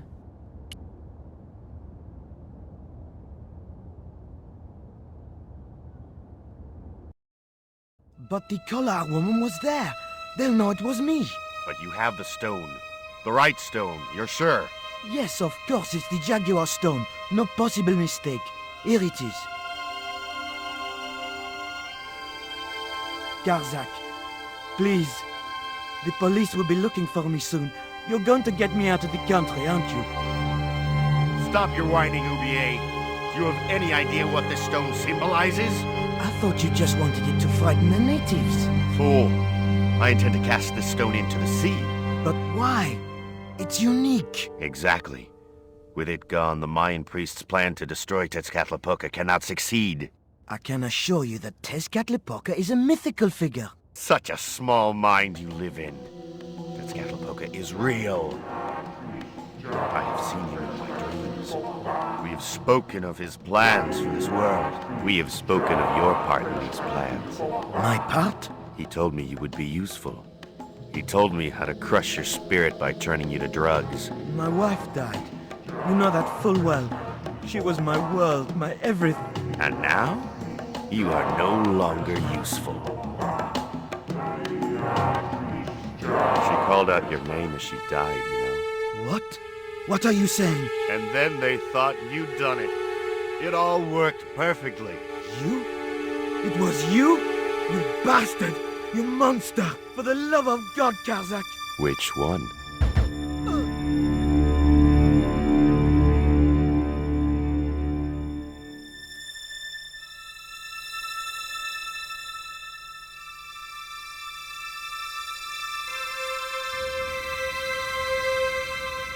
Oublié lay sprawled across the table.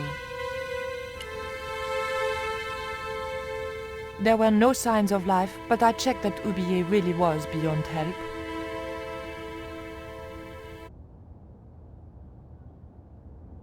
We were going to need the stone to thwart Karzak. I knew Oublié would have approved. It was the Jaguar stone, all right.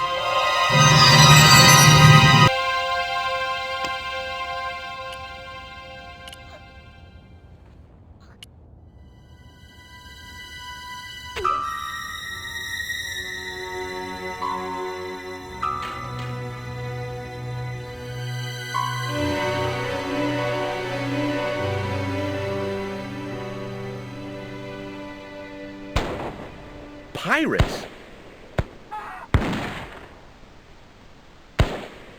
I was about to make good my escape when... Cut! Who the hell are you? I can explain everything. Don't bother.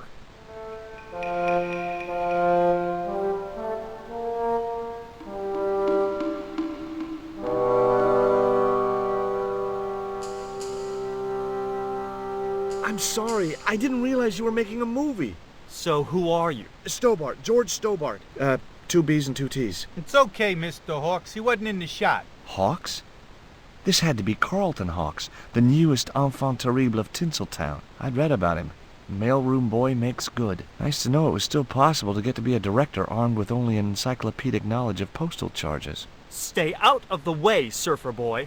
I'll deal with you later. Surfer boy?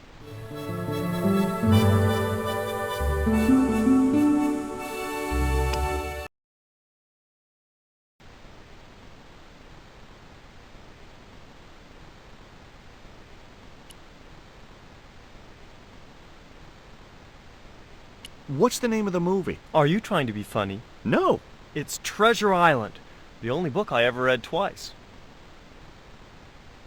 I don't recall any girls in Treasure Island. Gotta think box office. People like that kind of thing. What other changes have you made to the story? Just a few minor details. You haven't written out Long John Silver. Are you questioning my integrity as an artist? Of course Silver's still in it. We've even hung on to Captain Flint. His parrot. His trained attack falcon. Why do you think Blind Pew's blind? Did you say you've changed the ending of the story? That's right. Do they find the treasure? Yeah, but that comes later, after they've escaped the volcanic eruption. A volcano? Sure. Krakatoa. All the millions spent on a movie, and nobody thinks to buy an atlas. Who's playing Jim Hawkins? Haiku McEwen. Oh, don't tell me you've never heard of him. I don't go to the movies too often. Jeez. Haiku is only the hottest teen star in Hollywood. That's why we're on such a tight schedule. Gotta film the close-ups before he hits puberty. Who's the leading lady? Don't you recognize her? That's Sharon Kowalski. Oh, right. I'd never heard of her. You know what the locals call this place, don't you? No, but I guess you're gonna tell me. Zombie Island. Zombies? A crazed gleam came into his eye. Get me the writers. Get me makeup. I want zombie pirates in this movie by the end of today.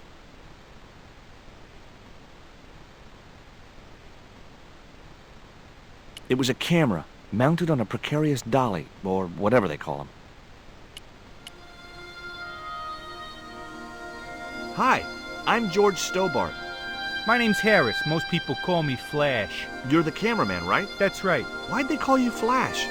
You used to be a stills photographer? Nope. I decided not to pursue the subject. There was nothing else I wanted to ask the cameraman.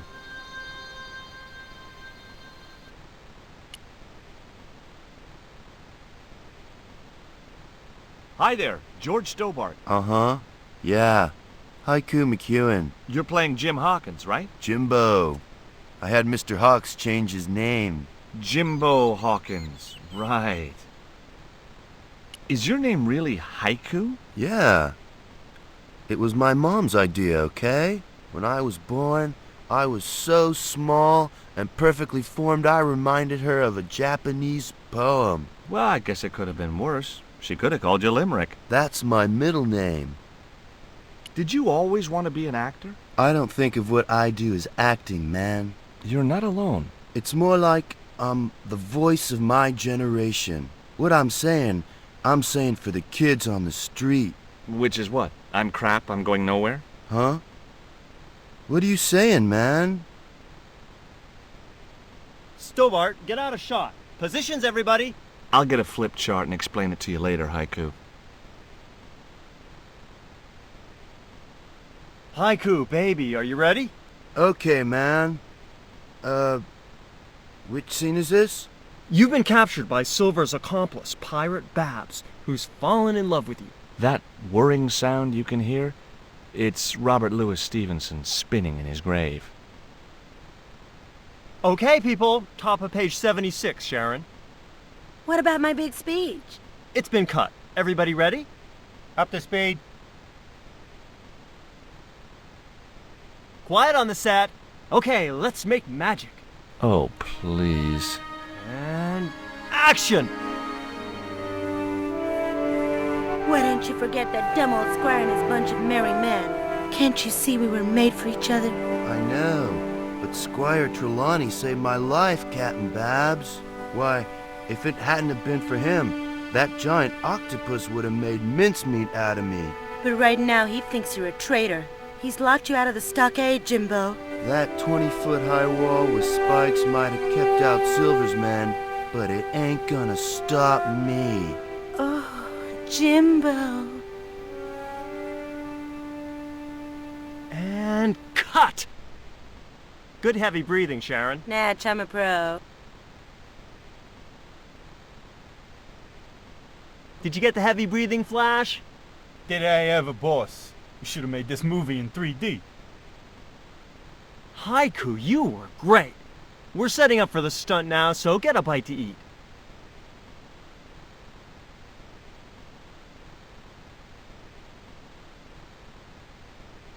Savage, on set, damn it.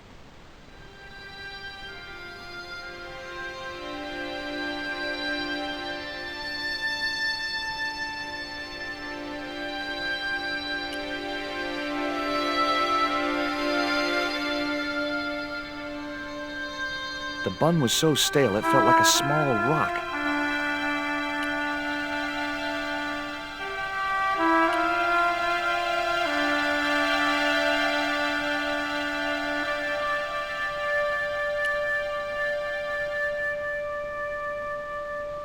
Hey, Haiku. Yeah, man.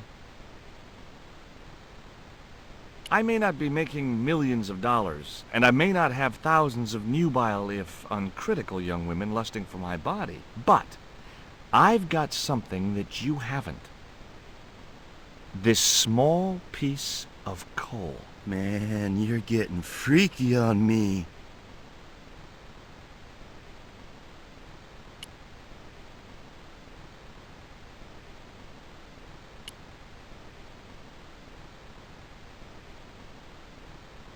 Hi, George Stobbart. Hello, mate. You're English, right? Blimey, you don't miss much, do you? Bert Savage. How long have you been in the movie business? Flipping years, mate. Absolutely flipping years. I was in the army before that.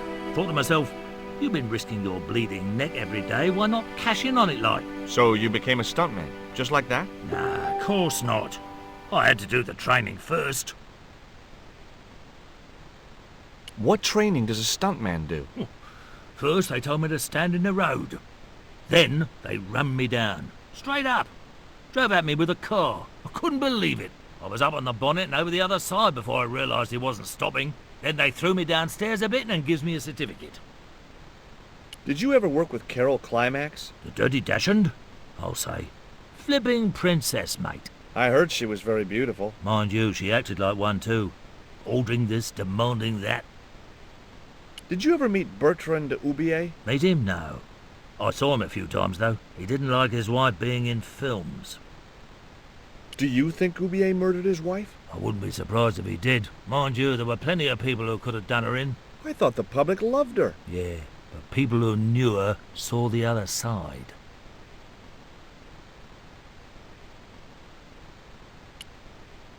Would you like a bun? No way. The last one I tried cracked my dentures.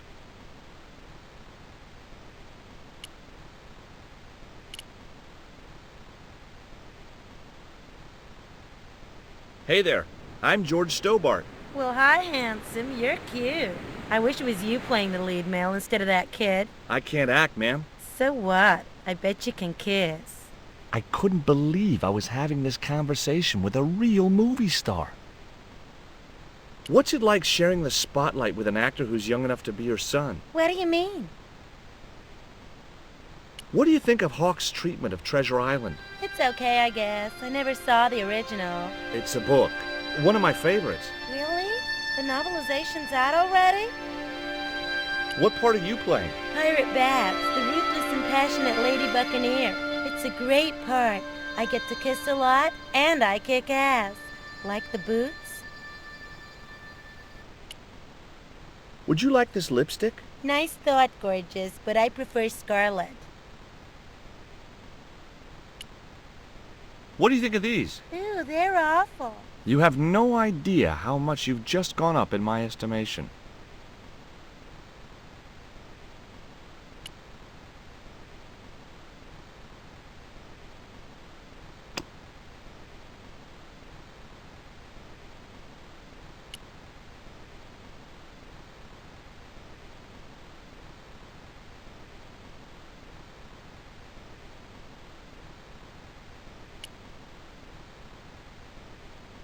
What have you got there?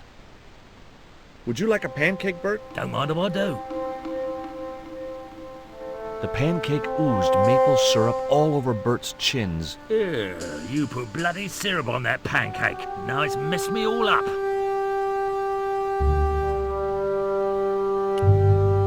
Would you like this pot of syrup? No way, I'm messed up enough already.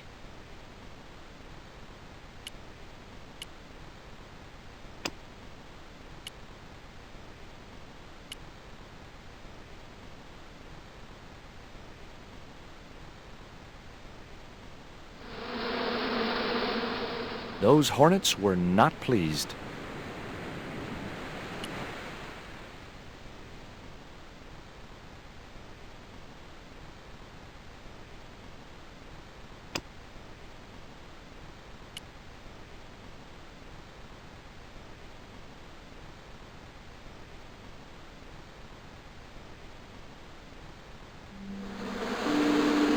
Get that camera rolling. This could be good.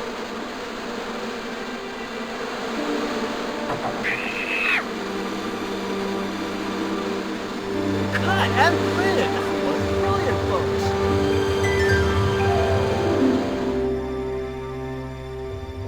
Okay, the next scene is down on the beach. This is where Hawkins finds the treasure in the Cave of the Crabs. Would those be giant killer crabs by any chance? Giant mutant killer crabs with attitude.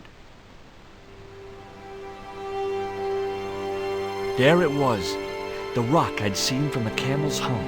Now that I was close up, I could make out a small cave near the top of the pillar.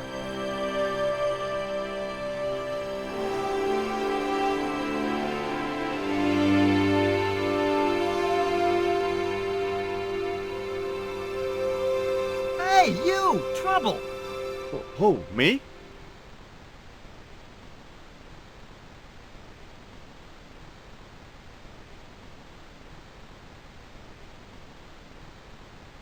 I want you to stay right where I can keep an eye on you. I'm not one of your lackeys, Hawks. I go where I like. Not here, you don't.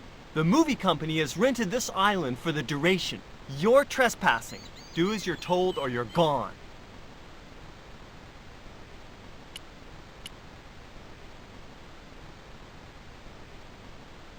I was talking to Mr. Savage, the stuntman. Is he all right? What makes you say that? He's not making any sense. The guy's English.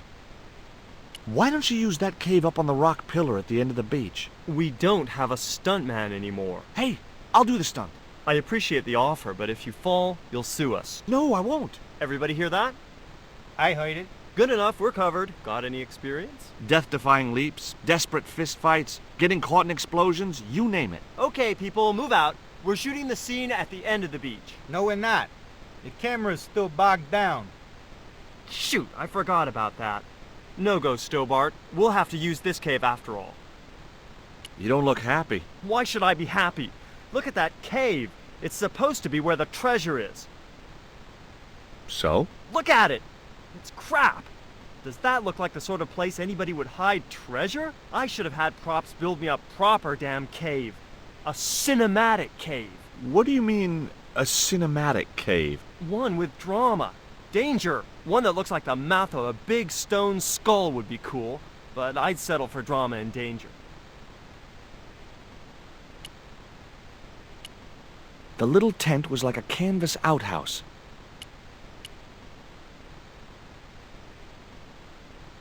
Hey, surfer boy, stay out of there.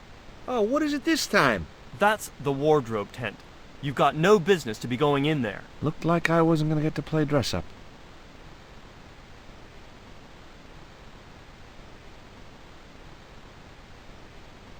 The cave mouth was huge. It looked like an obvious place to hide treasure, and that was probably why it wasn't the one Ketch had chosen.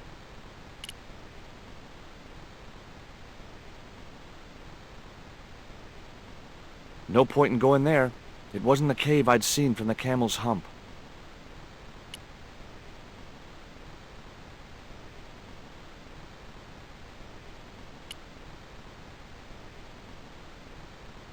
What do you think of Haiku McEwen? What's to think?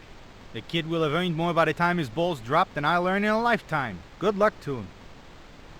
Mr. Hawks doesn't like that cave. He says it isn't cinematic enough. Well, that's just too tough. The camera's bogged down in the sand. If he wants the shot done today, it'll have to be that cave. There's a pretty good cave over on the other side of the bay. The one up in that finger of rock? We'd need a stuntman. You got a stuntman. We ain't got no stuntman. Bird injured his back doing that dumb wall jump. It was a portable movie camera. Flash? Yep. We can't film at the Needle Rock because the camera's bogged down, right? You got it, champ. So why can't we use the portable camera instead? You know, that's a pretty smart idea.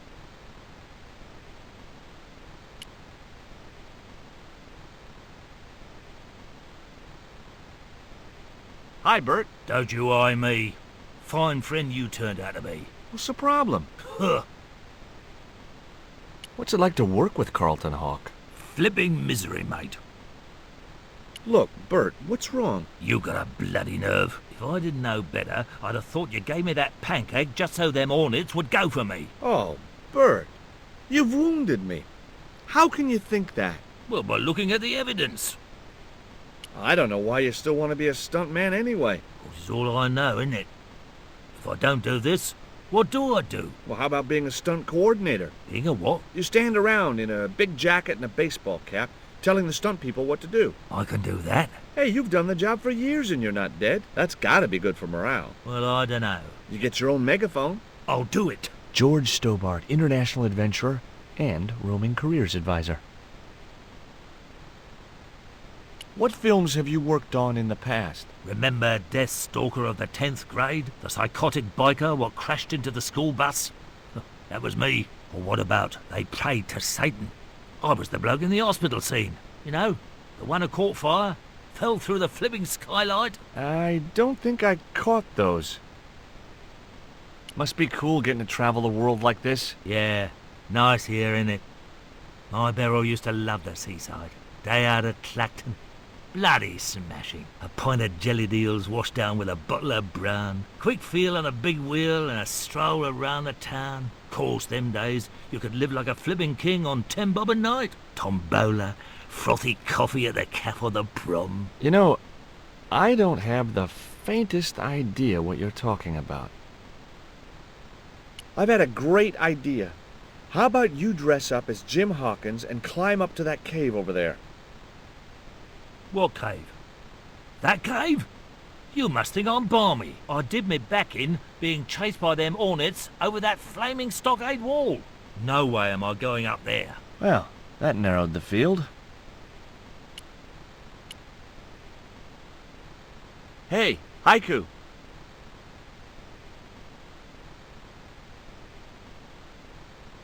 Yeah, man. There was nothing else I wanted to ask him.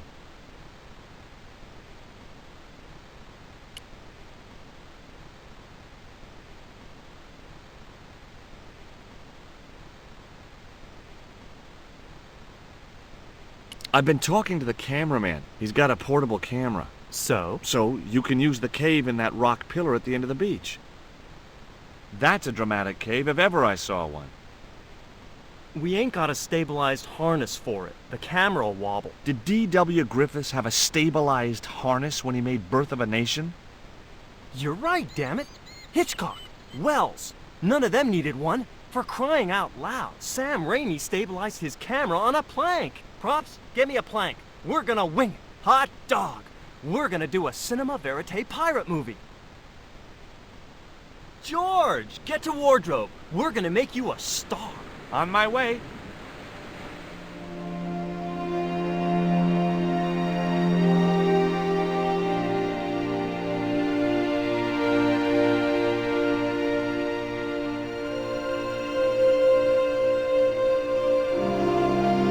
Ready when you are, Mr. Hawks.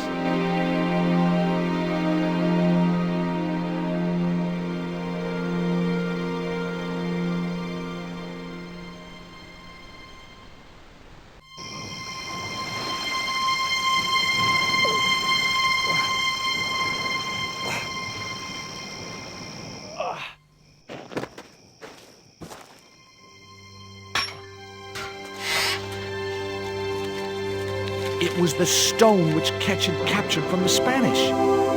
The Eagle Stone.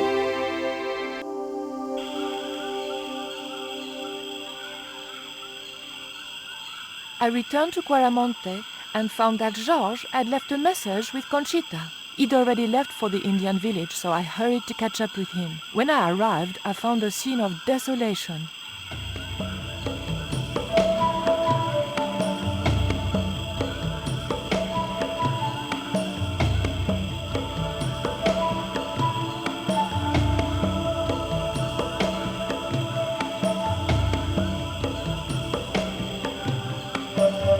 These sunglasses are George's. George, where are you?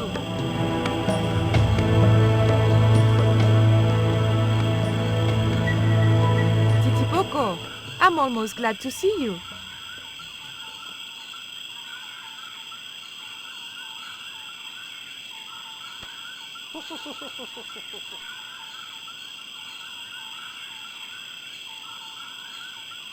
You little asshole, what happened here?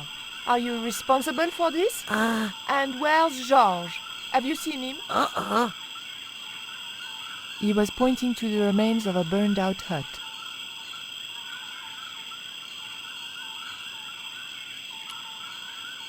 There was nothing in the barrel.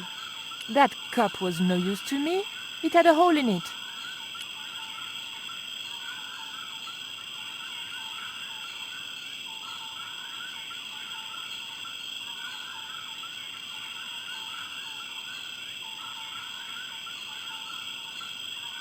The barrel was too heavy to move.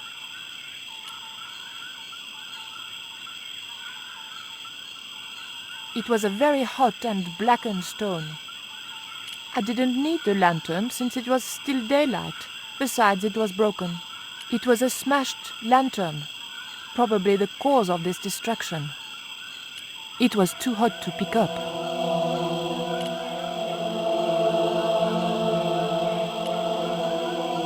These are George's shades, right?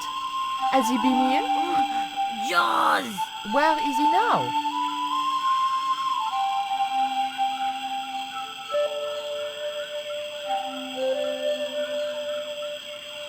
What's that?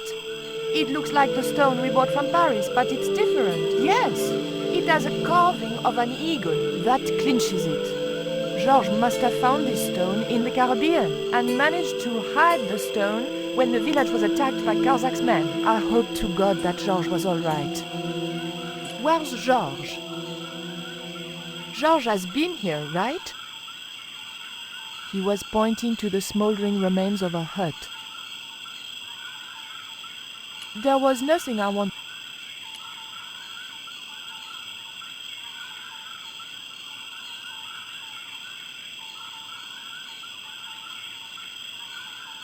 I just didn't have the strength to tip. It was too hot to pick up. It was a very hot and blackened stone. Hey, Shorty! Make yourself useful and help me with this barrel.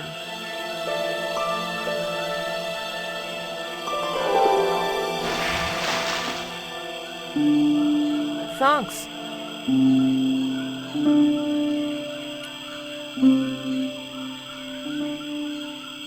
I recognize that. It's the coyote stone. I had the coyote and jaguar stones. Titipoco had the eagle, according to the shaman. That's all we needed to deal with Tezcatlipoca. Pity he hadn't any ideas for dealing with Karzak.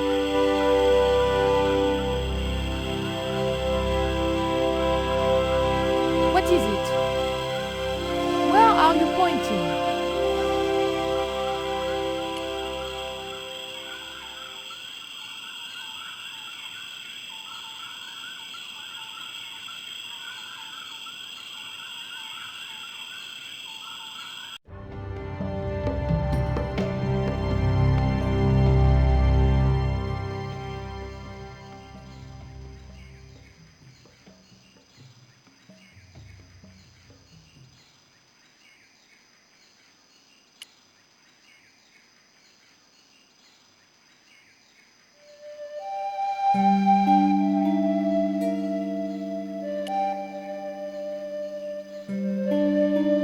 The scaffold gantry went all the way up the pyramid. The engine looked like it was supposed to power the lift.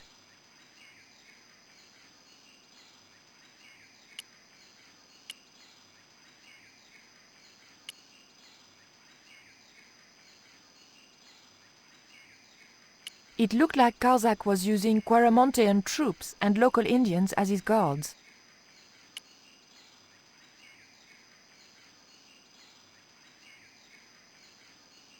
The scaffold gantry went all the way up the pyramid.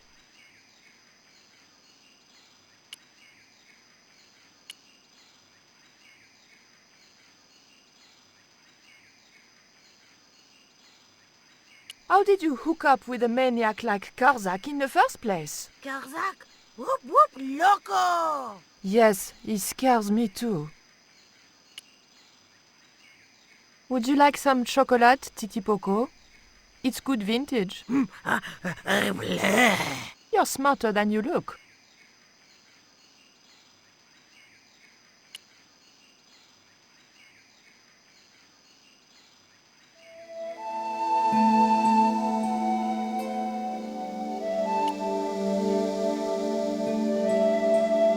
The scaffold gantry.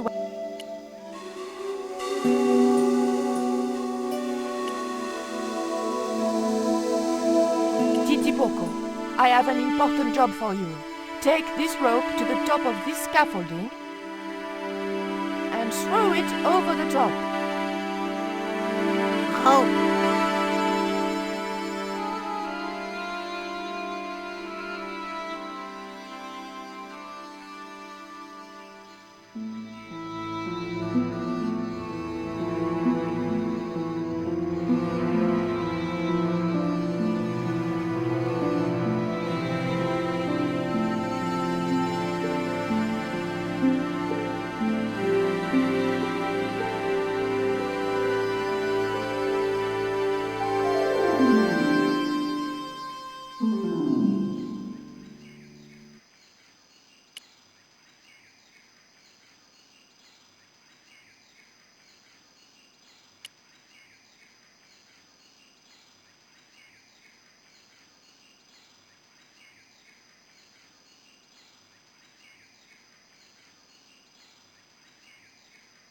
The engine looked like it was supposed to power the lift.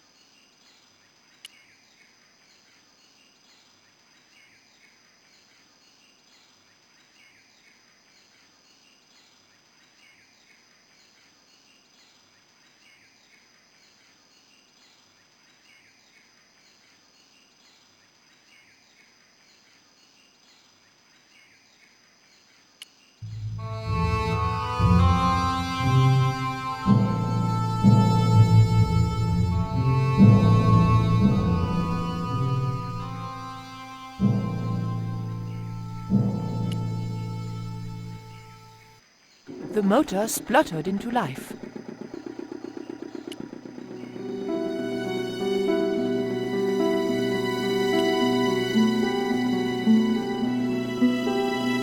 Titipoco, when I tell you, I want you to copy what I am doing. Copy.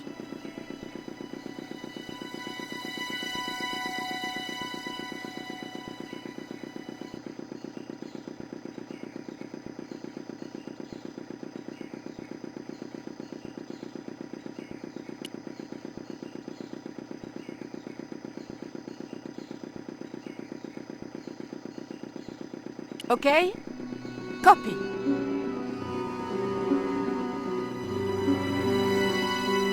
George! I realized those bastards were going to sacrifice George to Tezcatlipoca over my dead body.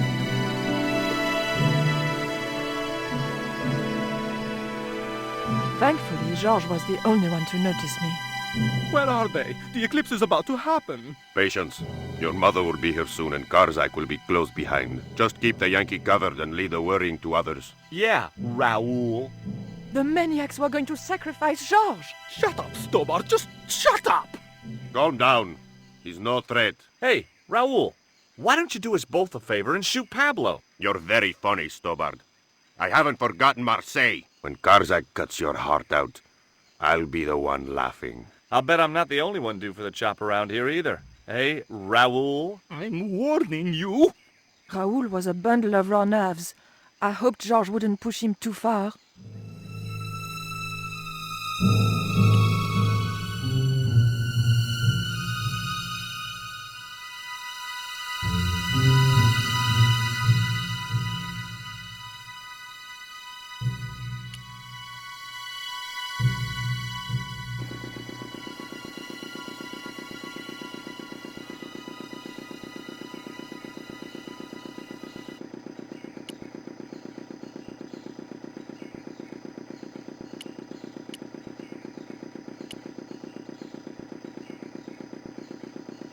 Hey, señorita! Too late. I had been seen.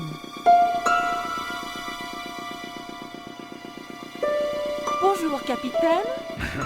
Only Sergeant, pretty one. What are you doing here? Snuggles said I could come here with him. Snuggles? Oh, I mean the General. We're, friends. May I go up the pyramid? We have strict instructions not to let anybody pass. Oh, but I've told you who I am. Surely nobody would mind. Well... Oh, please. I'd be ever so grateful. I tell you what. I'll ask Pablo if it's okay for you to go up. If Pablo saw me, I'd be dead. No.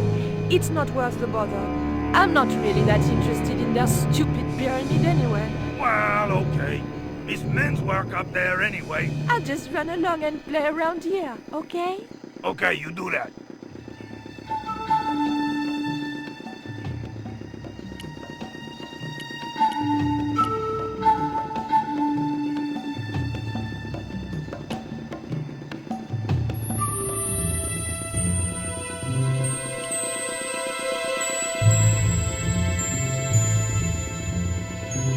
Titipoco, do you still have that lighter gun you pulled on me so amusingly?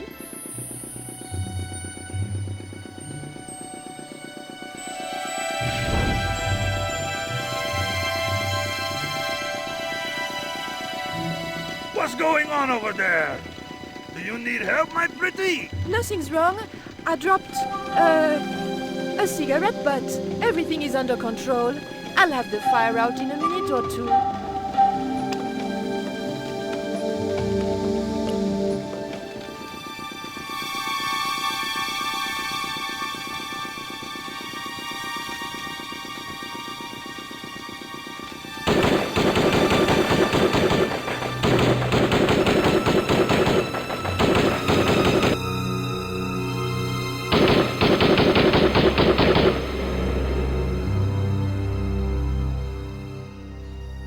What's that? What's happening? Trouble. Give it up. The pyramid's surrounded. I'll find out what the trouble is. Watch Stobbart doesn't pull any tricks. If he does, shoot him in the head, not through the heart. Why does it matter? He'll be dead either way. His heart belongs to Tezcatlipoca. That's not true. We just had dinner a couple of times.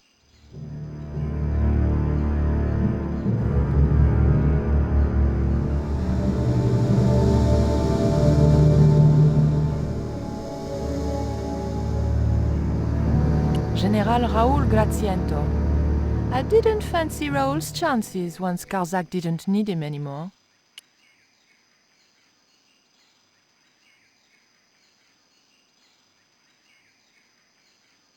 Drop the gun or I shoot! Please, don't hurt me! Don't worry yourself, my finger isn't loaded. Nico, what are you doing here? Firstly, I'm going to set George free, and then screw up Karzak's scheme. No, I can't let you do that. Karzak has promised me power. Raoul, wake up. The only thing Karzak has on offer is death. You may want to ask Oublier, except you can't. Karzak murdered him. You're lying. Oubier's in Europe. Sure, he's in Europe. In London, on a mortuary slab with 2 bullet holes in him. But Karzak promised. When he frees Tezcatlipoca, we'll all be granted great power. Listen to her, Raoul. Karzak's insane. I don't know. I need to think. You've let your mother do your thinking for you up to now. You need to think for yourself. Your mother and Karzak think alike. There's only one expendable member of the plan left, and that's you. Mother would never betray me. Oh, I'm tired of trying to reason with you, Raoul. Titipoco. Watch this man, and if he makes a move, shoot him with your gun.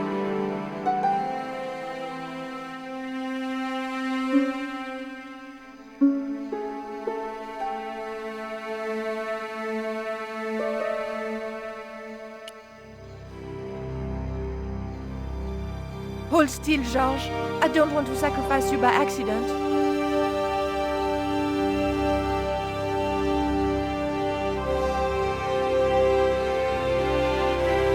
No idea how glad I am to see you. They were going to cut your heart out. I think I can guess. We can save the happy reunions for later. We've got to move. Come on!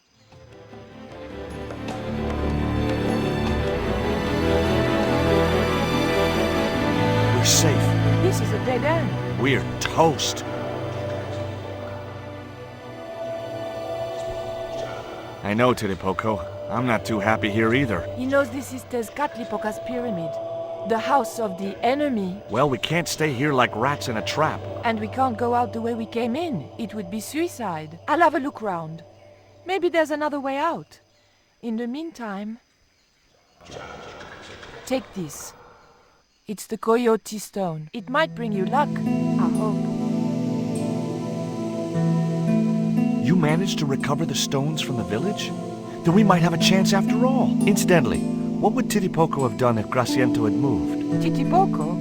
Nothing. He's given up violence. There was a large image on the wall of a man in ceremonial garb. More usefully, there were also a couple of levers.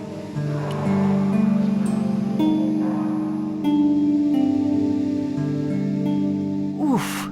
The lever was very difficult to move and appeared to do nothing anyway.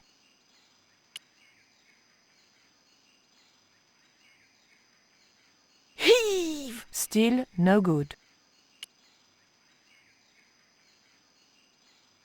On the wall was an intricate pattern in blue and gold.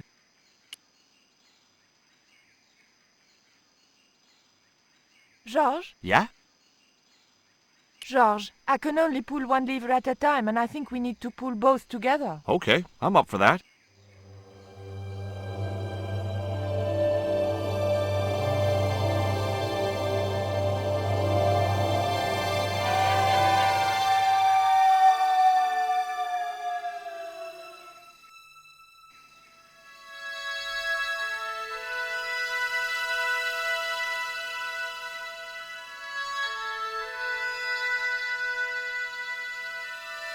Raoul, there's something suspicious.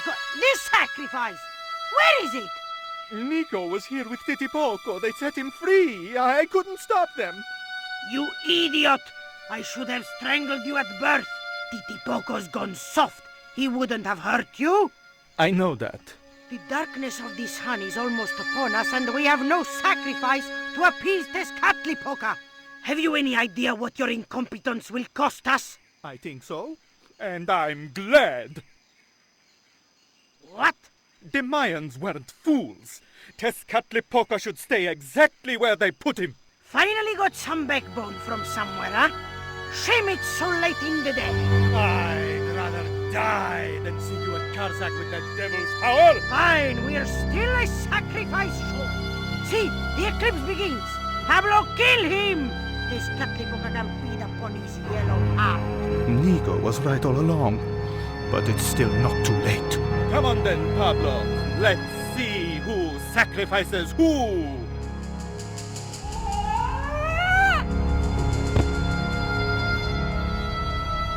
What place is this? I was in some sort of strange room. Tiles and dials. The priests who designed this place must have known how to use them. I was going to have to figure it out for myself if I ever wanted to get out of here.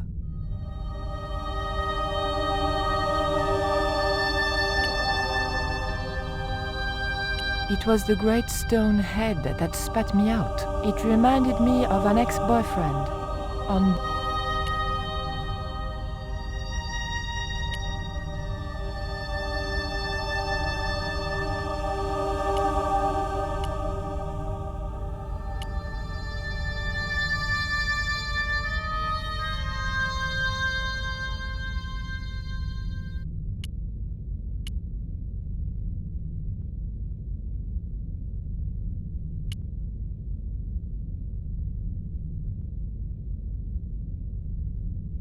There were several tiles with glyphs on them. There was a statue of a monkey, some sort of religious significance. The monkey held a board containing more tiles with colored glyphs on them.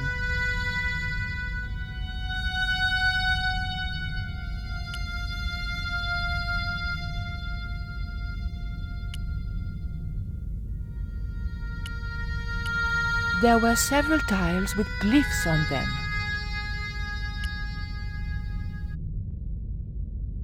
The tile didn't want to move. The tile didn't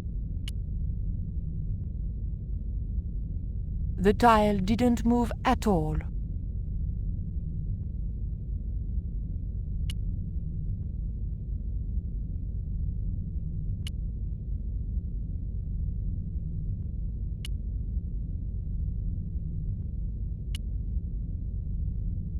The room was dominated by an enormous, decorated with the usual Mayan motifs.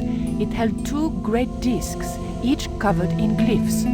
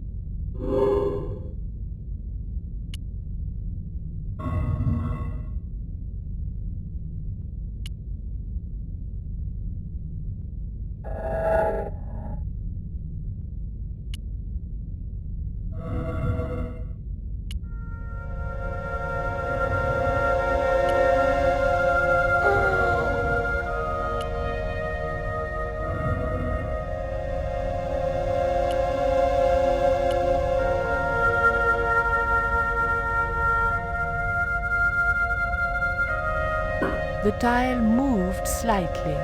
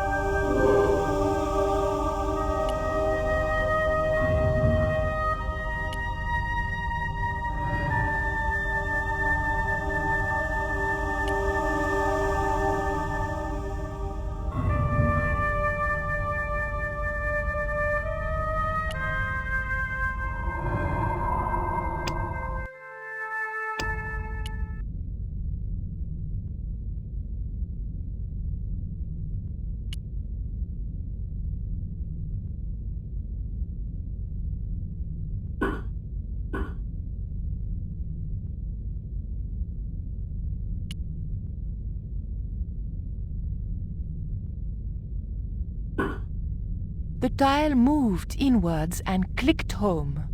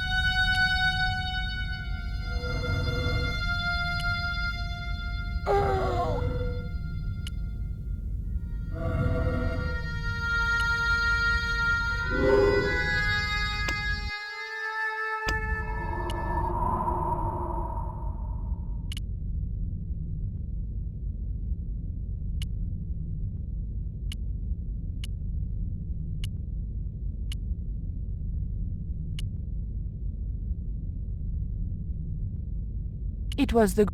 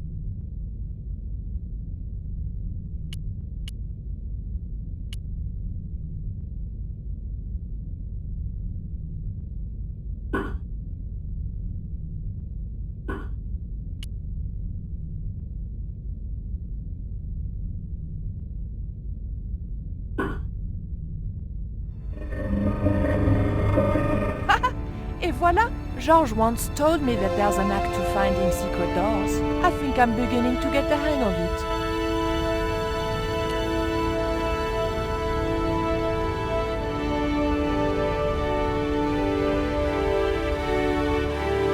So I thought, this is it, you know? This is true love. Anyway, I have to leave for a few weeks, and when I come back, what do I find? Damn right. And with who? Labano, that creep. Huh? Yeah, that's exactly what I thought.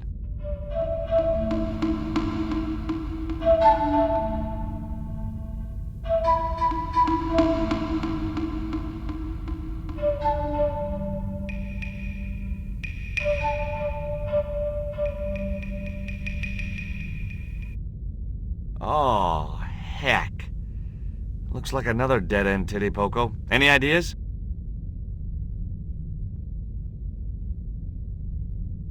I was hoping for something a little more constructive. Never mind, I'll have a look around.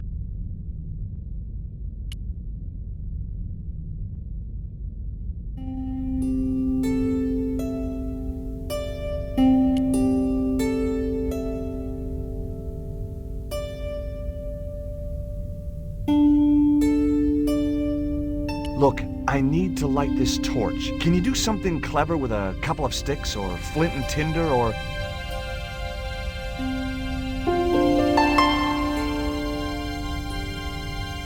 or a cheesy novelty cigarette lighter, as it turned out. A really creepy statue. The figure held a skull and a bowl, probably for a heart to go in. Yuck!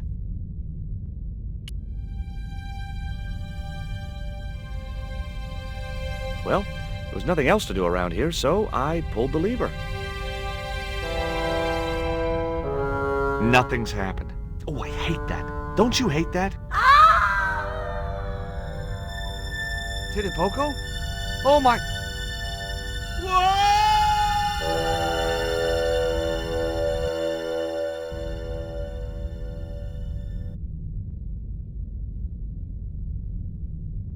Great.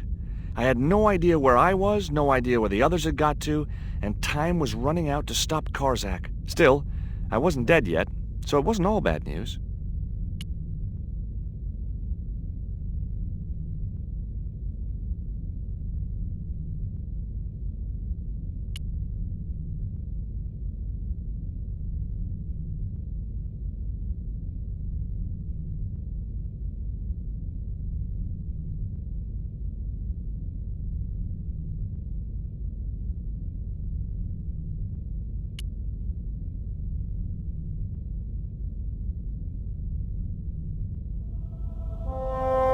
A stone slab that must have weighed tons sealed the door.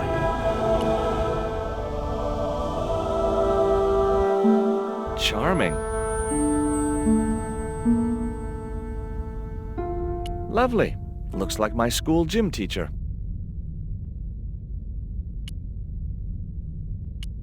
Another huge stone doorway.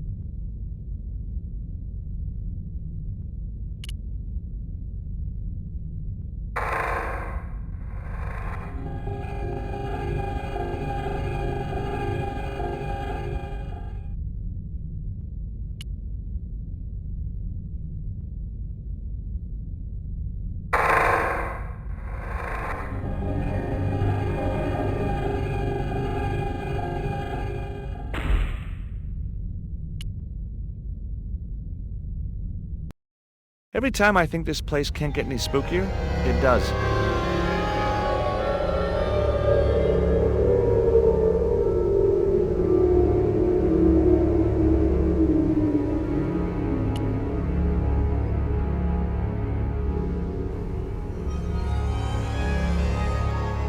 Yes! Finally! I'm out of here.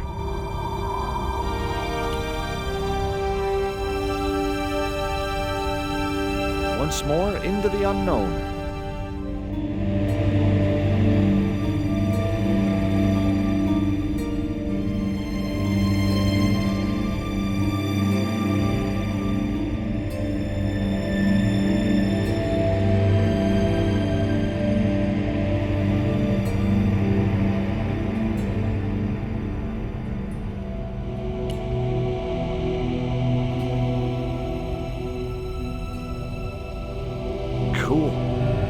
Upwards and downwards, Mr. Stobbart.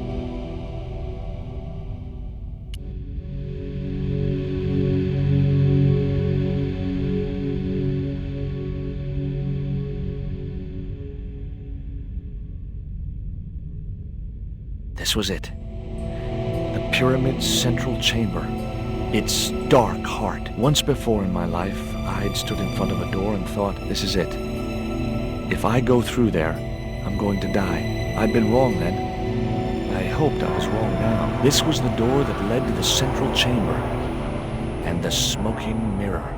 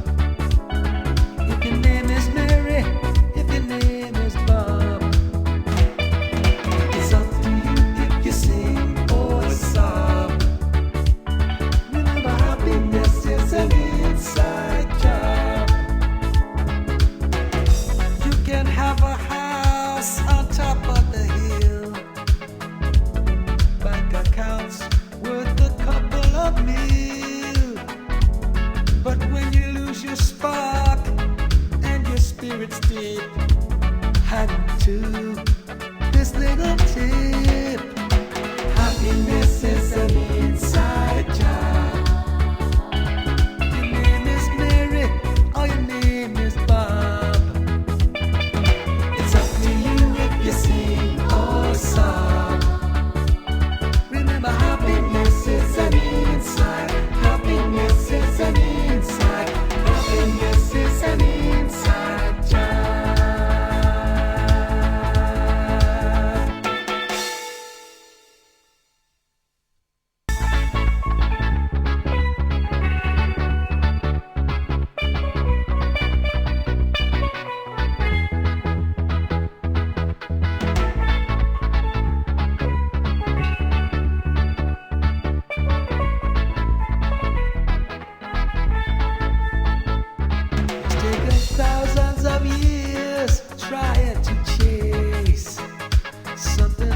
staring us in the face.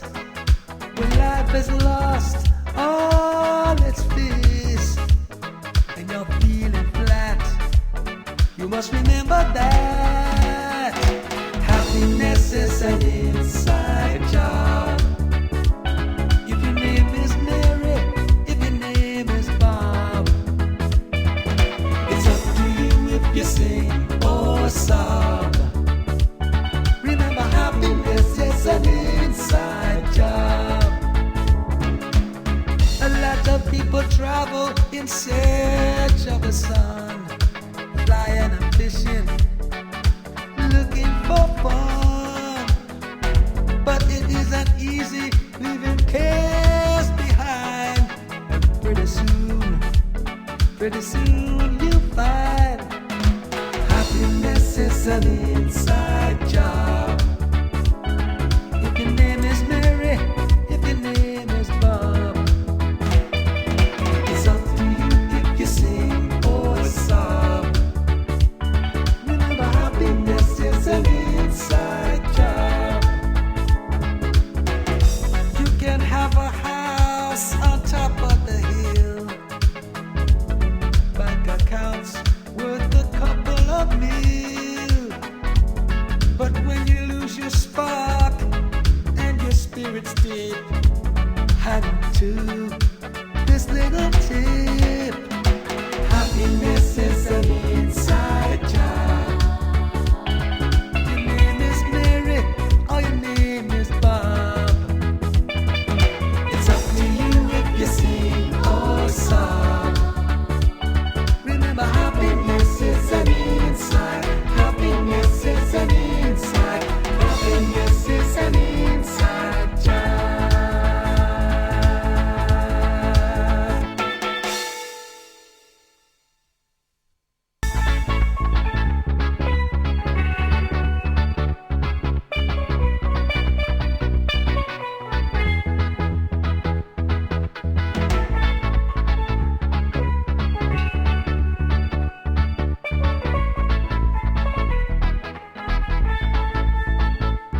It's taken thousands of years trying to chase something that's staring us in the face.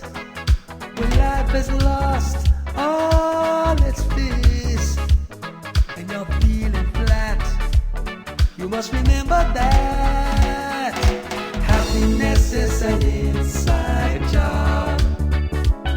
If your name is Mary, if your name is Bob, it's up to you if you sing or sob.